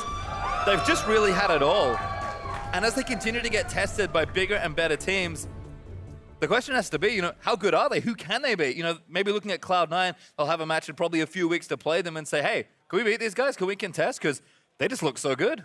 Yeah, I think it's really tough to say, but I think Echo Fox actually plays Cloud9 tomorrow. Hey! So, hey, you don't have to wait that long, but I mean, it's one of those things where they keep seeming to be up to the test, right? At least so far. It's only been a couple games in a row, but they have looked so good. So many positives to take away from that game for Echo Fox. For TL, I think you kind of have to just reset, and whether or not it was the fault of the level 1, I think you just want to blame that game on the level 1 just for mental health there and just say, hey, you know what? We got a little bit unlucky. Lolo died level 1. He got re-ganked because he had no flash off of the level 1. So just kind of say, you know what? It's a throwaway game.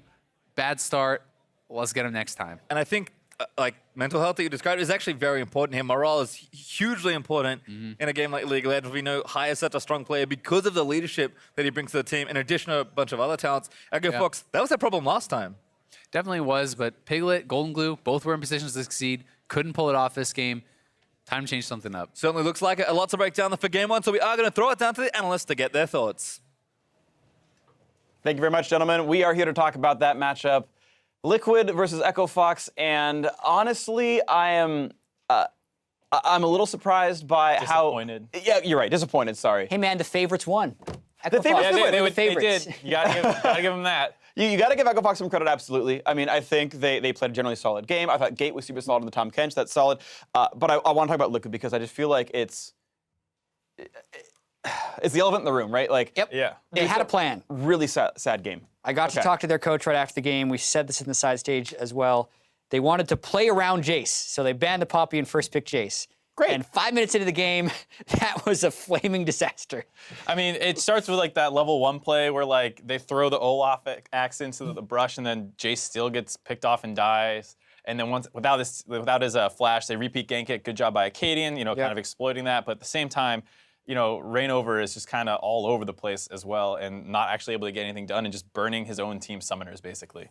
Yeah, and we have kind of a highlight package. So this is like, Lorlo shouldn't be that close, right? You wait for the axe to give you vision, but he face checks anyway, and of course he dies. The only summoner used, by the way, is an exhaust, and he uses flash for it, and then it's like, all right, Reignover's gonna gank some more. This gank was worse though, just because of the offensive summoner spells that were burned for like pretty little effect.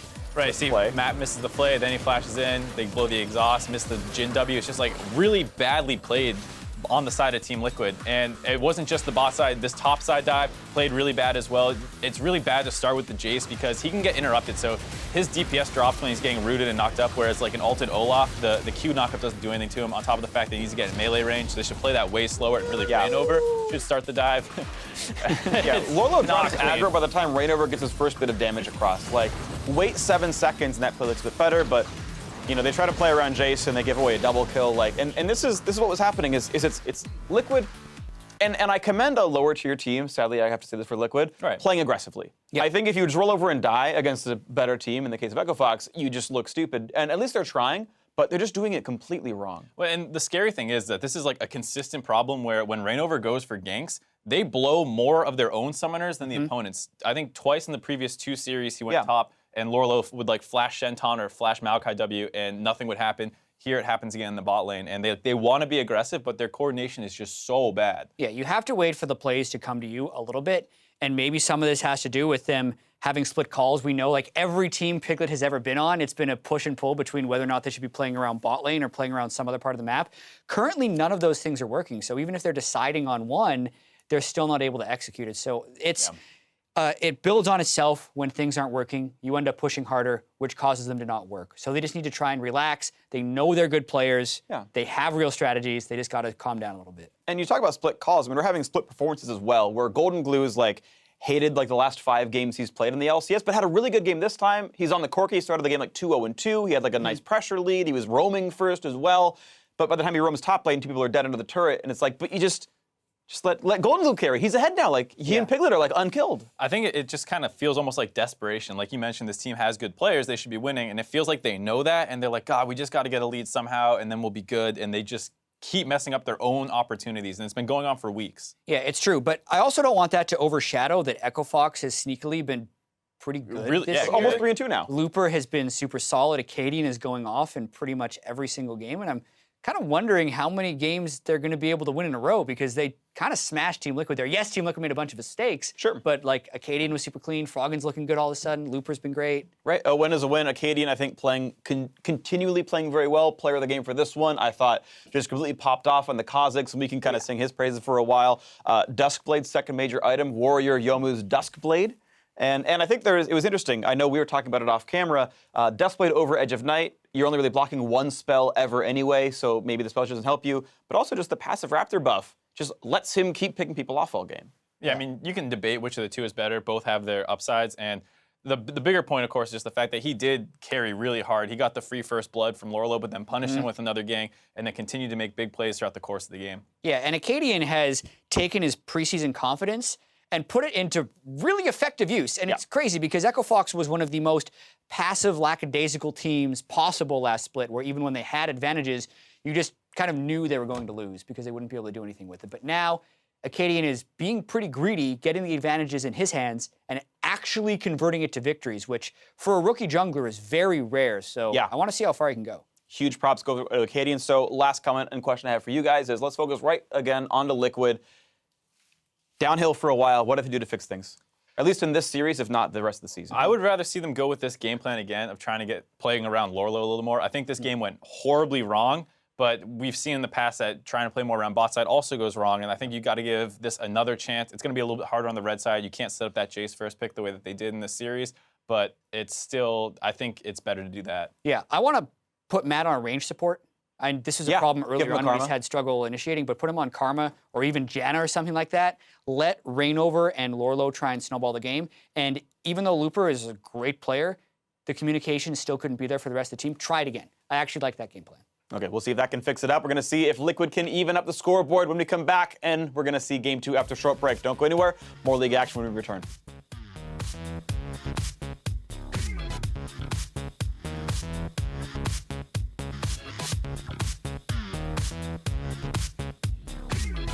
You don't have time to finish that 1v1. Go right now. Oh, you bet we do. Oh no, Lawler gonna get locked down. Acadian looking to follow through. Lawler's gonna flash in, but the exhaust is down. Looper still gonna slap away, and there's first blood. Clear defensively. Oh, the Q doesn't land. Golden couldn't get an auto attack range. Never's looking for the axe. Gets the heal off as well, but he wants to keep going. Gonna miss that skill shot. Gate though looking to go down as Matt finds the hook in, but Frog is here as well. There's one. Golden Glue finds the missile for another. I like Bible. Okay. Go Jace first. Come to me. Yep. Okay. I have exhaust for Corky. Arcadian gonna buy this time and look for the pick. Gate though gets him on the gets assassinated. But Echo Fox will slap the Nexus for a game 1 win.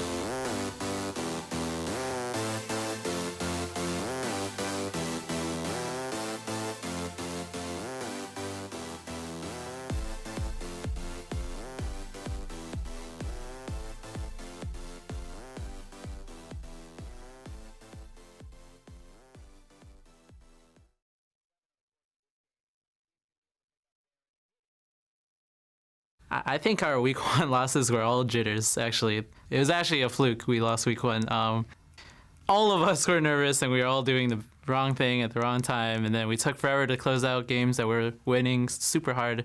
And then moving into week 2, we're like, we're just going to stop doing that. Week 1, never lucky, I guess. Well, welcome back. We're here to bring you game 2 of Echo Fox versus Team Liquid. Certainly a rough-looking game for TL. And we heard from the analyst desk, top lane from level 1 just took a nosedive. You could just sum up that game as top lane disaster. I mean, Lolo dying level 1, gets repeat ganked, failed dive. Everything after that was pretty much a disaster on the top side. So, the carry from Lolo, out of the question. Where it wasn't out of the question, though, was Piglet and Golden Glue, who were kind of gifted a lot of kills on the bottom side of the map, and they were put in a really good position where they could carry from, right? I mean, Golden Glue had an 11-something Triforce. Piglet was on 2 items super fast. They should have been able to carry, but they didn't. And a lot of credit has to be given to Acadian and Gate in particular, I think, because those guys have been playing so well.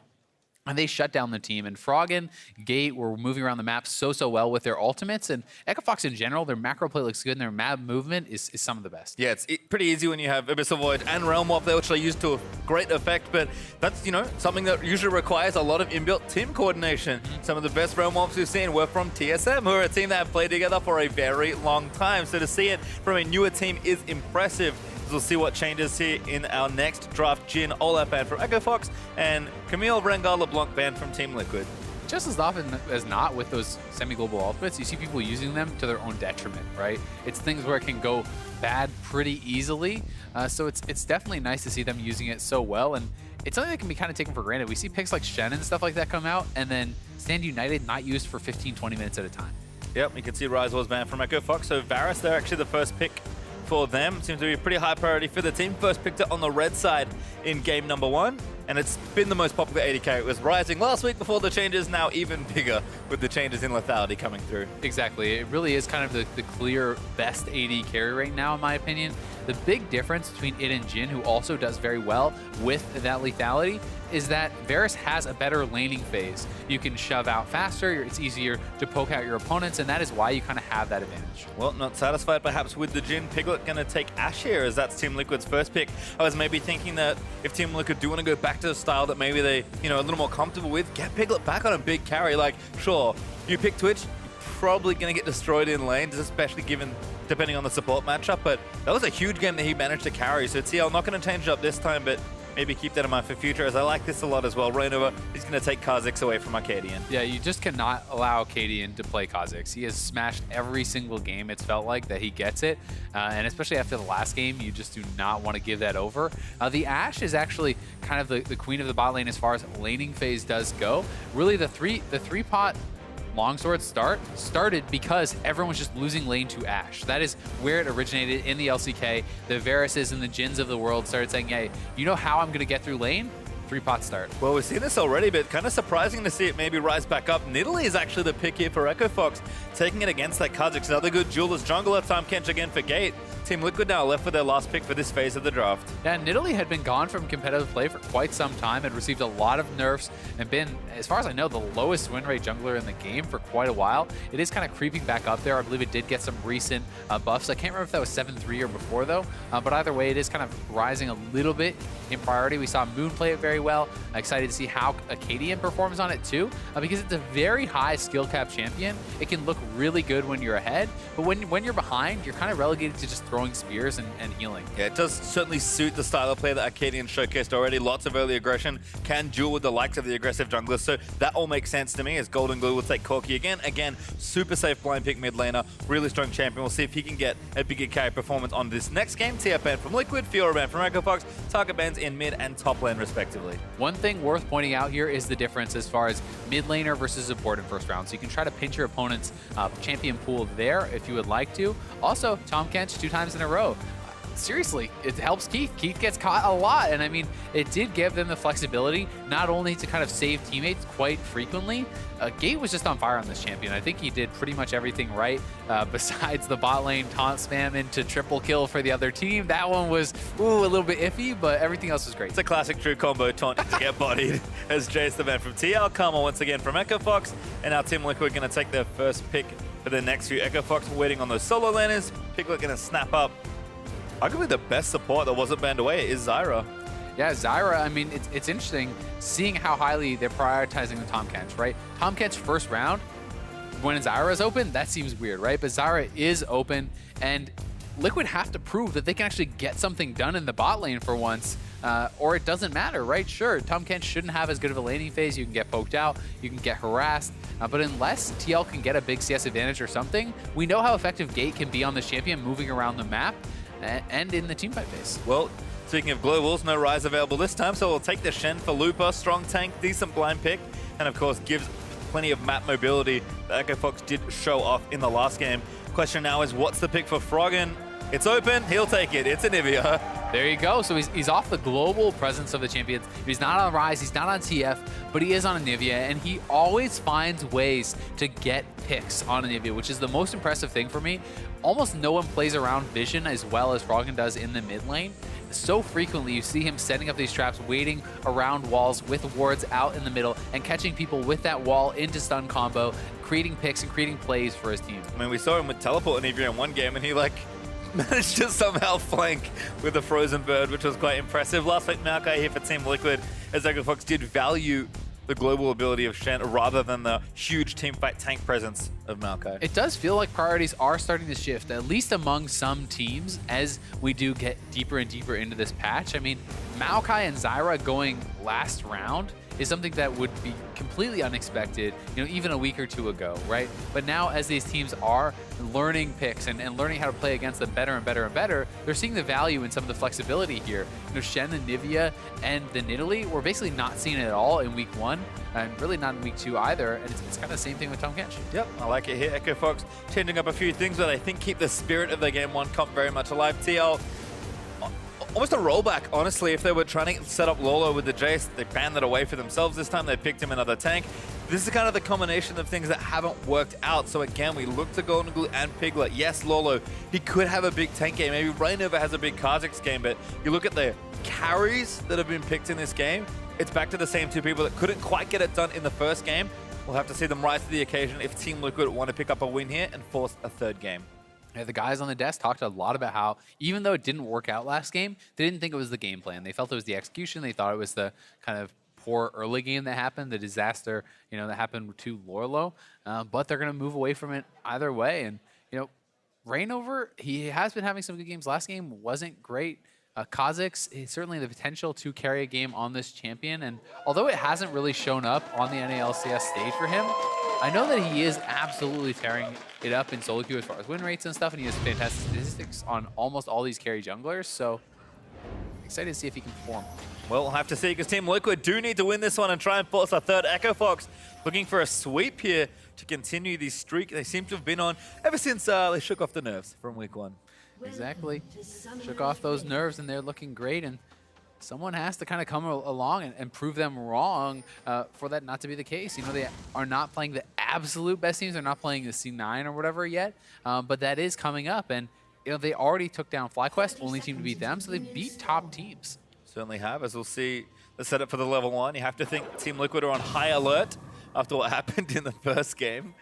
But just a couple spears. I think it's actually trap levels. No, it is spear. So KD was maybe looking for something. But looks like Froggen's going to back away, and Looper's going to go back towards his lane as well. Everyone just fanning out, making sure they don't face check too aggressively. Piglet, kind of standing in the wrong spot, but just some arrows traded back and forth. Matt going to have to get himself away. Skate's going to do some harass, and that'll get the Thunderlord's prog. So nothing much happening there at level 1. The big thing there for Gate, he wanted to clear out the seeds, right? So Matt is trying to hang around and just build up this massive amount of seeds in lane. And Gate is actually now just stomped 4 or 5 of them, right? If you do leave that there, it gives you such an easy push with all those plants. You can get a very quick level 2. If anyone tries to attack into you, you're always going to be able to spawn those up. So it's just a smart little thing that you can do. Yep, I like it there. Bit of optimization from Matt, as a leash actually here for Rainover. Bottom lane going to be a little late to pushing that lane in, but Rainover does get some strong assistance. Yeah, that's Smiles. It's almost a suspiciously huge leash. As far as I'm expecting Rainover to have some sort of path planned around the fact that he got this big of a leash, because he's not even smiting the Gromp. I'm interested to see if he does actually smite the Gromp here. He is getting invaded right now, so yeah, he didn't smite that either. So his plan was actually to meet Acadian at his red with the smite, and perhaps even cheese him out. This could just be something where he's not positive that they're going to invade or not because they put the ward on their red buff. And Acadian has already taken 2 buffs, but Rainover will at least get this. Yeah, I mean, this is nice, kind of odd to see blind vertical jungling. Both junglers seems like they had a plan, but they also clear very quickly. That's one thing Nidalee is really known for, is ripping through the jungle. So Acadian had his plan, but it's just going to be a trade of buffs here. Is Froggen going to eat the early poke there for Golden Glue? Rainover still hasn't smited. Unless our UI is actually bugged here. I'm waiting to see there. Hey. Okay, so he really is just holding on to that. And it kind of does make some sense here if you think about it, because he's clearing all camps that are single target camps. So he's saving the smite for the one that has some AoE, where the isolation does not benefit him as much. So he really has put a lot of thought into this early clear. Pretty clever. Something he was always known for, but Arcadian might actually meet him here. Rainova manages to sneak his way out. Arcadian's going to get the bad news. They're gone. Night. And that's an extra camp for Rainova. Going to get the Scholar Crab as well, so did kind of outpath him there early on, as both junglers, I think, were looking to disrupt the other early, but Raptors are there. Big one gets speared to the face, or the beak, and Arcadian's just going to keep going on. Shouldn't slow Nidalee down too much. Yeah, it's not a big deal. Rainover did get a nice little edge. Didn't see any opportunities to actually turn that into a gank or anything, so he just goes right back to farming, but has taken at least away one additional camp from his opponent, which is always going to be nice. Rainova is a player that's known for being very smart and converting those little edges, so have to watch for a game here as Piglet managed to eat a tower hit. Not really where you want to be, but they are pushing the gate Keith landing, which is good. Tumkench is pretty obnoxious when he's up ahead, and Atsara wants to be pushing whenever possible. Exactly. You want to take away the bush control from him as Rainover goes in, but Arcadian able to hop away. Yeah, again, talked about Italy being pretty good 1v1. Kha'Zix, I think, still the king. So Rainova able to win that duel pretty handily, especially getting the jump on. Arcadian, though, going to clean out that ward, uses the Scry's Bloom to make sure they keep full control of vision. And the plant's been pretty annoying, but Keith and Gate doing what they can, and Gate's just going to absorb as much poke as he can. Keith's staying pretty healthy, which is nice. Yeah, the weird thing here is, okay, great, they've gotten the potions out from Gate, but you know, why were they 5 CS down before this wave when they're the ones pushing in their opponents, right? That's just poor last hitting from Piglet. Just kind of being honest about it. It's something where you should be able to get an advantage from that. You should be up in CS, not down, as there's still a lot of minions here for Keith to collect, and they're even. Yes, it's not a big advantage as far as farm goes, but they should be getting something. Quick sanity check. Plants no longer count, I believe. I'm pretty sure they no longer count in 7.2. That would make sense. That might be a later thing. Maybe. So it looks like the totals aren't getting skewed. We'll have to double check that, though. Sometimes it can get confusing when you're playing on live and something gets changed and then competitive is attached behind. Yep. But if that is the case, it would definitely make sense. Well, Looper and Lolo doing battle, but he's got a friend here, Rainova, hanging out in the brush, looking for something sneaky. And it looks like Rainova's already hit the recall button, so no dice on the early lane gang. Looper, even up in farm, is actually going to be slightly ahead, as Lolo should be TPing back to lane. I imagine Looper will do the same, but going to get an early start on this next wave here as Lolo goes back, buys his potions, control it, and a second Doran's Ring, and is actually walking for now, seeing that Looper's not insta-shoving the wave back towards his turret. Not really sure what that eat up was. Maybe expecting something to come in, but Shen is definitely an incredible last hitter. Just using that Q, you get so much bonus damage. It's so easy to last hit under turret, unless you're really being kind of bullied out and harassed under the turret, which is not something that Maokai can really do, right? Unless you have a massive advantage on this champion, you're not just going to be blasting the Shen. So he's going to be able to pick up that farm and do it quite easily. You can see Keith. It's actually going to watch Piglet. I'm not going to watch them, but Piglet and Matt will go away, which is nice because Gate had to take the early recall because of all the harass. He's refilled his potion though, and does have a Ruby Crystal, so should feel a little healthier. Piglet though gets that BF sword by in. He did start longsword interestingly, so kind of wanted maximum AD. Usually Ash is the one you take it against, and you're still going for that Doran's Blade, but yeah, people are starting to do this anyway, and it's something I'm not really sure which is best. At the end of the day, you're going to get something out of the longsword eventually, right? That could be a Vamp Scepter later on. That could be built into part of your Last Whisper, or if you want to go for Essence Reaver, that can be part of the call field. So there are options that it builds into. It's not as nice as kind of that easy serrated Dark Power Spike that some of the other ADs do get, though. But I like this rotation from TL. Yeah, it's actually even different. They're actually going to recall and go to the top side of the map. Bowler had a way prepping and pushing in, so they're going to actually start to do real damage to this turret. And with no one really joining, and Golden Glue and Rainova coming up, this is a very successful rotation here for Team Liquid. Should be able to take the first initial amount of gold from the turret. And that is kind of the price you can pay about those later backs. We've seen a number of teams now utilizing this really smart rotation on the first buy. Just go up to top lane. It kind of fell out of popularity for a while, and teams aren't really reacting to it, right? They're not in position for it. They don't have the timings correct, and TL going to get that first turret for themselves. Echo Fox We'll get a blue buff in return at least. They're pushing up to their opponent's turret, but TL's just going to stay topside and try to push for the tier 2 now. So Echo Fox needs to respond well. Yeah, someone needs to go over. Looper stranded behind that tier 2 turret. His Team Liquid have just not stopped. Rainova's joining here as well, so it's 4v1 right now. He just has to leave. Okay, it's going to be late. Doesn't have ultimate either. He's bringing only Arcadian as Kate's still working on the bot out. So Team Liquid kind of bamboozling Echo Fox here, able to take a second turret in about as many minutes. Change of plan seems to be working out well. 2 turrets I feel like Echo Fox just thought they were going to back off, but welcome everyone from NALCS 2 who are just joining us in this series. Golden Glue eating some damage there from Froggen.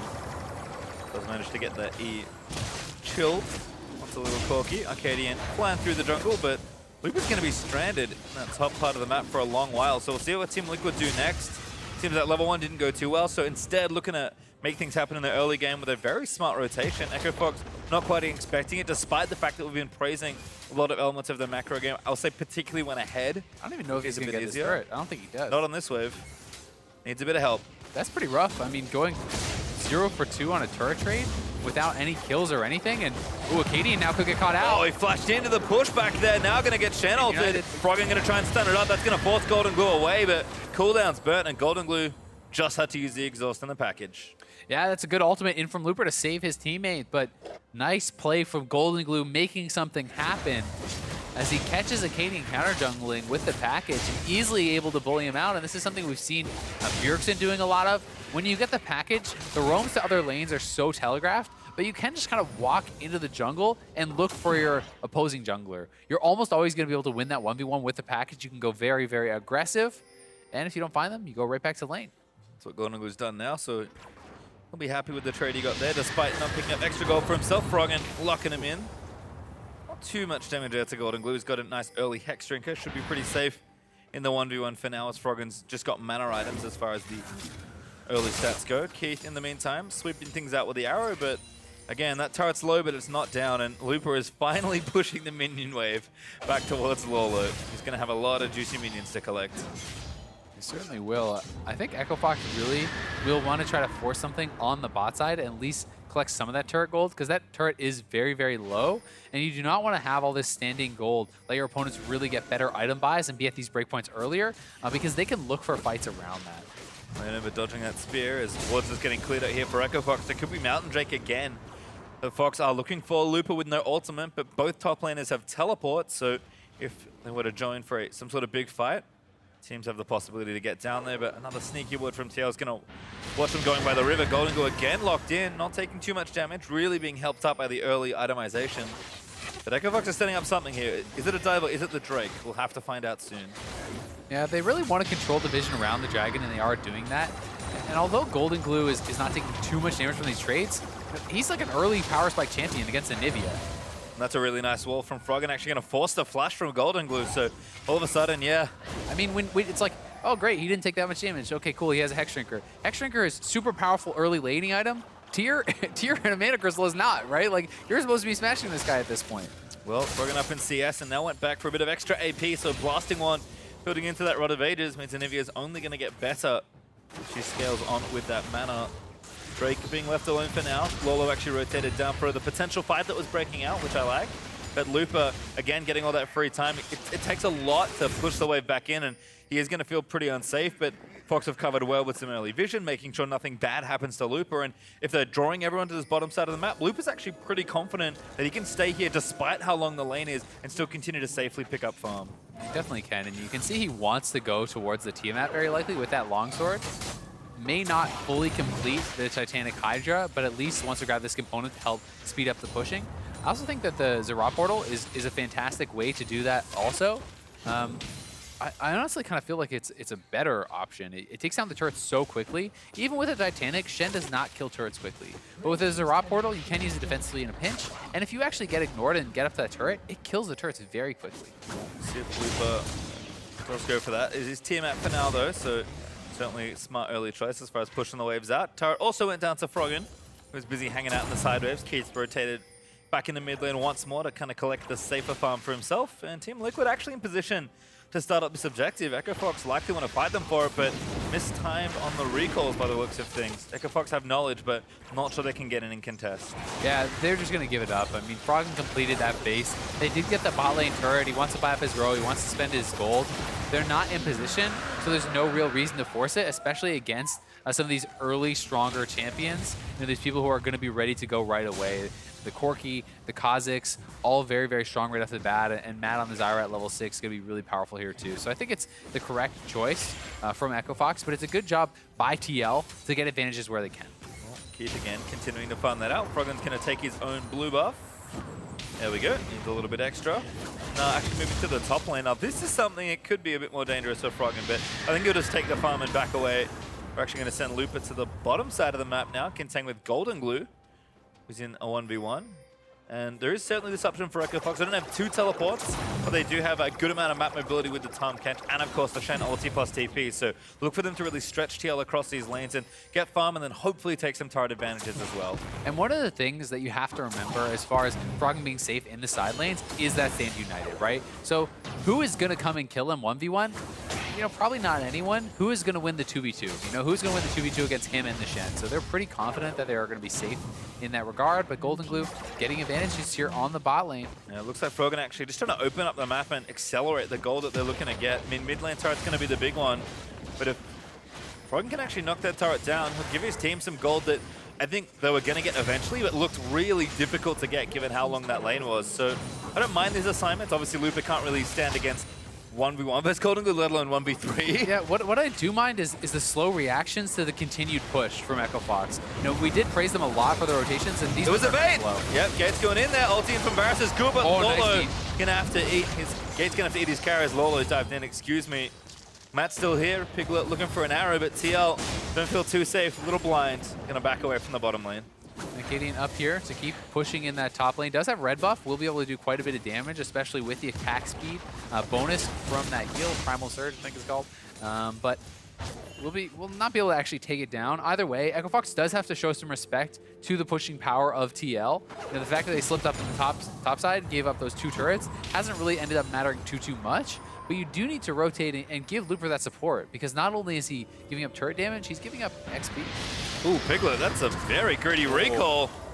Does flush out of the stun, which is good because he would have died otherwise. That's exactly what I'm talking about. Froggen always plays along those walls and looks for these picks, and just even that small play would have zeroed out the AD carry. Might even do a bit more here as they're actually sieging onto the mid lane turret. Wall goes up, poke starts in, Arcadian. Golden Glue's coming down with package, remember. May look for the engage. TP from Lolo, Echo They Fox, want it. I think they know. Now they're going to have to back away a bit more. Golden Glue diving straight in, but Froggen actually almost takes out Matt. Sandy United's going to join in. He's now turned into an egg with a Spirit's Refuge. He's going to keep the egg safe. Lolo, though, looking for the flank, and now they have to be careful. Froggen is going to get snared up, and there's first blood from Piglet. Now Echo Fox have to run back to that turret. Looper, the next one under siege, is forced to flash away.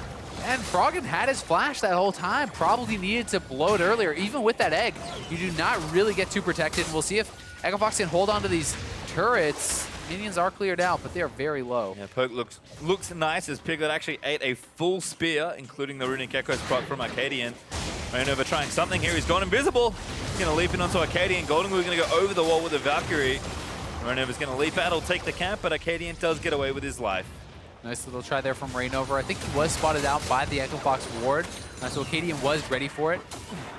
Does not give up his life, but Golden Glue landing some nice poke here. Really is helping to kind of get them an edge as far as pushing in their opponents. See Piglet also getting stronger. Looks like Zeal's on the way with the Essence we've already done. As Froggen moves his way back to the bottom lane again, collecting as much farm as possible.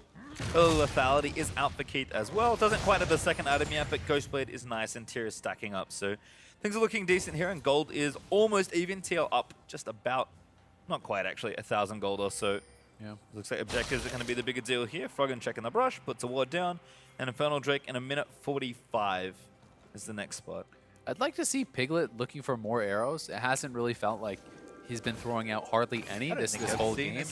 I think he maybe used one in that mid lane team fight, but that's it. And when you're going Essence Reaver, the whole point is basically your arrow. That's like why you have the character. You're building cooldown reduction to be able to spam out your abilities. And and look for those initiations. So I want to see them being proactive with it. Try to look for arrows. I mean, Keith is hanging out here in the mid lane. You hit that arrow, he's just dead. Oh, there's an arrow straight onto Keith. Very nice pick as Piglet gets it. Rainover, though, gonna fall down to Arcadian on the other side of it. Gate snared up. He'll be okay. Sidebar, what was Keith doing? I mean, he just walked up there. Gate wasn't even with him. That's the problem, I'm telling you. Got to make sure Gate's ready to eat him up at all times. That was silly. It was. Well, Keith, it's going to cost him 10 more seconds. But he'll be back out into the rift very soon. Rainover will be up for the next Drake as well, so nothing too massively lost there, as people will reset for the objective, but always funny to watch here. And this mid lane siege, these picks will start to matter here, and Froggen setting up the trap again. He's looking for Piglet. Let's see if he gets it. Stun, not quite. Tries to lead him in, but the wall is good. That should be it, actually, as Piglet is going to fall down. Gate, make sure Arcadian gets in there, but Froggen with a solo kill. Fool me once, shame on you. Hello, Lolo. We're going to start a fight again, but Gate barely gets out. Goes into his soup shield. Ooh, Golden Glue wants the last few rockets. Might need to flash for it. Does go for. Big one's not enough. There's the shield. Ooh, that was enough. That Trinity Force auto does so much damage. Looked like he might be okay with that gray health, but definitely not going to be the case. And this could net them a dragon if they're willing to go for it. But remember, Piglet will not be here. So Echo Fox is converging, but this is going down so fast. Got Looper as well, like Eddie. Just trying for the steal. Just going in for it, but he can't hop over the wall in time. Dragon goes over, so now Fox needs some picks. They find Rainover, they can see the shimmer. Stun is there, and that's a kill, Arcadian. Nice kill there, but it did seem like Echo Fox was not on the same page. I mean, the Shen ult's coming in. Looper's obviously expecting Arcadian jump over that wall to go for the steal and to go aggressive, but he did not do it. Looper caught out, didn't follow his team towards mid lane. He's pretty tanky, he's gonna try and run away, but he's been exhausted. Damage is still there. Looper is actually tanky enough for that to be okay. And Echo Fox make the smart end of the trade. They don't get the Drake, but they'll take the turret. They have given up 2 dragons, but they are pushing in here on mid lane, and TL a little bit slow to respond. Piglet is moving over here. Remember, he still does not have his flash, so if he gets caught out, will be big trouble for him. And just damage there. Wave's going to get cleared out, but TL managed to move the blue minions out from under the turret and keep it a little healthier. Good little push from Echo Fox. I think we're hoping for a pick to try and continue the siege, but not going to get it. Instead, we might just hit some recalls. Control ward's going to go down. And Arcadian going to try and steal away the Raptor camp here as Froggen eats up some honey fruit in a spare moment. He will do it, and Arcadian has farmed pretty well this game, but it's actually Rainover who's still ahead, which is not really what you would expect to see, as Nidalee is such an incredible power farmer. So these two guys have been going pretty even. Difference here you see between Rainover's Kha'Zix and the one from Arcadian last game, he's going to evolve W second, so more about the poke, more about the wave clear, and kind of slows this sort of thing. Than actually, going in for those assassinations. And I think both with the build and the position he has in this game where he's not so ahead, it makes sense. Well, turrets are even as Piglet's going to spot 3 members of Echo Fox trying to find a pick on him. That would have been the 3rd straight time. I mean, he got caught by it that time. It's Golden Glue top side now with the package, can rejoin pretty quickly, as he's just going to ride this wave in and try and get some pressure happening. Looper doing the same thing on the bottom side, but Lolo is actually going to tangle with those minions. Stuns up the poor crab. He's going to get his team that bit of extra vision. And I mean, 1,000 gold up now for Echo Fox. In fact, significantly less than that as I check back up, only 600 ahead. And with those 2 Drakes up for TL, feels like they're holding the effective gold lead here. This game is much closer than game number 1. And TL, I think they've put the power they need it to be. And again, it will just be about how they executed the team. If they thought last game was kind of just an execution error, then they need to execute a little better. Piglet swinging a miss on that arrow. Golden Glue, though, was set up as well. Yeah, Piglet and Golden Glue are in a position to carry here once more, right? Right back to kind of where we were last game, and it is execution. You have these guys on champions that can take over games, that can really carry the team fights, and you also have the protection in the front line of that Maokai to kind of help you to do it. And now they just have to be able to execute. But that said, Lorlo is actually really far behind in farm, like surprisingly far behind. It's not like he's been dying. It's not like he's really been getting focused heavily, but partly because they've been making these kind of 4 or 5 man rotations where Maokai has never gifted any of that farm. He is down quite a lot and won't necessarily be that insanely tanky wall you're used to seeing. Yeah, not for a little while at least as Froggen gets exhausted. Matt Snipe with a chain of corruption. That's going to be a kill. Froggen collects that one. And it's just Echo Fox finding picks and trying to convert into objectives. I wonder if it is Froggen catching him out again. I mean, Keith did shoot out the Chains of Corruption, so not sure which actually initiated that pick. Either way, good one from Echo Fox. They're going to look to try to control vision around the Baron. start to set this up and look for even more baits and kind of vision control. Ooh, arrow hits Froggen. Wall does not quite tag Rain over. DB coming in from Lorlo. They're looking for a fight here. All right, they're going to try it. Froggen is going to ride in with Shen. Those Stands United going to complete. They're after Pickle. They want it. Spear's not going to land. Rainover's going to eat some poke. Golden Glue trying to fire back with some missiles of his own. I can now see Lolo going to have to be a little careful. TL really going to dive deep for this one. Golden Glue finds a couple of squishies with a bit of poke there. The big one lands, flash on onto Golden Glue. The Spirit's Refuge is there. Froggen tries to find the re-snipe, but he doesn't quite get it. Now Gate going to have to eat up Looper. The Echo Fox need to run away. The poke is just back and forth. Matt flashes in. Nice root. Stranglethorns. Rainover looking back in again as Froggen turned into an egg. He'll be slain as that's 2 kills for nothing. Echo Fox hung around a little bit too long there, and then Looper flashing forward with everyone low on health seemed way too aggressive, and TL may be able to get somewhat of an advantage off this. Keith. Oh, Lorlo wants it. He's gonna go for it. There's the flash. Rudy flashes back for it though. Keith's still gonna die to Piglet. The volley's enough for Arcadian. Oh, he wanted to be a hero, but he gets taken out instead. Everyone is so low on TL, but none of them go down. It's a 4-for-0 for Team Liquid. That's exactly what they needed to try to snowball this game, and it looks like they're pinging onto the Baron. They want to go for it. They are very low on health, but they have Lorlo to tank. It's really just Gate and this is theirs. Looper, sorry, who's now respawned. I mean, there's the TP in. Looper's going to try for something, but he can't even steal this. He's going to go into the pit and maybe just get himself killed. Wards instead and sees the bad news. TL secure Baron.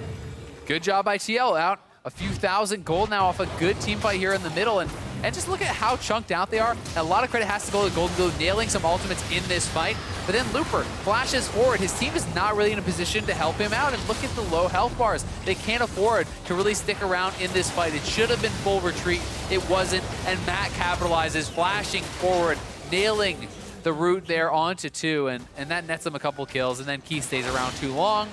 Gets caught by the flash, twisted advance from Lorlo, and he goes down as well. Well, it's a couple thousand gold there for TL. We'll see if they can extend that lead significantly with the Baron, or if Echo Fox will be able to stymie that pressure. Drake is up in 13 seconds, and Echo Fox currently have a window. Looper going to get arrowed up. They're going to go for it. Gate getting taken down as well. He eats one, but that's not enough. He's now going to get snared as Golden Glue gets another. Looper knocked up with the Stranglethorns on the back end after being devoured.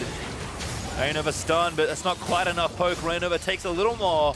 Chain of Corruption hits Golden Glue and Matt, but fight's gonna just kind of wither out there. And TL looking to take the Drake. Arcadian and Keith actually landing a lot of poke, and this can enable them to go for the fight. They are going to go now. Arcadian's going to leap in. No, not quite. Need to cut somebody off. Froggen needs a big wall here. Or that needs to happen. Wall looking for it. Stun, not quite. Golden Glue Valkyrie's out of the way. Echo Fox is going to try and take the Infernal Drake away instead. They really need to even these up, and they will be able to. That was really well played from Keith and Arcadian there, nailing a lot of poke, enabling them to push TL out of the fight and getting that Infernal back. Piglet, you're crazy! Actually, Blast Coned over to try and take out Looper. Arcadian's not going to chase him down. Piglet, a bit smarter than that. It's not going to keep the chase up, but very bloodthirsty for Piglet this game. 4-1-2 already, looking to really step up and be the carry. Yeah, so far so good. Golden Glue and Piglet have been performing. Golden Glue really has been good at threading those rockets back onto the squishies in the team fights, and needs to continue having this level of performance because this is a team that really can stall out and scale up very heavily. Nivea is famous for having those really long games where you just stall out forever. Yep, spear gonna miss for Arcadian. Turret's gonna fall, and Team Liquid now 5,000 gold ahead, and maybe growing as they're actually assaulting the bottom lane tier 2 as well. Echo Fox playing defensively, trying to get picks where they can, but you're really at the mercy of the team with the Baron buff, and Team Liquid playing very well from ahead at this stage as Golden Glue package his way out towards the red buff. Probably just running out. It's going to take the buff for himself as well. Team Liquid take full control of this bottom side of the map, and now going to reset, maybe try and push down that top side, which is got a big wave of minions and still an inhibitor turret to hit, because they lost 2 turrets very early in this game, did old Echo Fox. They definitely did, and they took out every outer now, really extending that gold lead, and we're kind of seeing the struggles of Nidalee from behind, right? What is Arcadian really doing here besides just throwing the occasional spear? Gate snared up, arrow's going to land in, Looper finds Lolo though. Spirit's Refuge not blocking quite enough, and now he's going to be squishy. Gate eats him up, that should get him out to safety, but tank is low, support is low, Snipe's not there from the missiles. Golden Glue though stunned up by Froggen, means he's almost going to go down. Huge hero play there from the Anivia, and Golden Glue is a little too far forward. It's the poke, it really is what is keeping Echo Fox into this game.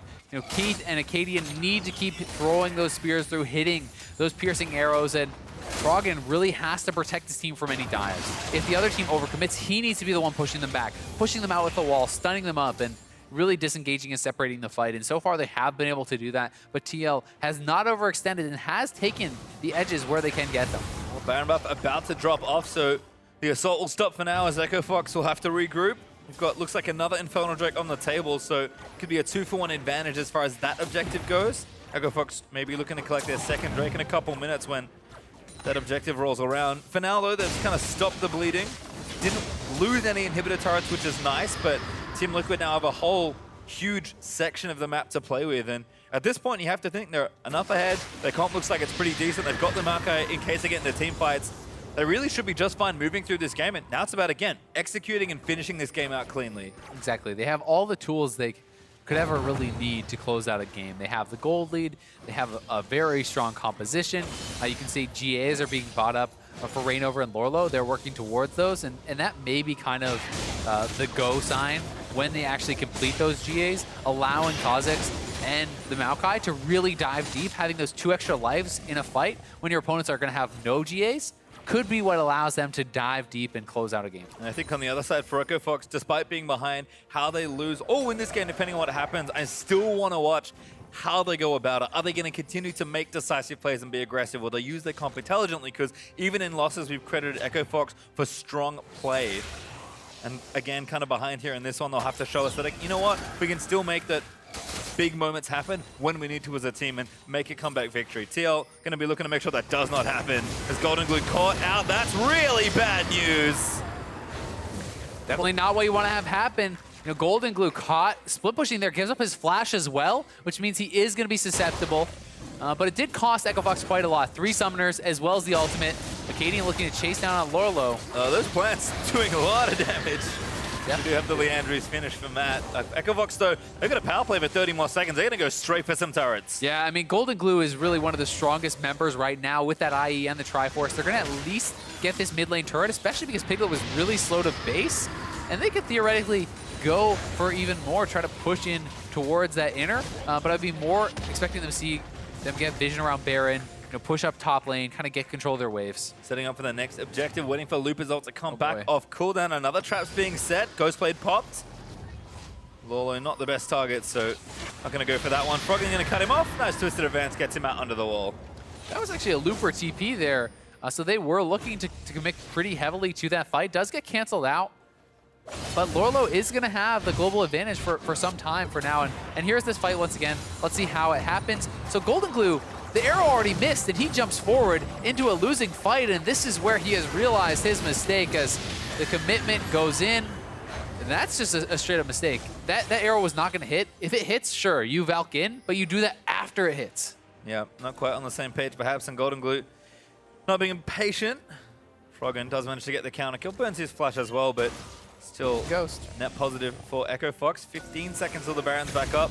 Looper's ultimate's going to take a little while longer. It was 80 seconds until it was back up when that replay started. So he's going to have to wait a little while longer, but shouldn't be too much further. In fact, he's sticking with his team because they know they really just want to threaten the Baron. It's up now, so Echo Fox might just try and make that big decisive play.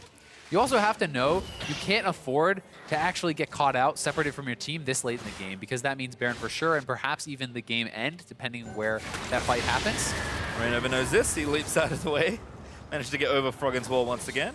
And those GAs are completed on the Team Liquid side, so feeling a little bit better about maybe getting picked off. And Team Liquid, again, if they're going to have that one big fight to close out the game, it's kind of approaching right now. It certainly is, and with the Infernal Dragon coming up, does Echo Fox have the confidence to actually challenge for this into the 2 GAs? It looks like their option is to threaten the Baron, but I think that the Infernal is going to be gone too fast. I don't actually think they can get anything here. More Infernal going to stay for Reignover, and Echo Fox don't have Scuttlecrab vision, so that's going to be double Infernal now for Team Liquid.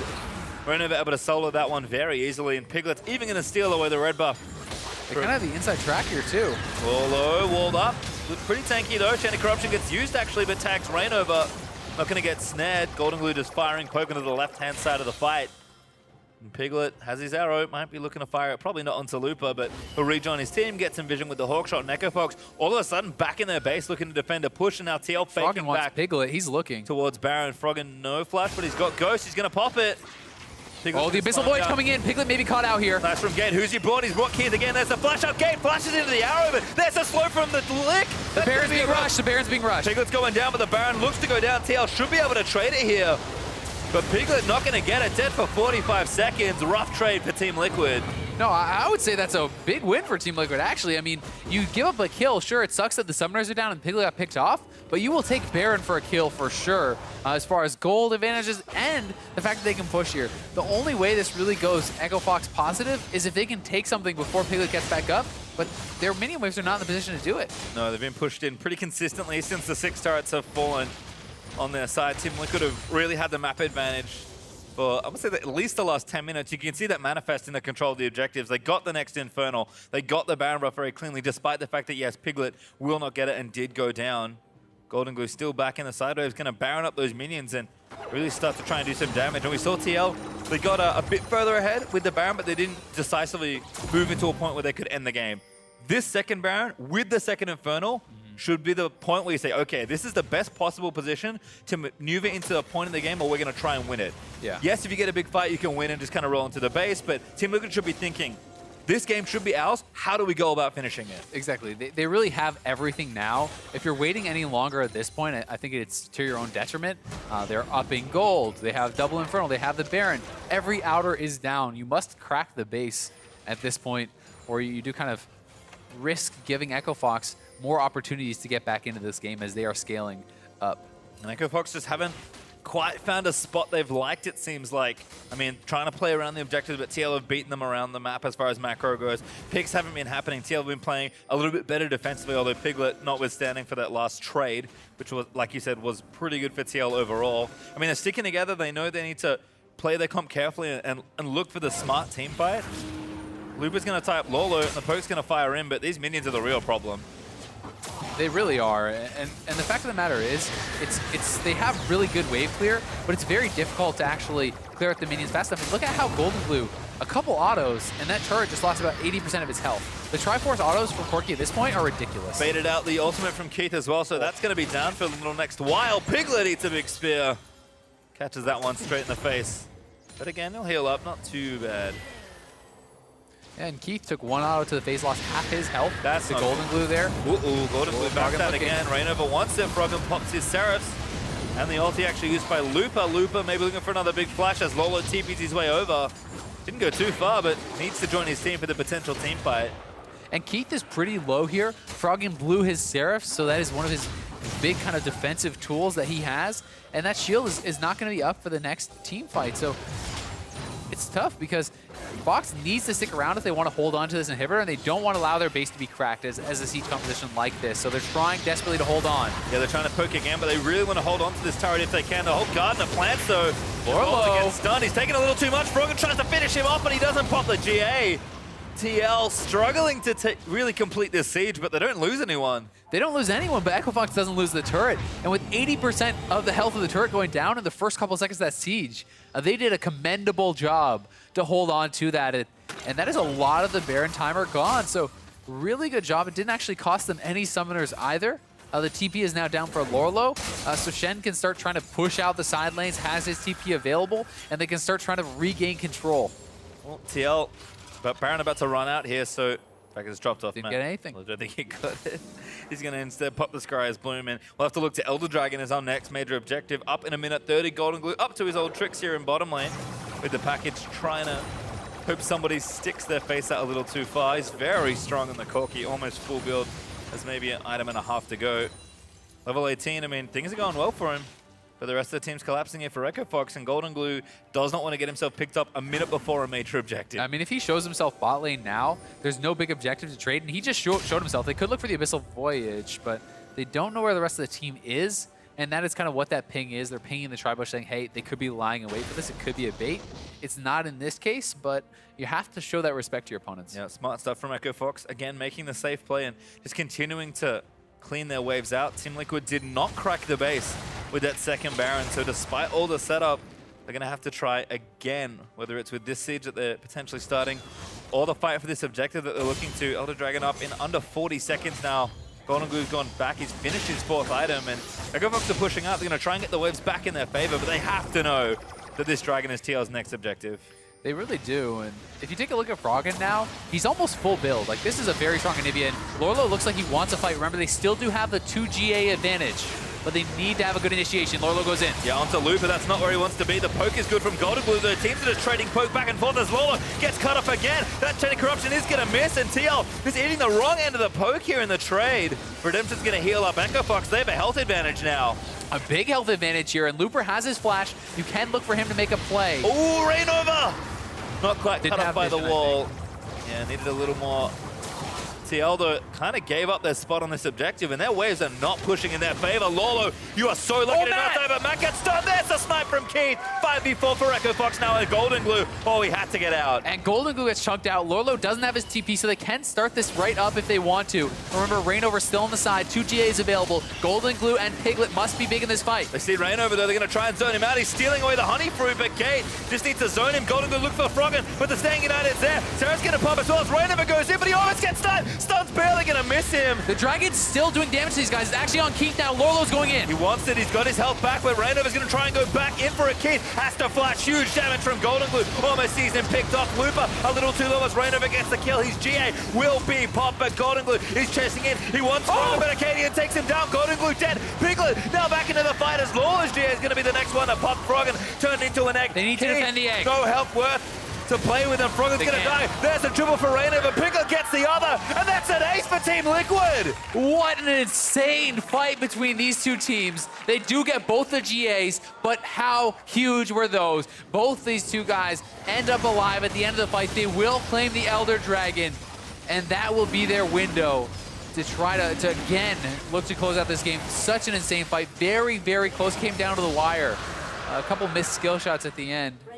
Kind of hurt Echo Fox. Preparation rewards them, though. They won't lose too much here, but let's watch this again. And nice arrow does start out onto Froggen. And part of the problem here is that Echo Fox is tanking this Elder Dragon for so long. At which point do you stop doing this? Look at Keith. He takes 1 shots. He takes 2 shots. He takes 3 shots from the Elder Dragon. That was 30-40% of his health gone there, which really was a big mistake. They needed to move off that Dragon earlier in the fight.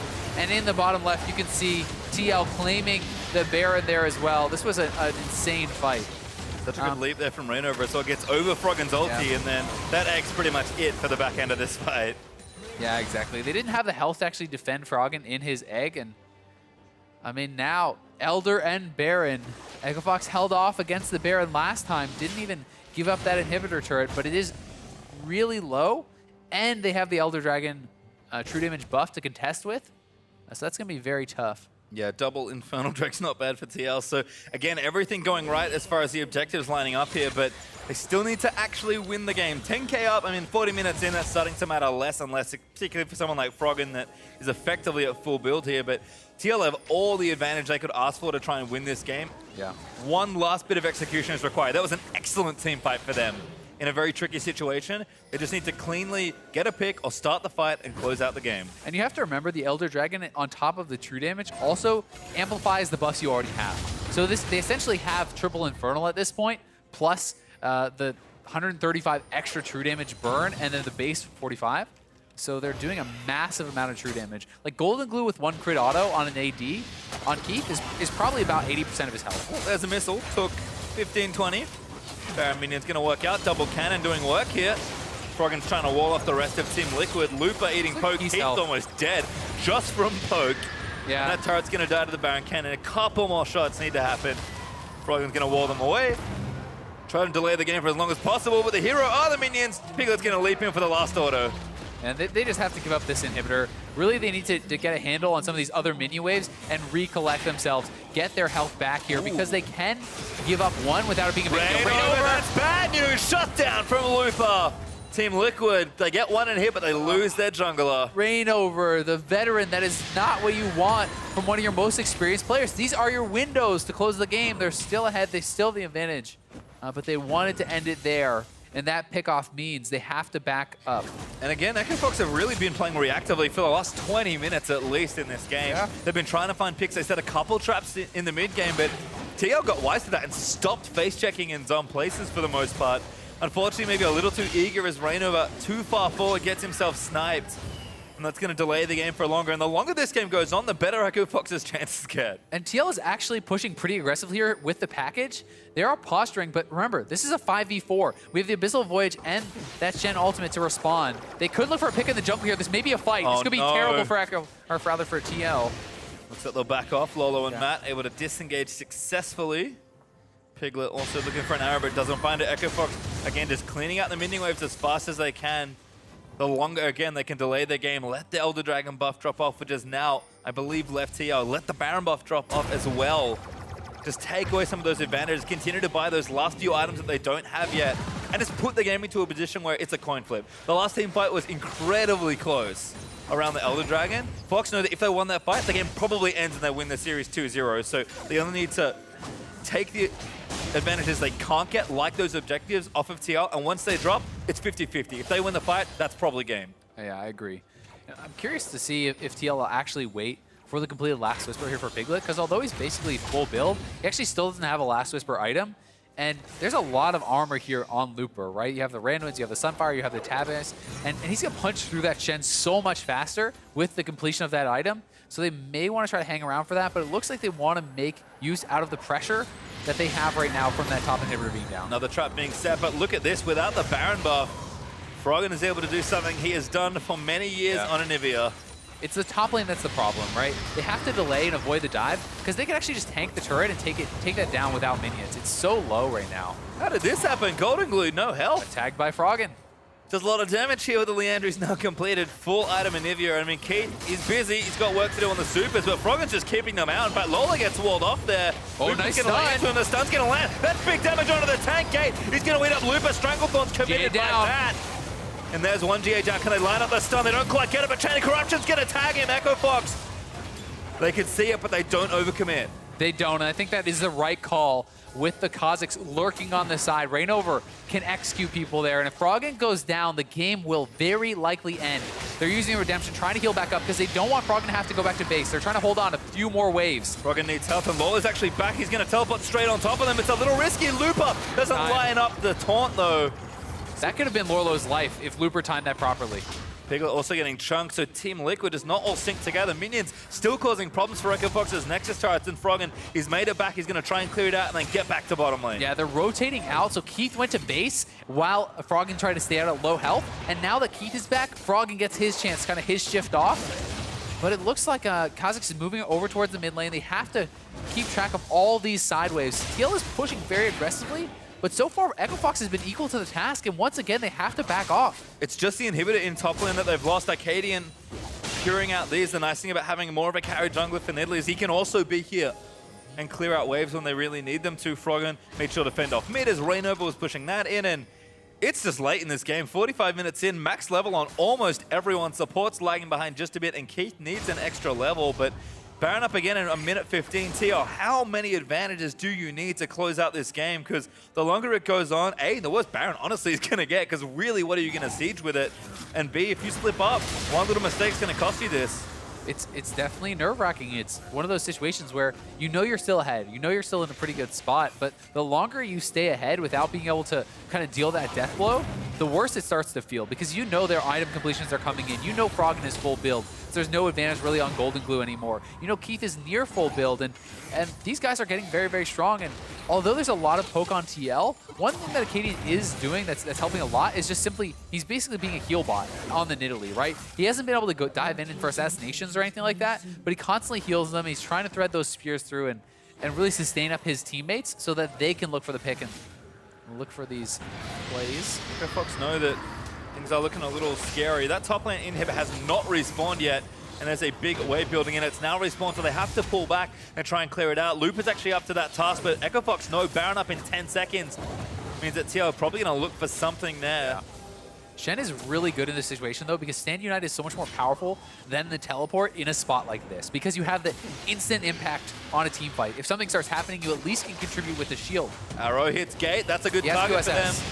Doesn't have to use it, though. It's pretty tanky as well on the Tahm Kench. TL again firing poke wave at gate. He's healing back up. They're going to push creeps back in, and Looper is getting those minions where they need to be, which is out of the base. And Reignover caught a bit again. Damage is there, but pretty tanky there for Reignover as well. And Echo Fox, now the inside track on mid lane. Looper can join at any time. The Team Liquid have to rotate carefully around these objectives. Very calm play from Echo Fox, not pulling the trigger on Stand United or even the QSS, right? They know they're okay in this situation. They feel like if there's a commitment onto gate, Stand United can come through, and if too many cooldowns are blown on the tanky support, they will win the fight. So they don't blow anything. They get the minion waves pushing, and Lorlo's caught. He has no GA. Oh, he does. He does the GK. That's good. Now Looper's going to join back in again. No overcommitment. They've spotted Piglet. Whoa, that looks very unsafe. Golden Glue also maybe caught Froggen. He wants to secure the kill. He's not going to quite land the stun. Arcadian fighting Rainover and Piglet, but Piglet and Rainover are winning. Spirit's Refuge from Looper as the tank. But the rest of the team is coming. Here comes Gate. Rainover flips his way out, and Piglet's caught in enemy territory. Golden Glue tries to make the big play, but he can't kill Keith. They're trying to hunt down Piglet. Piglet is starting the recall, and TL is trying to harass these guys as they come through. Froggen looks for Rainover, does get a bit Will they of find him? He's going to try to kill Keith. Now they know Keith is dead, but they're going to flash in onto him. It could be a trade for AD carries. Gate eats him and shuts him down. But still, Golden Glue, no package now. They are looking, and the minion waves are pushing in the bot side. They get a turret for Echo Fox. This gold lead now matters basically not at all. Everyone is essentially capped out of items, generally at 80k. TL's making a super risky call. They're going Baron. Don't even know if they could get it safely that they'd want Even if they can they win the fight after? I don't know. Arcadian's here. They're going to go in for it. Stranglethorns finds one after the root. Lawler gets in there. Baron goes over to Team Liquid, but they can't do it. Oh my god, Froggen reads it like a book after the Falcon Rainover. He's got the GA, but for how much longer? Stun lands again. It is heartbreaking for Team Liquid. And look at the bottom lane. The inhibitor turret is going down. If Rainover dies here, they could just rotate bot, and they could be the ones looking to close it out. These dead members are so long. Arcadian tracks him and shuts him down. 2-3 dead for Team Liquid. Piglet up in 15, a minute on Rainover. And 45 on Golden Glue. Let's watch this one again. Overreaching by TL. They're getting desperate. They can't close out the game. You have to track Golden Glue in this fight. Valks in aggressively right into the stun that Matt is flashing out of. He does not track the Anivia stun, gets nailed by, and that decides the fight because their AD carry is already down. He knows he may have just cost his team the game. And that's rough. Golden Glue. It's been such a rough start for TL overall, and you can see it all in his face. Lola getting caught out again. Good twisted event. Soldiers the first bit of CP, Piglet is but here. not the next one. Piglet firing arrows in, but Looper is very, very tanky. Keith not here as Echo Fox are still pushing forward. Maybe a bit too much, trying to catch him out. Wall out there as Piglet still trying to take down Looper. The shed, he's getting low. Now the GA is going to get popped. Piglet forced to QSS. Looper's going to revive. Lolo's going to revive. Lolo, he's not going to live. Piglet almost gets chunked back. Piglet's down! Slapped him down with a piercing arrow. Oh no. And Echo Fox have minion waves where they need them. That is just a disaster. It's so tough, and you know Team Liquid, the hardest thing about this game isn't the advantage they had. It isn't how tight it's been. It isn't how tense the whole game feels. It's that losing a game like this, that a team that is already down stifles your momentum so much. This game is so much easier for TL to win if their season started better, I guarantee you. I know, I really agree. I think a lot of it is the mental composure, the worry, knowing that you keep losing these series, you keep losing these games. It's always in the back of your head in these games and in these team fights, and sometimes it makes the players overreach, try to do a little bit too much, and you see the strength of the poke coming through. Even though Piglet is in a great position in the back, such good play between Looper and Gate, you know, eating up Looper after he nails the taunt, kind of keeping him on the edge. Well, Lorlo is constantly walled in, and Piglet wants to take down the tank. He had so much time to do it, but he can't get in range, and he gets sniped out by Keith and Acadian. Well, the good news is that we will have at least one more exchange before the game ends. Echo Fox did not try and end despite their death timers. They took the Elder Dragon instead. It's not a huge buff, but it's definitely good to take away from Team Liquid, and it will help in the next fight. And it was probably the safe call to make, right? I got a little bit excited, thought they were going to go for it. But with Golden Glue alive and all their health bars at like 10-15%, that is how you can throw a game. So they make the safe call. And while it's not, you know, the 3 dragon damage, you still have 90 true damage on each hit. With the Varus and the Nidalee, if you hit spears on squishies, it's a lot of extra damage. These guys are already pumping out massive amounts of DPS. I mean, Keith is full build now, so is Frog and Aldemar. We'll see how this siege works out. Baron actually still up on TL, so it's a bit tricky to push through these minions. Baron isn't going to last that much longer, though. And Echo Fox at least have the bottom wave prepped. Looks like top might be for TL's favor there. Definitely is. Could see a race between the minions, but Echo Fox might just say, you know what, we've got this wave pushing. Let's just try and finish this off again. One little mistake will cost the team this game. And Froggen even swapping out some items, does have the death cap now here, so wants to have that super powerful 6-item completion.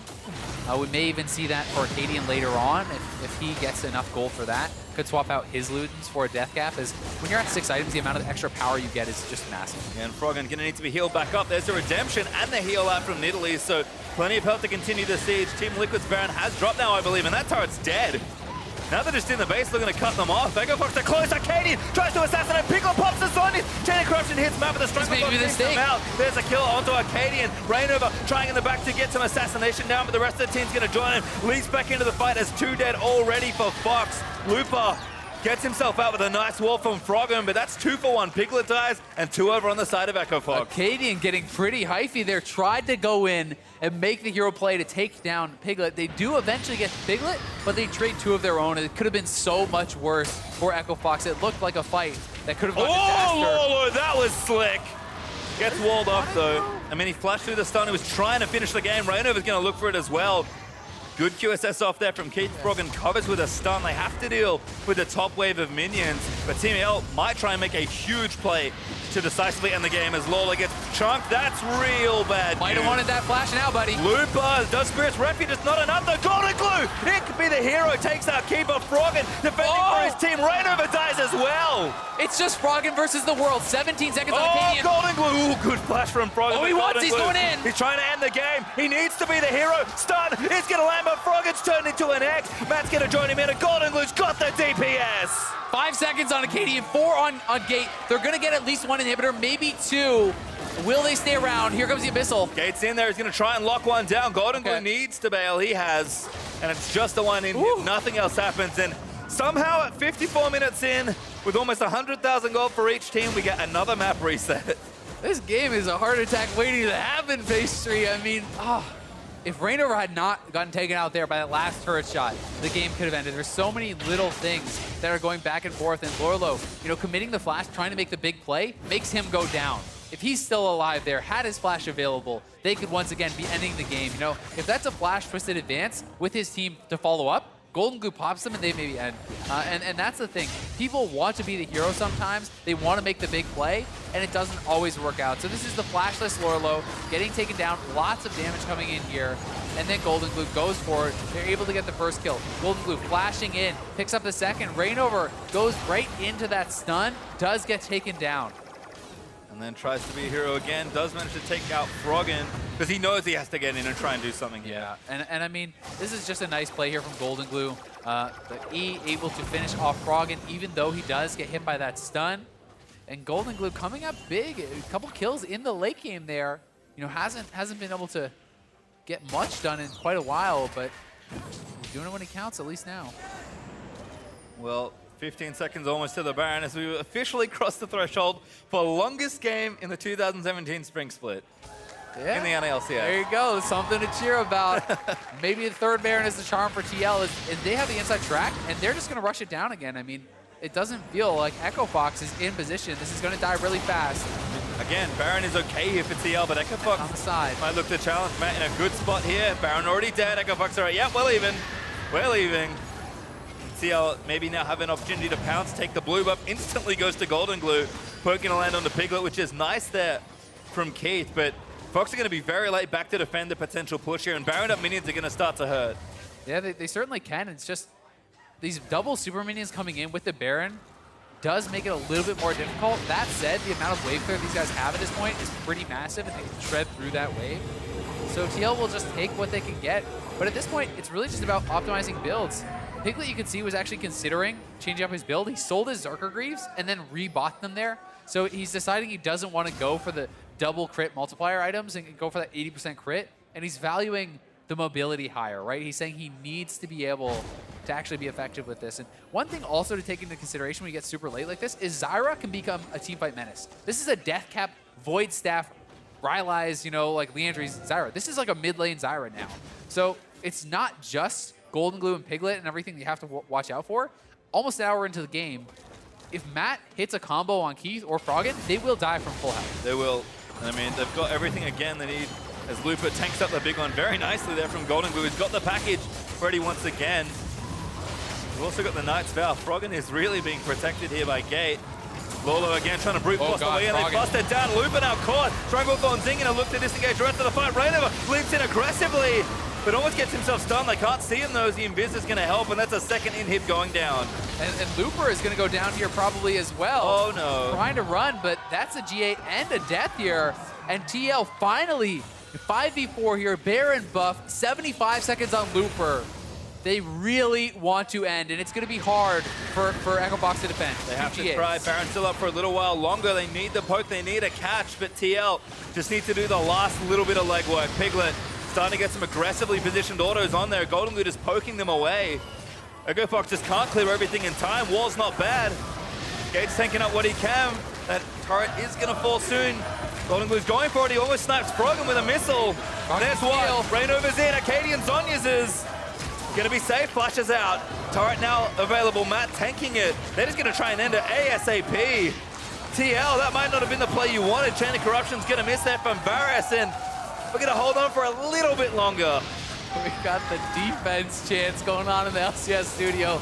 People wanted this game to go longer. Lorlo seeping back in. Edge of Night good for Rainover. Blocks that Q that would have killed him. Gate trying to take it up. Froggen. This looks like a little too much damage. Golden Glue taking the turret, but it does fall down. Next is open team Liquid. Gonna force a third game. Almost an hour in. Third Baron buff is the charm for Team Liquid. They finally close out a game here. Are able to take down Echo Fox, but that was a tough one. Echo Fox fighting tooth and nail all the way to the bitter end.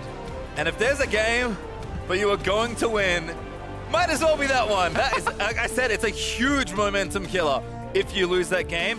For Echo Fox, they already had a game. They'll play a third. Yes, it's tiring to play such a long game, but they've already started winning. They've been in these situations before. They've won 2-1 already here. TL have had disastrous results. So even though it's not a series win yet, winning that game means so much to Team Liquid, because now they come into this third one with renewed confidence, renewed faith in themselves, and we should see a change here. Even if they end up losing the series overall, they can say at least we won this game. Because again, if they lost that one, it just felt like everything would have shattered. Yeah, it really would have been just absolutely heartbreaking, where they've had pretty much every single advantage that you could ask for to end a game. Massive gold leads, 3 Baron buffs, Elder Dragon as well. So they had everything they needed to close the game. They really struggled to do it. They finally did at the very end. But there's so many inflection points in this game throughout an almost 1 hour victory, where it could have gone either way. Acadian diving into the base, getting picked off. Mistakes from TL. Rainover earlier diving into the base, right? Could have ended many, many times. Yeah, and again, not the cleanest game, but certainly a win there for TL. So for a deeper dive on that one, we're going to hand it off to Freak and the analysts. Well, thank you very much, guys. Liquid, congratulations on their Game 2 win. And I got to say, this Liquid victory was exemplary of what we expect from NALCS. Clean, crisp shot calling with no mistakes. Mistake-free. For the first 23 minutes. Mostly, at least mostly. I mean, I'm overstating it.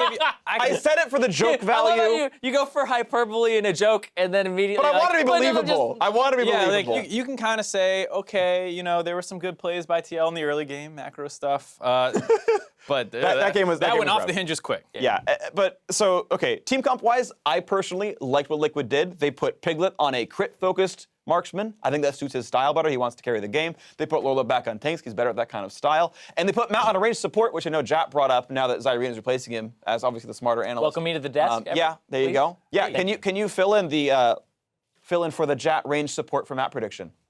No, but I think he's better at the range supports because you play with Piglet and protect him. I don't know what Jat said, so I can't speak for him, but I actually do think he plays a little bit better on them with disengage being his main priority as opposed to engage. And touching on the Echo Fox side of it, the fact that they took the Nidalee and the Tahm Kench in the first round of the draft was kind of surprising. I know the Tahm Kench was more a reaction to the Ashe, but you're basically saying pick a strong laning. Yeah, pick a strong laning support, you'll crush us. And then, Acadian just didn't look like himself on the Nidalee. It's his first time on it. We saw Moon do pretty well on it, so I don't think it's fair to say it's just a terrible pick, but he definitely didn't look like himself. Yeah, I think his lanes don't really have as much dependable CC that you would really play. You could just substitute that for a Graves, which he has done in the past, and you're like, okay, well, I'd really want Maokai top for a point and click, then the follow-up, right? So the fact that he played the Nidalee there is a little bit confusing to me because I think the Graves pretty much would have just done a lot of the same. Yeah, and it's not like they're hurting for a magic damage jungler. They've got a Nivea in the mid lane going to do just fine, So I agree, a little bit strange stuff there. I want to talk about the stuff that Liquid did do well, though, because I don't think I was entirely unreasonable saying the first 23 minutes were solid for them. We start 6-7 minutes in. They do the really, really nice get a BF sword, send your dual lane top side, and Liquid just has to leave this turret. And Liquid ended up getting 2 turrets off this play. Right, it's a pretty common play in a sense that you can always do this kind of swap off the BF sword and start pushing. What's surprising is the fact that TL did it, not necessarily known for a team that wants to start making macro plays right away, especially with Piglet, who is more of a lane-dominating carry. So I think as kind of a change-up, this works really well, and especially against the Varus, who's stuck on double longsword, has no chance of matching this push. Yeah, and this goes back to what we were talking about, where you pick Tahm Kench, you go, hey, free lane bottom, and that's exactly what they did, is they picked a lane with a support like Zyra that would punish that. You get priority bottom lane. Then they went top before there was priority for the Shen, who will get it after he gets Tiamat, and he gets 1 item behind that. So the Maokai was already just wave clearing faster, pushes the Shen out of the lane, and so they had the pushing bottom. Instead of getting that turret, they rotate it top for the easier push, and they get 2 out of it. Yeah, I just want to underscore, like, if you want to play this kind of thing at home, you need to have priority in your bottom lane so that you can not only recall first, but choose when you recall, so that you say, yep, you're stuck on a turret, you're wave clearing 20 seconds longer than we are, we got to choose the BF sword timing, and now we're here. And you literally cannot be there in time. It's actually impossible on the receiving end of that for Echo Fox, so just a well-orchestrated play by Liquid, and that turned into eventually to a pretty crisp Baron call as well, which is quite solid. Right. Which one? Which one? The first one off a good team fight. This is actually great tanking by Lorlo. It can be really tempting here when you see this opening to go onto one of the carries, but he actually holds his W the whole time, zones, and then W's back onto the tank. Obviously, the Tahm Kench is able to eat him and make that play not quite as strong, but the fact that if he W's in there and blows that, he might end up stuck in the enemy team, and it just sets the rest of Team Liquid up to go and follow up on the fact that he was able to tank so much damage when initially Shen went in. Yeah, and that was a 4-on-5. Remember, Matt had been picked off previously. As soon as he shows up to the fight, flash, grasping root, gets 3 people in there, and then Lorlo with the flash from the root actually gets Keith's flash as well. If he was looking at that play, he should have flashed earlier that Acadian just tried to get something back for that. But I do want to touch on the point that you said about the W, using it on the closest person as Maokai. It's so tempting to do, but the fact that he didn't use it caused the pressure, because you saw Nivea walk up, go like, okay, I can't actually walk up. You have to respect it. So the unused ability caused more pressure than if he had actually used it. Yeah, the problem is, though, after that Baron, you saw just how much Team Liquid struggled to actually close the game out versus the pretty heavy poke comp on the side of Echo Fox. And I mean, that game took forever, a 12K gold lead at 40 minutes. You should really be able to close that out, but they just struggled the entire time, and there were questionable decisions by both teams constantly over the course of this game. Definitely agree. There were a lot of individuals getting picked off for no reason. There's Keith face taking arrow alone in the mid lane past the river. There's Piglet getting sniped off. Piglet flanking. Going for the 1v5 Ash flank to trade with Keith. I mean, you have map advantage. I know, right? And a lot of it we were asking, like, hey, who's going to throw this game first? Who's going to get picked off? Because these players have this tendency, a bunch of squishies, a bunch of pick-off, and we kept seeing that happen. There were some good moments. You had, for example, Piglet out-damaged Keith on an auto attacker compared to a poke champion like Varus. That's pretty impressive. You had Golden Glue doing most damage in the game overall. Again, like, you're seeing sometimes these individuals actually put in good performances. Just like in Game 1, Piglet and Golden Glue had solid performances. In general gameplay. Right, and I think it's a little combination of Piglet and Lorlo. I think Lorlo did a really good job tanking, and Piglet was actually positioning really aggressive, constantly in team fights, always like hitting turrets, and sometimes it was a little too much. Yeah. But I think the fact that he was willing to get a lot of damage in helped a ton with how their team fights ended up going. Exactly, yeah. Piglet contributing a lot in the damage, but I also think, like you were saying, Freak, everybody kind of had an oopsie moment. We saw like Golden Glue Valkyrieing forward, getting hit by an Nvidia Q, stunned, dead. We've seen Keith walk forward. We've seen pretty much everybody make a big mistake at some point in that game. And I think that if this is the game 3, everybody has nerves. They've been playing for at least 2 hours now. Yeah. Like, we'll see more of those mistakes. Yeah, you hope they don't get too badly fatigued, but we got to talk about player of the game. Lorlo getting it in the top lane, I think well-deserved on his part. The Maokai did very well, tanked it up, and he was a lot of the rock that kept the team fights together. We showed one of his team fights earlier, but solid the whole game through, I feel. There were a lot of times where he had his GA up and he would just keep tanking, and sometimes even get out with the GA alive. And so when you're playing that single tank kind of comp that they have, it's super important that you don't go down really early as the only tank available for your team. Yeah, I think that's the cool thing as well, because he's in charge of the engage, he's in charge of the zoning and getting to the back line or taking care of the front line, whereas Matt, on the range support, he's in charge of disengage, where we've seen some issues where Matt's the one who has to pull the trigger, and in the past, Lorlo has had kind of nerves or uncertainty in whether or not he should go in, and that was a good game for him to kind of display, you know, even if it's 50-minute game, if I screw this up, game's over, he had confidence in himself. Yeah, so pretty solid performance overall. The game at least did go Liquid's way, so we have a Game 3 coming up. Echo Fox and Liquid going to do battle one more time. So that one more game is going to be coming up after a short break. Game 3, Liquid versus Echo Fox. Stay tuned.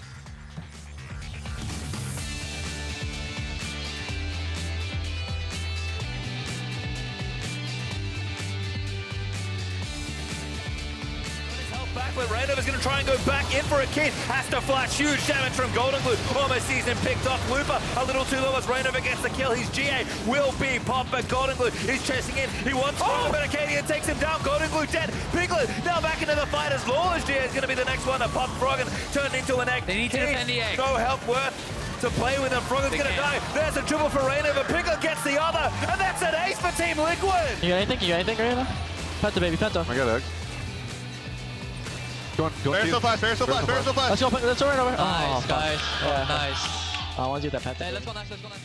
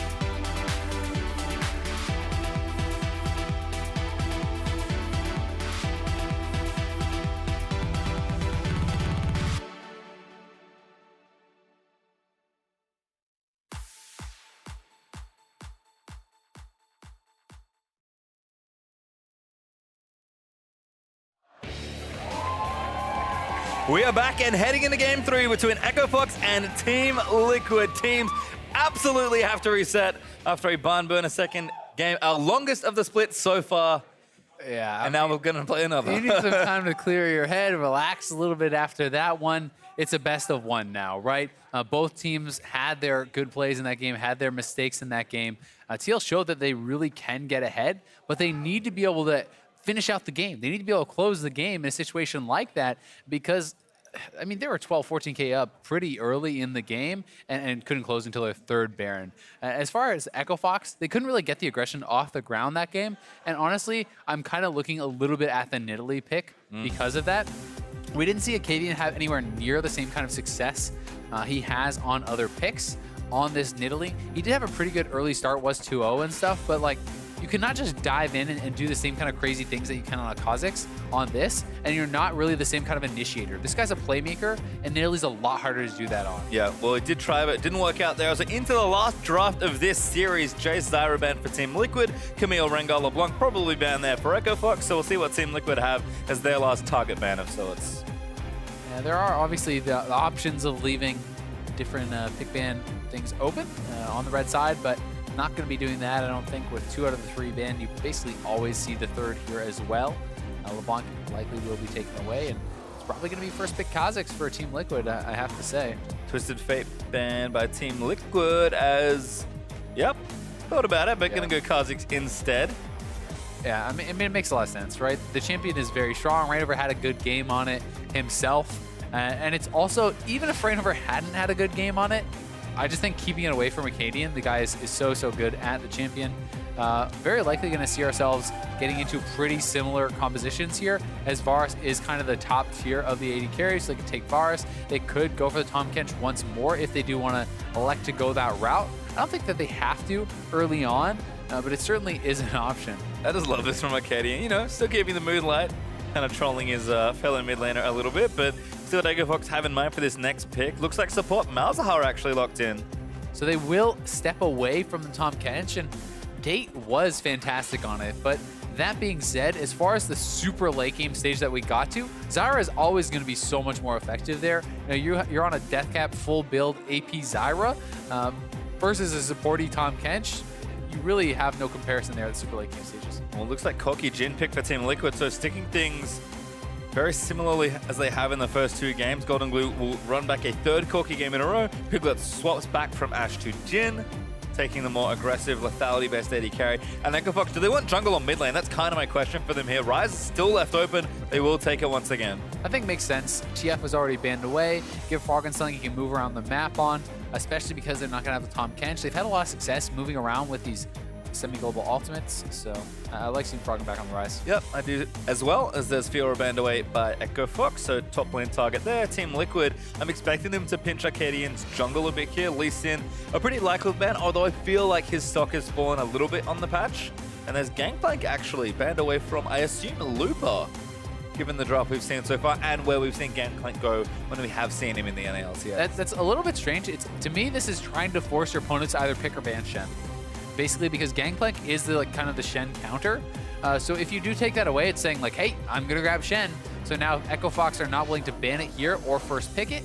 Then TL can take it without having that kind of natural counter to it. So they have gotten their wish. Maybe they're not going to get the champion, but they did force out a ban. They forced out the direction of Echo Fox's draft. Well, they were targeting top already, so kind of curious to see what happens for Team Liquid's last ban here. It feels very dangerous to ban another top lane, although I guess for tanks at least there's 3 left. They actually do target it again, banning out Swain. So now, Looper. once again, they're trying to direct their opponents. They're saying, hey, better pick Poppy, like kind of thing, like, you know, or we want to pick Poppy kind of thing, right? So it's taking away the counter of what they would want to pick, right? The Gangplank says we want to pick Shen. The Swain says we want to pick Poppy because those are kind of the good matchups. Maokai is still available, so Looper I don't think is too bothered here. But, you know, maybe TL has a plan for this as well. Well, we'll have to see. It looks like maybe just Nautilus there for Lolo, which would be very standard. So I think trying to influence it a bit, but Echo Fox just holding firm. They get the best tank, I think, as far as top laners go. There's Nautilus locked in for Team Liquid. And now just a support pick to go here for Matt. Already knows the dual lane he's up against, so has almost everything but that Zyra available to him. Also worth remembering, this is a last pick jungle, which is one of the most rare positions to be last pick. You very rarely see junglers go that far in, which could mean Acadian is saying, hey, like, I've got this pick, but I need to see how this draft shakes out first. I like this a lot. We see it into Malzahar. Lulu is going to be the pick here for Matt, and she's received some love on the patch as well. Exactly. She is stronger and was already good into it, and now here it is. So this is going to be the Acadian Graves. We saw him really hard carrying a game one time. The second time he did bring it out, didn't work nearly as well. But I do think that Graves is better in this patch. He received some minor buffs with the quick draw change, so he's able to refresh his passive more easily, be a little bit more tanky.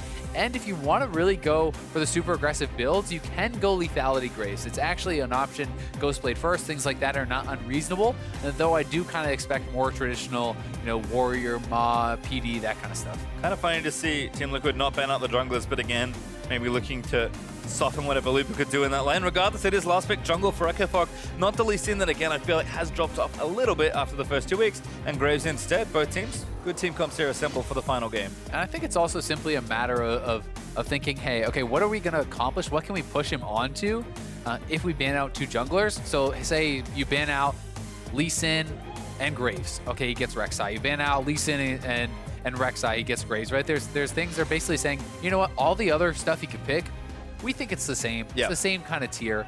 Whereas they're obviously a little bit more worried about Looper being in perhaps a more carry role against someone in a tanky position. And it's funny as well. They're just like, okay, banned away 4 top laners, and we ended up with Maokai and Nautilus as our top lane matchup. But I guess is the whole point of the way the bans were directed. So you can see your comps there on the screen. Don't forget, of course, you can vote with the hashtags TLWin or hashtag FOX, when EchoFox were leading the charge in the first game. We'll see if the Team Liquid fans are wide awake, because given what happened in that last game, everyone's going to get nice and loud. Crowd's been wonderful still so far after a very long series.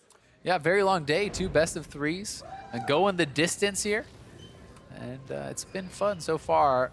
EchoFox game 1 looked incredible. Game 2, TL at the start looked incredible, and then really kind of faltered and it slowed down. It kind of turned into a bit of a more sloppy game. Well, we'll have to see how it works out. But before then, Gate shares his history with his popular support pick. I was on the Malzahar. Actually, before Malzahar was popular, I was in Korea, and I was like, oh wow, this guy in my solo queue game, he's playing Malzahar, and I'm just gonna try it out. And I'm like, oh wow, it's so good. So I was on the hype train before everyone else.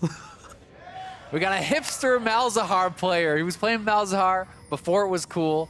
I guess this is the secret. He's saying he's got all his picks. He got the Camille, he got the Malzahar. He's stealing them from Korean solo queue. I mean, I think Camille, he placed upon Korean solo queue. It was like, oh, let's see what happens. And it turns out it worked okay. So all those secret strats that Gate has been building up will come to a head in this final game in the confrontation between Team Liquid. Quick scan to the Keystone Masters. Nothing out of the ordinary.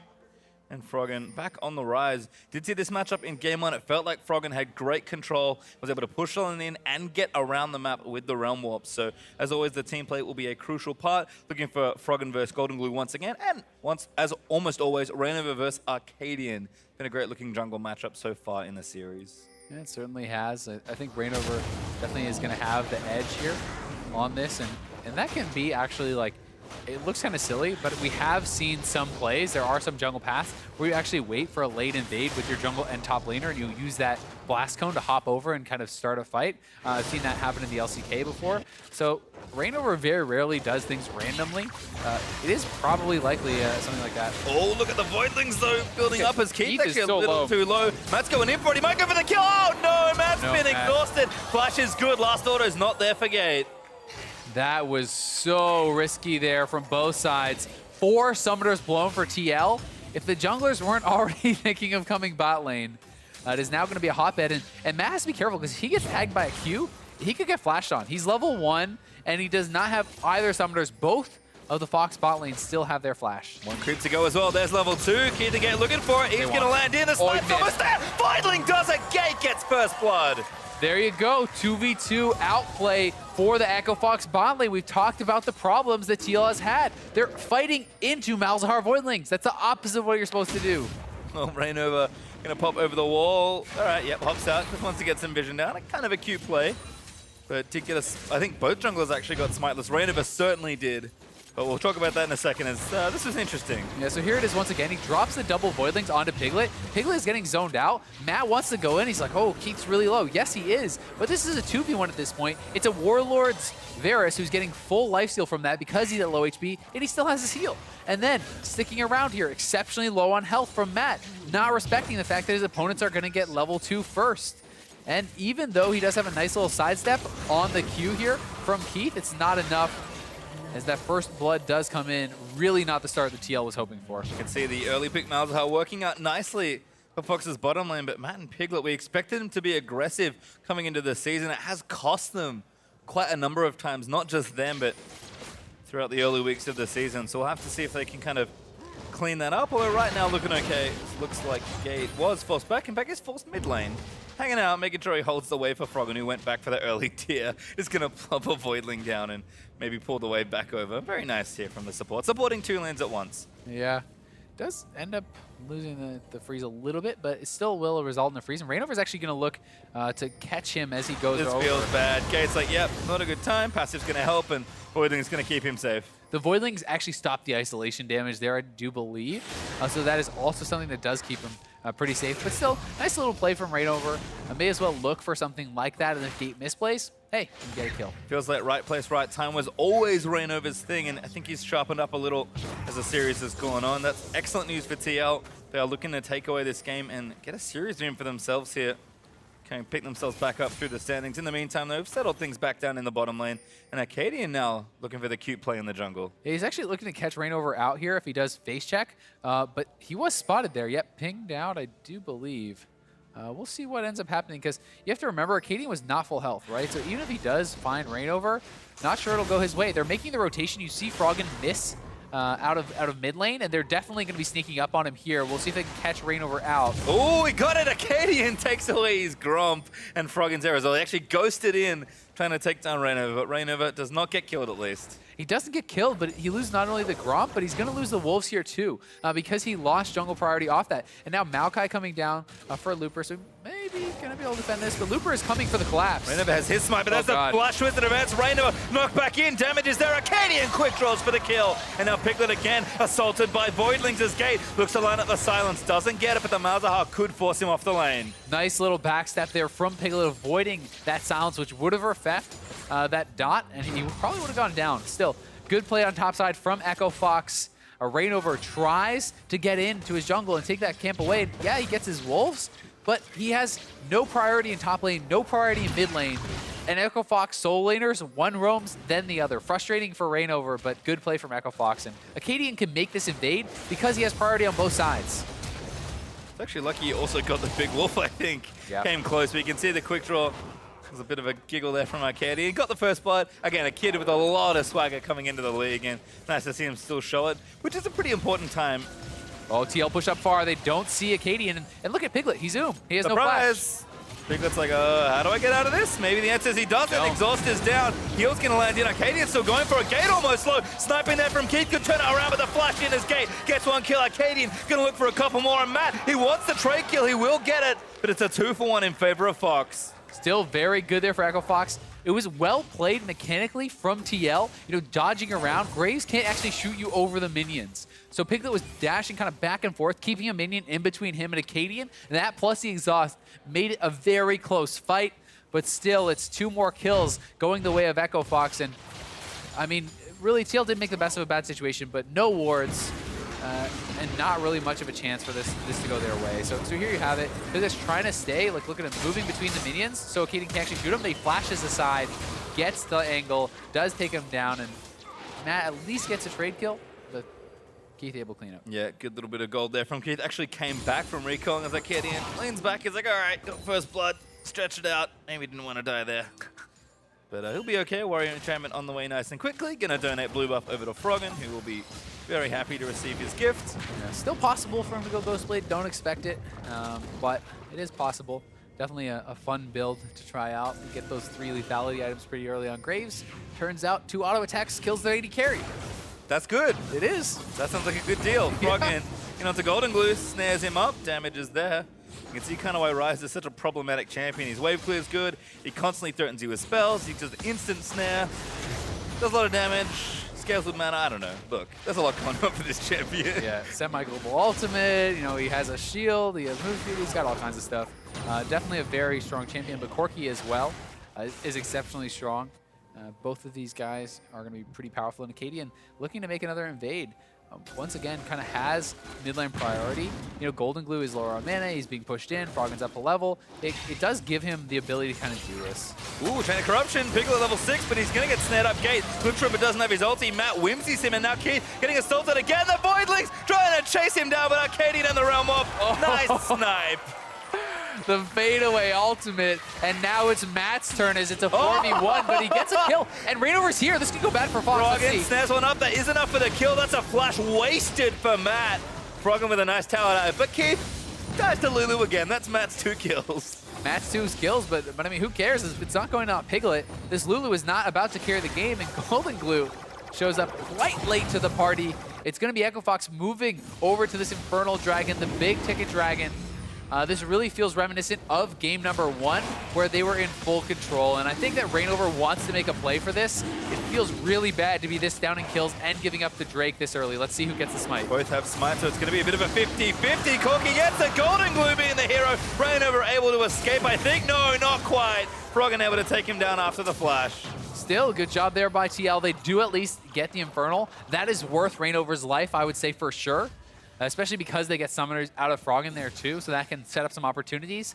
And that's at least, you know, something that's a morale boost there, right? You're able to get that dragon back. You feel like you have something going for you. With the Infernal in your back pocket, you always know you have that late game scaling. And here it is again. Keith starts it off, nice ultimate, and they're gonna go all in onto Piglet. Piglet, though, does get that 4th shot as well as his W add-on to Keith, and Matt is able to eventually finish him off right before that ultimate does come in. And this is definitely something where I love it. It's a great angle. This man Piglet back in the bottom lane. Alive though, which is good. Needs to jump back to life. Golden Glue with the package. Maybe looking to make a roam happen. But we saw Froggen definitely get out ahead of him in the initial run to the bottom lane. And Arcadian Warrior now completed, sitting at level 7. Seen a lot of action here, kind of in 2v2, 3v3. Goes looking. Don't know if he wants 2v1. Big one. Hits Arcadian, bit of damage there. Going to clean up this ward as well. But again, as long as Froggen can keep Corki anchored to the lane, that's good news for Echo Fox. Another thing we have to track now is Gate is 6. He has his flash, he has the Malzahar ultimate. So you can look to see more attention down here in the bot lane. And I think that TL is aware of this. They're all moving down here, kind of converging, expecting that Acadian could show up to this bot lane because Piglet has no flash. If Acadian shows up and they land the flash ultimate from Malzahar, that's a dead AD carry. Well, no blast cone to go over the wall, so might look for something else instead. Looking for some more. Does Gate going to start some roaming here? Might even look for mid lane. Golden Glue does have sums. Oh, he's in trouble. Does not have the flash. Going to get locked up. Ulti's enough. That is gross. Yeah, that's what happens. Face check into that Malzahar. Like Graves is more than enough damage to knock you down. At least it is only Matt going down on the support, but still. Reddit was not winning that Drake with those Voidlings, by the way. A little comical to watch, but certainly struggles there for TL. Fox up 8-2, almost 3,000 gold. And if this turret goes down, that's a huge burst of gold into their pockets. Arcadian going to join in, sweep the wave with his Q and try and knock this down. Wave is going to be there for a little while, but I think they've got it. That's a big lead early on for Echo Fox. Yeah, they definitely got this. Graves does a lot of damage to those turrets, especially with the red buff, and they're trying to pull off a dive top lane 3v1. Remember game 1, how bad this went, but it is an additional member. Froggen not here this time either, so 1v3, can they dive into Looper? He claps his hand, puts the ulti up, and now they're going to knock him up with the dash charge. He's been exhausted as well. Looper moving for as long as they can, but Lolo's too tanky, man. Reignover gets it, but Matt left on by Froggen, forced to use the ulti. Chain of Corruption's not going to connect, but Fox are still pushing. And they can continue pushing. They can actually force TL to base here. Gate very low, will survive the Deathfire touch. Second turret's gonna drop, will back off. 2 turret for 1 trade is very nice for them, especially when you consider it is the first turret, and they actually forced quite a bit out of TL, moving 3 members top. They had to blow the exhaust even on Looper because he was fighting back pretty well. And I love it from Looper. Smart stuff this time. Didn't use the flash because he's like, yeah, I'm definitely dead this time. So did what he could, bought his team some time to take another turret, but he's going to return to his lane. Looks like bottom lane is his lane for now. Froggen pushing out the waves, moving his way over to the blue buff as we'll watch this dive again. Yeah, and the dive was well executed this time. It was not anything like that first game disaster. Lorlo is the tank. He should take the aggro. He does do so immediately. You can see that exhaust going down there from Golden Glue, not wanting to risk any sort of a trade kill. Maokai can put out a deceptive amount of burst with that R pop plus your sapling, your Q. So I think it's smart to show that respect. But Gate now here lurking on the sides. He has his ult ready. They would love to get a pick. Just puts a ward over. I think that kind of gives away the play. Golden Glue at the blue buff, though. Ooh, look at Piglet. He may face check this. Oh, no. Ulti. Oh, that's awkward. Ouch. I mean, that is something I feel like you have to see coming. The ward went over. Where's the Malzahar? Where is the Graves? They knew that someone was there. If no one noticed that ward pop up on the map, that's a pretty big mistake from TL. Well, it cost Piglet his life. You can just see the roam combo of Arcadian and Gate is actually very effective, not just for picking people off, but like you said, Graves is pretty good at taking turrets as a marksman, and Echo Fox are just using this duo, maybe a trio wherever Keith is, knocking down turrets and getting picks, working perfectly for the Echo Fox early game that we wanted to see again. I mean, you need to take stock of the fact that this is a 4-0-4 Malzahar. He's ready. Yeah. Gate, stole it from Korea, there bringing you go. it to NA. Now another turret Ready going for the their big way. carry. Echo Fox is getting hilariously ahead. Look at these Voidlings doing work as well. I agree, it is Gate that's really getting it done here in the game. With all the kills, his crabs are helping out. Golden Glue's diving in on the Froggen. Froggen is not perturbed. Yeah, and I mean, if Golden Glue chases that any further, he's going to be a goner, so he will back off. But that's already both top and bottom turrets all gone, right? Already 4 turrets knocked down here for Echo Fox, and they are very far ahead this early on. I mean, 5,000 gold lead is disgusting. I mean, Golden Glue had another good Trinity Force timing, but we'll have to take a look when the recalls come in about what everyone else has finished. Froggen certainly has finished Rod of Ages at this point. Yeah. Gate's building pretty aggressively towards his first damage item, so he'll be a threat moving into the mid-game, and Malzahar's already frustrating enough for this. Arcadian going for the Hex Drinker, has a few more swords. Like, major items are not quite completing, but not too much on the TL side either, except for that Trinity Force for Corki. So it's going to take their map and their gold advantage, and that next fight should really start to swing things if TL do put a foot out of line. Yeah, and the Trinity Force timing was fine, right? You know, Golden Glue CS well, but if you look back to that first game that they did lose where he was 2-0-2, and he got it before 12 minutes. This was about 3 minutes later that he's picking up his Triforce, so it's not exceptional by any means, but it's about as well as you can do without getting kills. Looking okay for now. But Echo Fox, they've got so much space to play with. Ocean Drake is pretty much theirs for the taking. Taking a check in, doesn't see anyone, but I think spotted the control ward. And Team Liquid might try and make a play here. Lolo up top with the teleport ready though.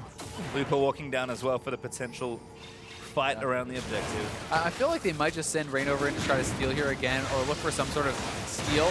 I don't think they're going to commit to a fight because it would be very risky. Ooh, okay.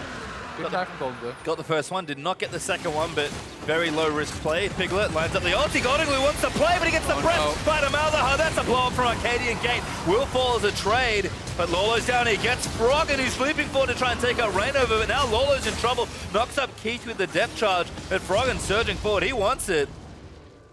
Only a 1-for-1 though. That's Golden Glue down though for the support. And that is a really nice trade there for Echo Fox. They grabbed the Dragon too. It doesn't look like they have enough health to really stay around and try to push even further than that, but still good job by Echo Fox. The Golden Glue wanted to go aggressive there, but very quick on the ultimate was Gate. So the second part of the Valkyrie couldn't use the kind of mini Valkyrie to get back out after going in with the package. And Piglet's going to stick around and clean out what minions he can. Matt's going to rejoin him, so Froggen try and clear that out. Rainover taking the topside scuttle. Means that they'll have some good vision around that area. But again, Echo Fox kind of just had this mid-outer turret to really crack down and got lots of space to play with. So Froggen back to a side lane, they're going to get that farm going, and the very safe duo of Keith and Gate should be able to protect this turret and get it pushing if TL starts to leave less than now the 4 people they've got in mid lane. Yeah, I definitely don't think that there's any dive that can really happen right now from TL, unless Lorlo was there as well, because they don't really have someone to tank up that turret, especially when you add in the fact that they don't know where Cadian is, right? If you don't know where that Graves is, he pops out on a dive, it's going to go pretty bad for you. Froggen, though, getting himself some vision as he is trying to split push a very long lane. There's not quite enough deep vision on the TL red side jungle just yet, but he'll probably start fixing that. Got the trinket ward to get down in again. Froggen's just collecting safe farm, and 1v1, he's pretty confident he can handle almost anyone. Even though Golden Glue is quite strong, Froggen can at least get away if a fight starts, and when this happens, he's very easily able to get a pick. Although a good ward from TL is going to spot the squad moving through, so no face checks this time.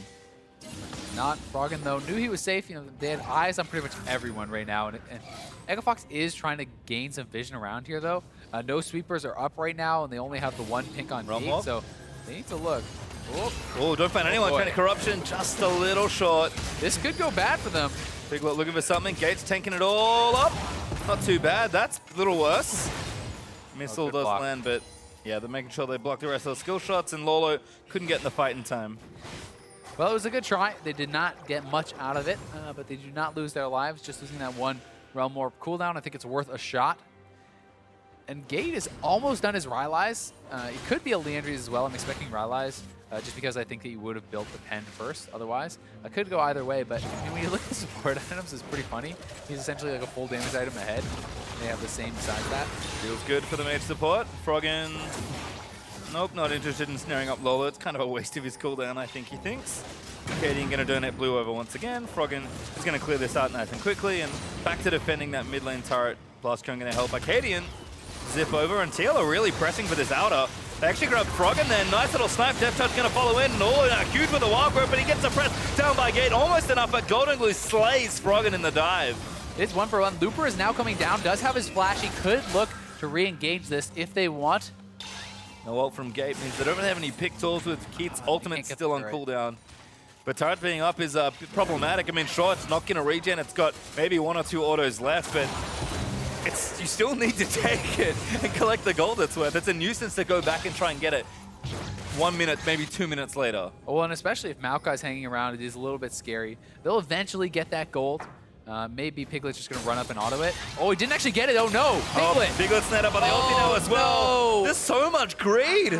That is brutal. He thought he could one auto it, misjudged his damage with all the armor there from the minions not being around, gives up his life and a summoner, which may mean they lose their mid-outer. And looks like they're going to lose it because that's damage. Arcadian and Keith with a bit of help from Gate going to try for a rain over, trying to keep them away. Golden Glue, good rockets.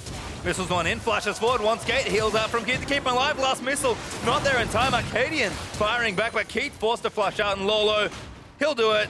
Oh no, oh, good hook onto Arcadian. Turret's now dead. That's going to force Arcadian to flash out of the way. That is a lot of summoners blown there from both sides. TL finally knocks down that turret, grabs some much-needed gold for themselves. But meanwhile, the solo laners for Echo Fox, are pushing in those waves, getting that farm in the top and bot lanes.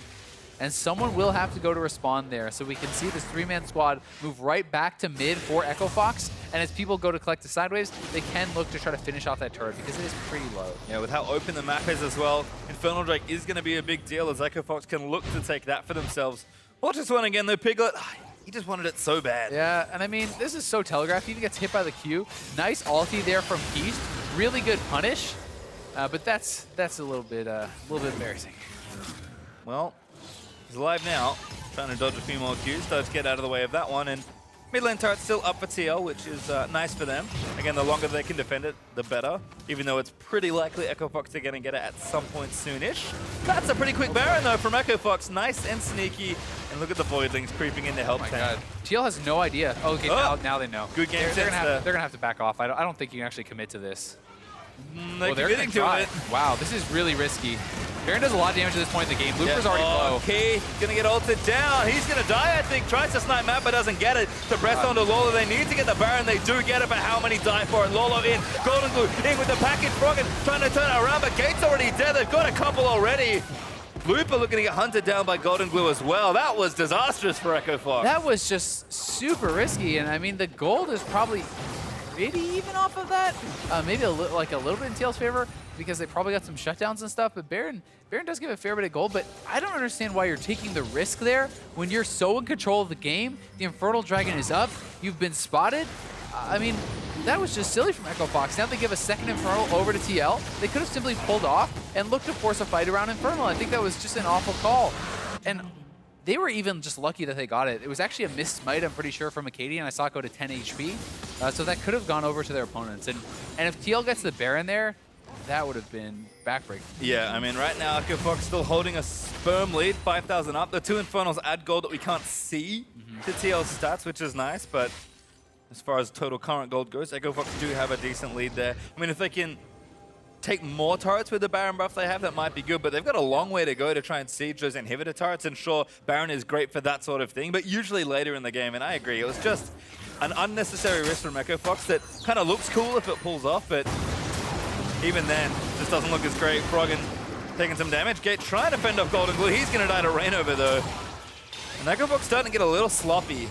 Yeah, they are. And my problem was not at all with the attempt. My problem was the continuation once it's spotted, right? Then you leave. But here it is once again. It's been spotted out by that Trinket Ward. They go in for it. And Keith is pretty much down right off the bat. And if you watch the Baron's health here, I'm not sure if we'll get a good shot of it. You can actually see Seth smited to 10 health there. As Lorlo is walking into the pit, that could go over to like a Bomby Cinder tick. Like, that is ridiculously risky. So it was very close to being a disaster. Still didn't even end up that well. You can see Golden Glue just launching himself into the pit in a flurry of noise. Some loud sound effects. Hey man, okay, Corky's got some sweet sound effects, let me tell you. It's like the old Sad Robot Amumu skins. Do you remember those days? I do. It's not fun. Couple QSSs now picked up for TL.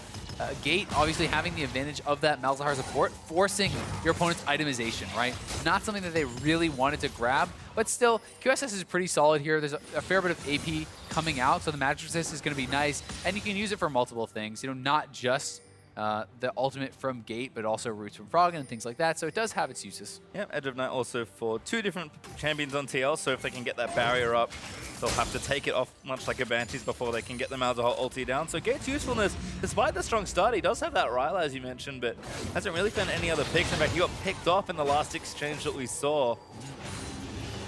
We'll just have to see kind of what happens in these next few minutes. Echofox, I think, they still have a lead, which makes the fast Baron attempt look even weirder, because that's either something you do when you're exceptionally far ahead or very far behind, and they were kind of neither. They were like medium ahead.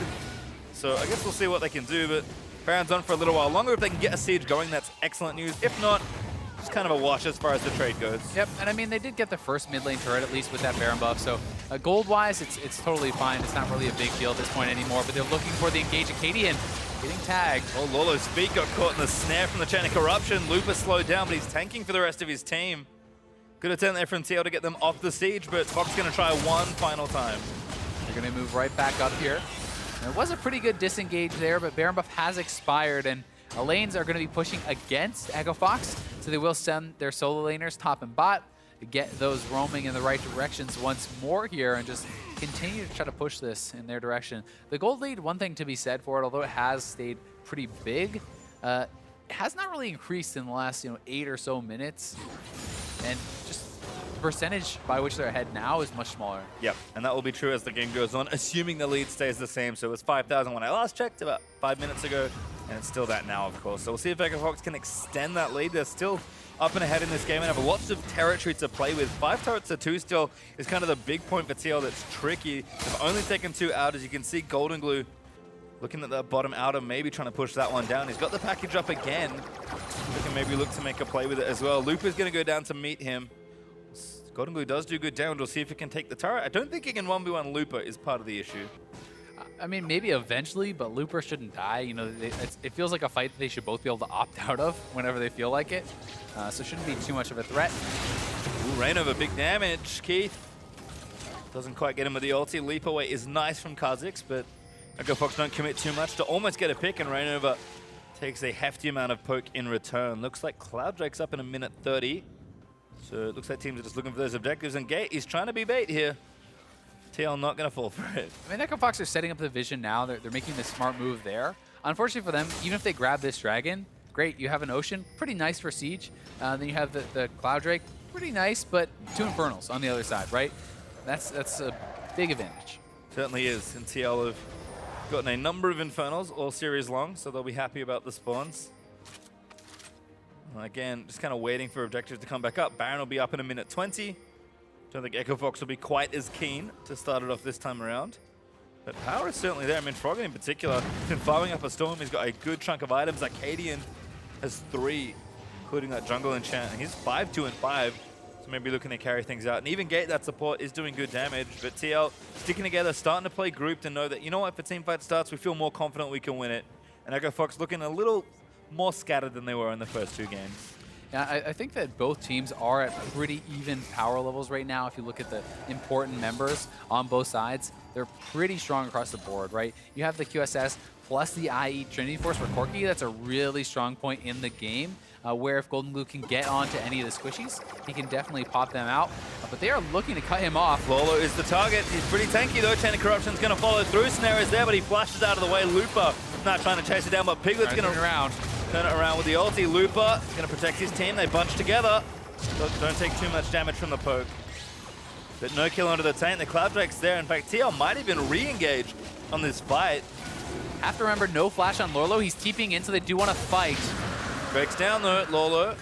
Still going. Late. They're going to find it. That's a good position. Depth charge lines in. Knocks up Kate and Frog, and Wild Growth connects it as well. Golden Glue in the flank line, almost taking out Arcadian. That's a big fight for Team Liquid. There's a couple down as Golden Glue gets one. Kha'Zix gets two for Rainover. That is just a massive fight for Liquid, and they're going to get down Looper as well. We'll see if he can escape. He wants to delay because TL definitely wants to move towards Baron. Varus needs to try to hit some Qs here, try to chunk them out and knock them off this Baron, or their lead is entirely gone, and they're honestly going to be behind. The Piglet got low to Looper, who dove into the back lines, but this Baron going down pretty quickly. Here's the defense on Fox, though.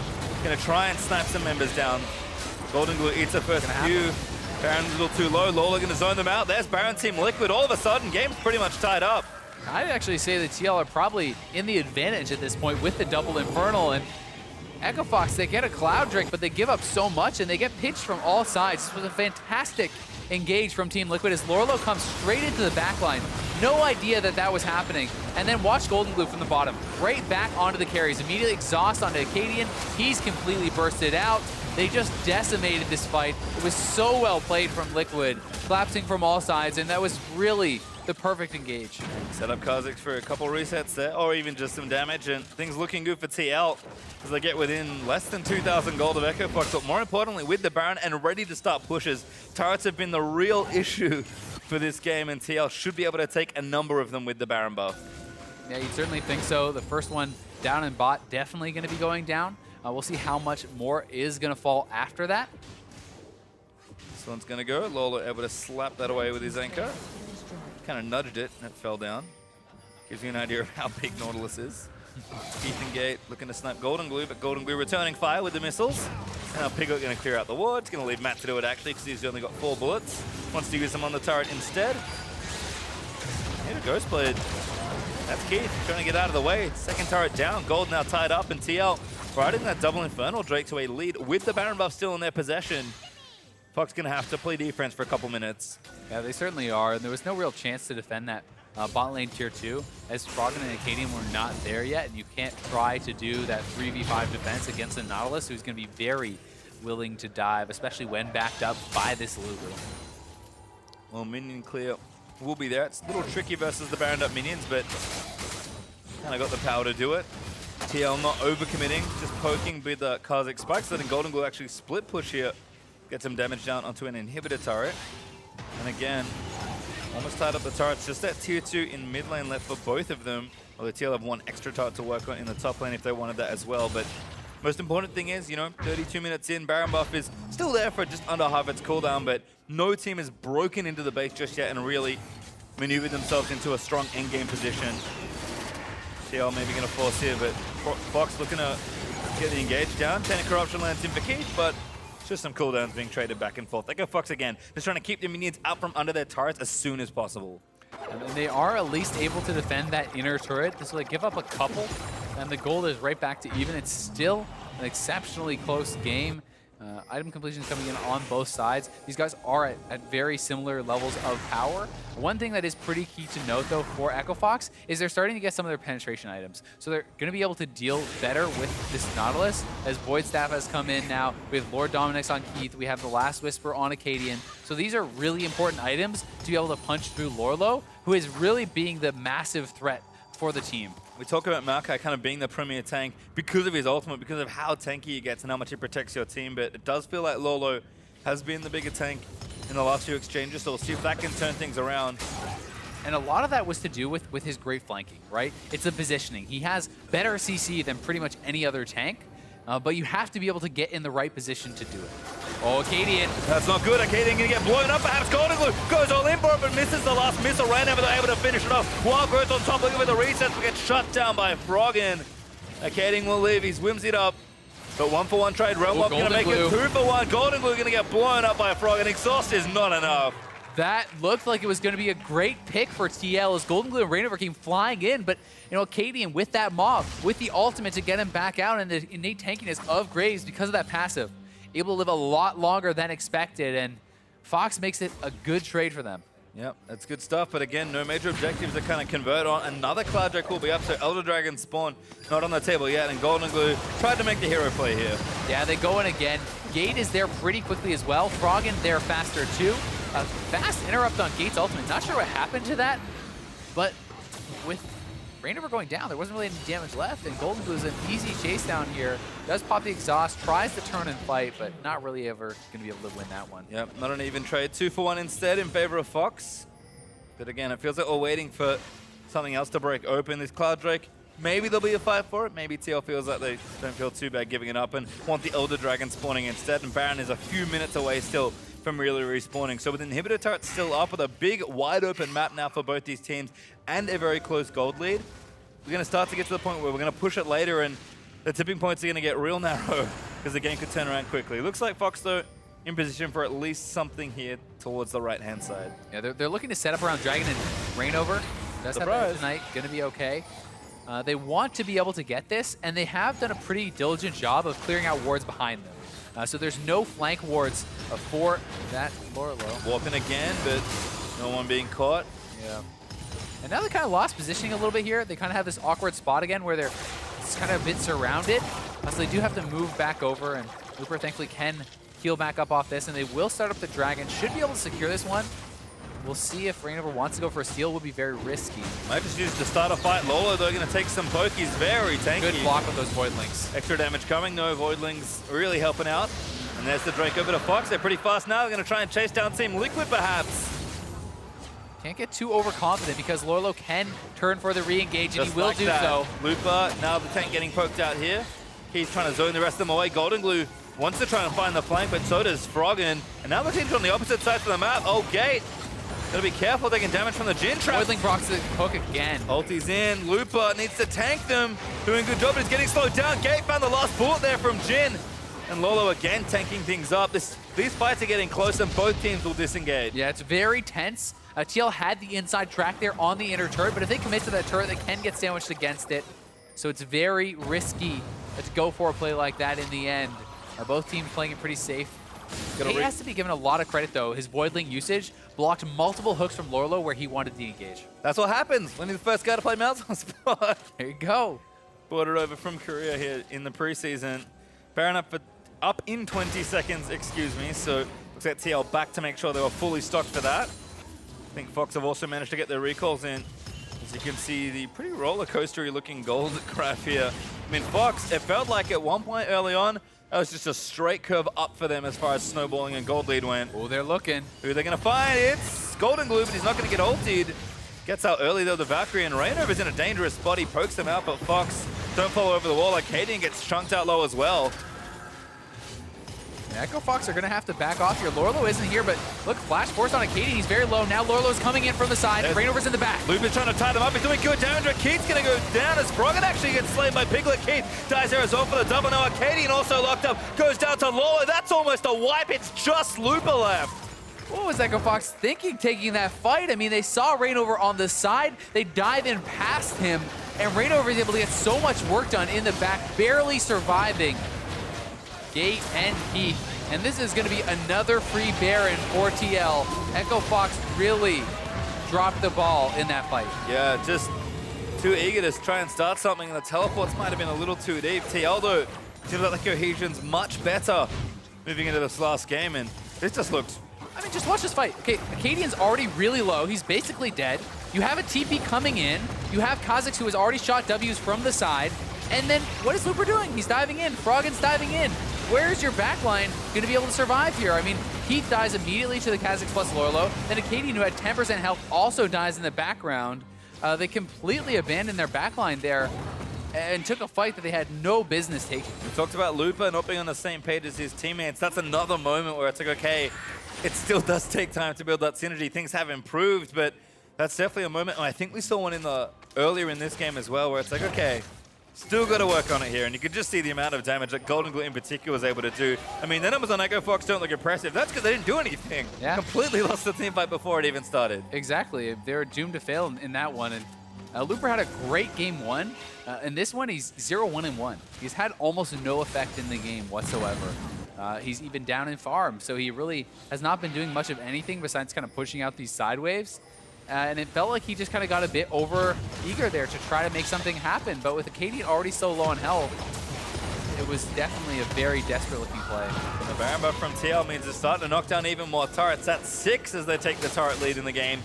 And these are the important ones. Piglet lines up the ulti, trying to get some poke down. Finds Froggen for a little bit, finds Gate and Keith for the extra. There's a 1,000 damage crit on the Froggen.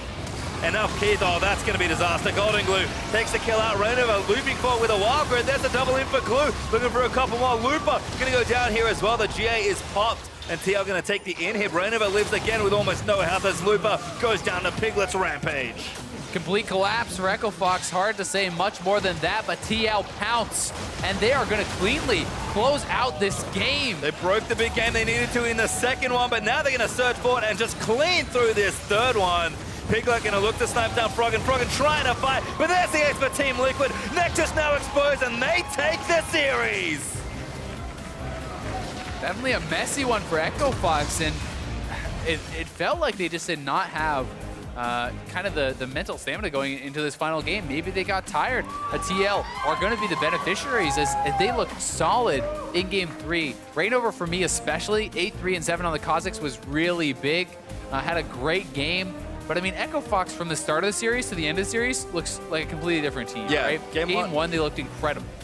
Game 2, tough, still looked decent, and it just didn't feel like their hearts were really in the final game. Yeah. I can't blame them. It was a very tough series to try and play, but like I said, Liquid, they needed that second game win, and I think in some ways it propelled them to a very clean-looking final game, and all of a sudden, that's all you really need as a team. They've been down and out. It's been a very tough start to the season. But they'll shake hands with their fans. Golden Glue had a huge smile on his face when that final game ended. I mean, you know, he was able to contribute in that last game, did well on the Corki, getting some good team fight damage out, being able to grab a double kill as well in the final minutes of that game.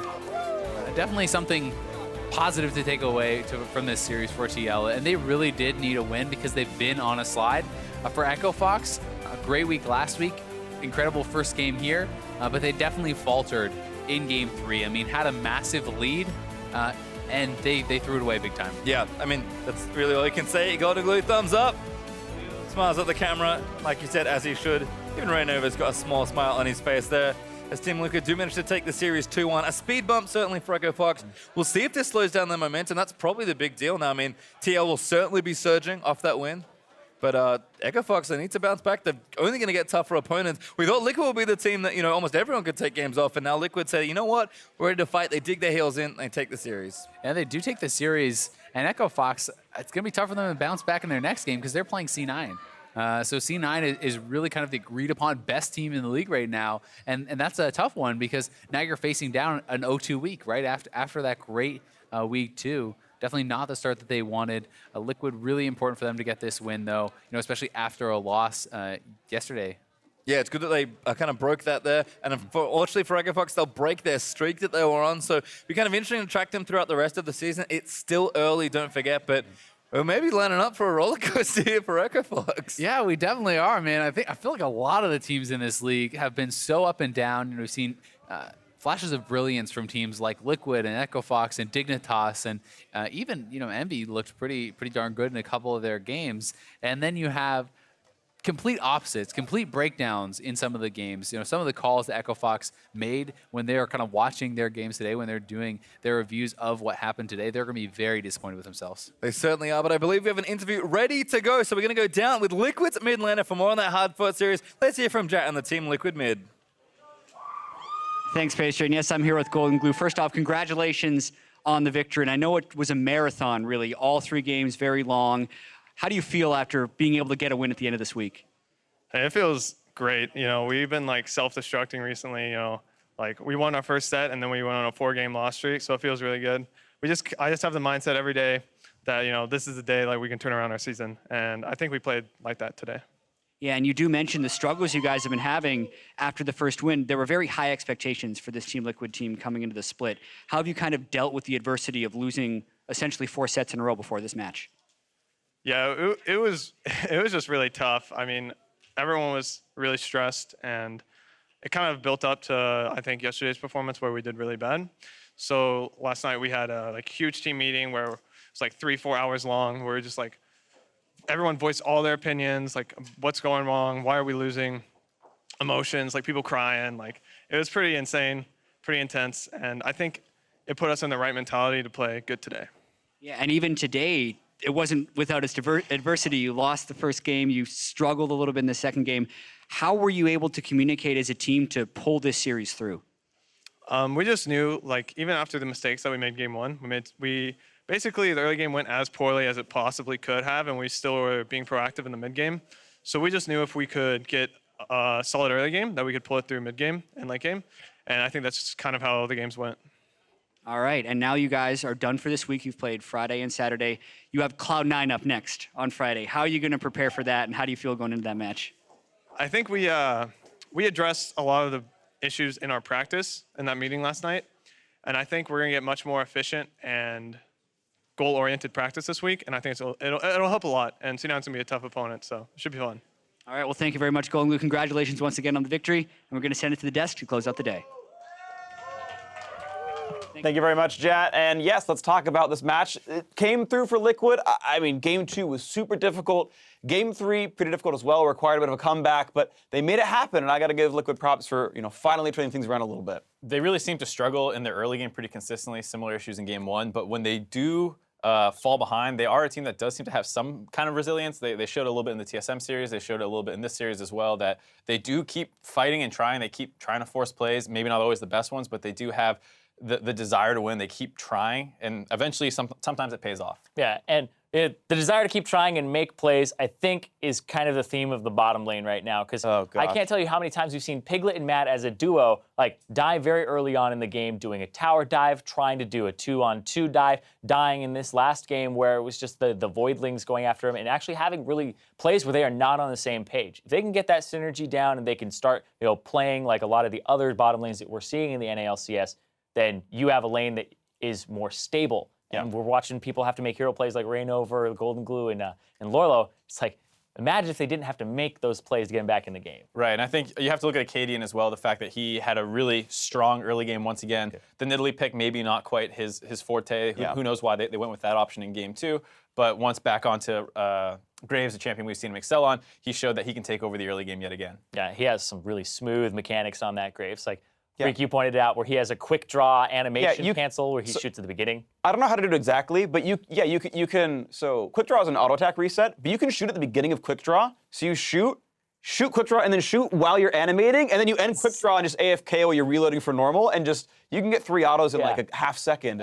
That's how he killed Rainover. Super good at that champion, and every time the Echo Fox really want to go for Graves composition, they have point-and-click CC, which they had 3 members of their team with point-and-click CC. So he had the ability to go off that game, but TL prevented that in the mid-game by actually grouping up and winning a lot of these team fights against Echo Fox. And I've got to give props to the top 3 members, lane order-wise from Liquid. Golden Glue, I'm going to bring it up again, was so hard on himself for his last few games, but this entire series, I thought, played well. And I'm not saying his ceiling is Faker's ceiling, but Golden Glue played well for Golden Glue. He played well for NALCS, put out a lot of damage numbers, and was a consistent force in this series, and was a large reason why they won. Rainover looked pretty close to back on form, good numbers throughout this entire series, and Lorlo with a bunch of game-winning teleports. And I mean, we have replays of some of these team fights where Lorlo is doing so much work in these fights. Right, and I think the big one is that 3-0 that they had around the Dragon Pit, because we talk about how we want Lorlo on carry champions to take over the game, but a carry champion usually can't do this, where he gets the perfect TP flank off, gets behind the enemy team,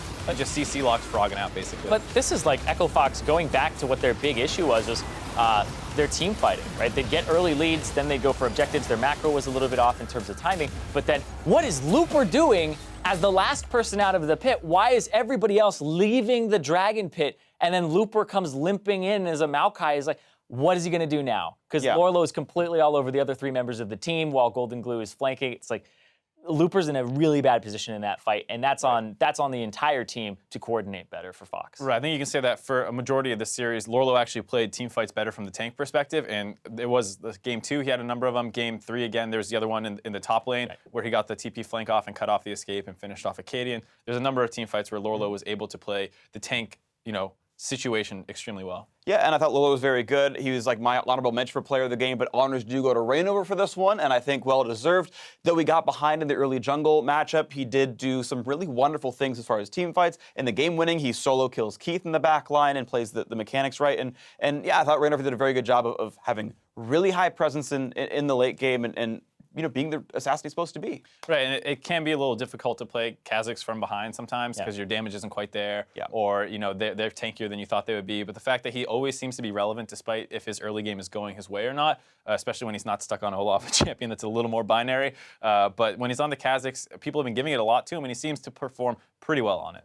Yeah, I actually enjoy seeing him on that champion, but none of our questions about TL and that champion pool in the jungle have been tested this week because we saw it previously where he was triple banned on blue side, and they lost both those matches last week. So nobody tested Rainover this week, so that's still a question for me moving forward.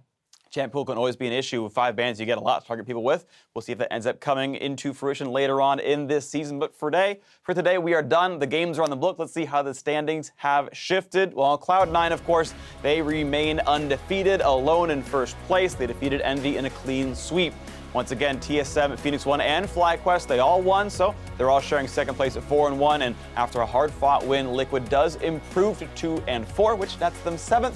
They've been not where they want to be, but at least a win is a win. CLG and Team Dignitas still tied at 8th with only 1 win, and Envy, of course, with an extra loss alone in last. But there are lots of ties that are bound to be broken up with the games coming up tomorrow, and it starts with a battle for second place. Phoenix1 versus TSM on NALCS1. That's going to be followed by Immortals versus FlyQuest. One of these teams playing much better than expectations. Then over on NALCS2, Team Dignitas and CLG face off, surprisingly, both these squads with miserable records. And then Cloud9 up against Echo Fox. Going to be a fun one to watch as well. CNN hoping to continue with more and more wins. Lots of good matches. Stay tuned for all those. So for myself, my wonderful analysts, the casters, the interviews, the players, the entire live broadcast crew, thanks for watching. We'll see you tomorrow. More NALCS action going to be there. See you tonight. Sorry. See you tomorrow. Good night. That's what I was going for. I can't read. I'll see you tonight.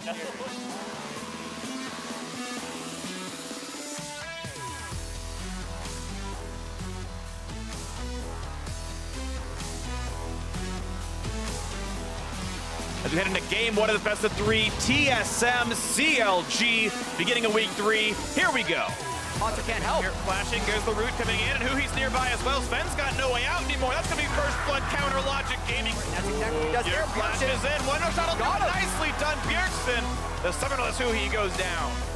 Huhi getting a little greedy with the wave when he comes back to lane. And Sticks again, jumped on. Beautifully played here by Biofrost in front of the flash play. Couldn't predict it in time. I got Jin. Okay. Yeah, I can get him.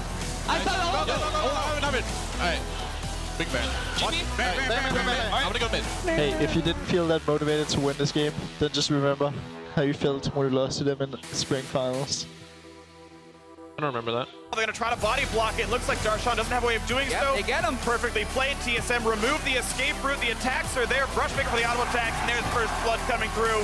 Nicely done, Svensker, making the thing happen. TSM will cement the comeback in the series. TSM improved to 4-1 as TSM wins the match. Lod's gonna go ahead and fire off that chain of corruption in bottom lane. Stranglethorn's counterattack. Bullet time coming out too. Chaser's gonna be bursted. So is Lod. Someday forced to watch as the base and the Nexus are reduced to nothing, and FlyQuest grabs their 2-0. But still, they stay spread. Top left side might be that entry, but you have Edge of Night locking them out. Hakuo gets taken out. Bullet time shreds through the team. Lupa's gonna revive. Lola's gonna revive. Lola, he's not gonna live. Piglet almost gets choked by a kick. He's down! Slapped him down with a piercing arrow. Okay. Ash in the back. Ash in the back. Yeah. He's dead. He's dead. Conky has the knife. Conky has the knife. Gonna look to slap down Froggen. Froggen trying to fight, but there's the expert Team Liquid. Nexus now exposed, and they take the series.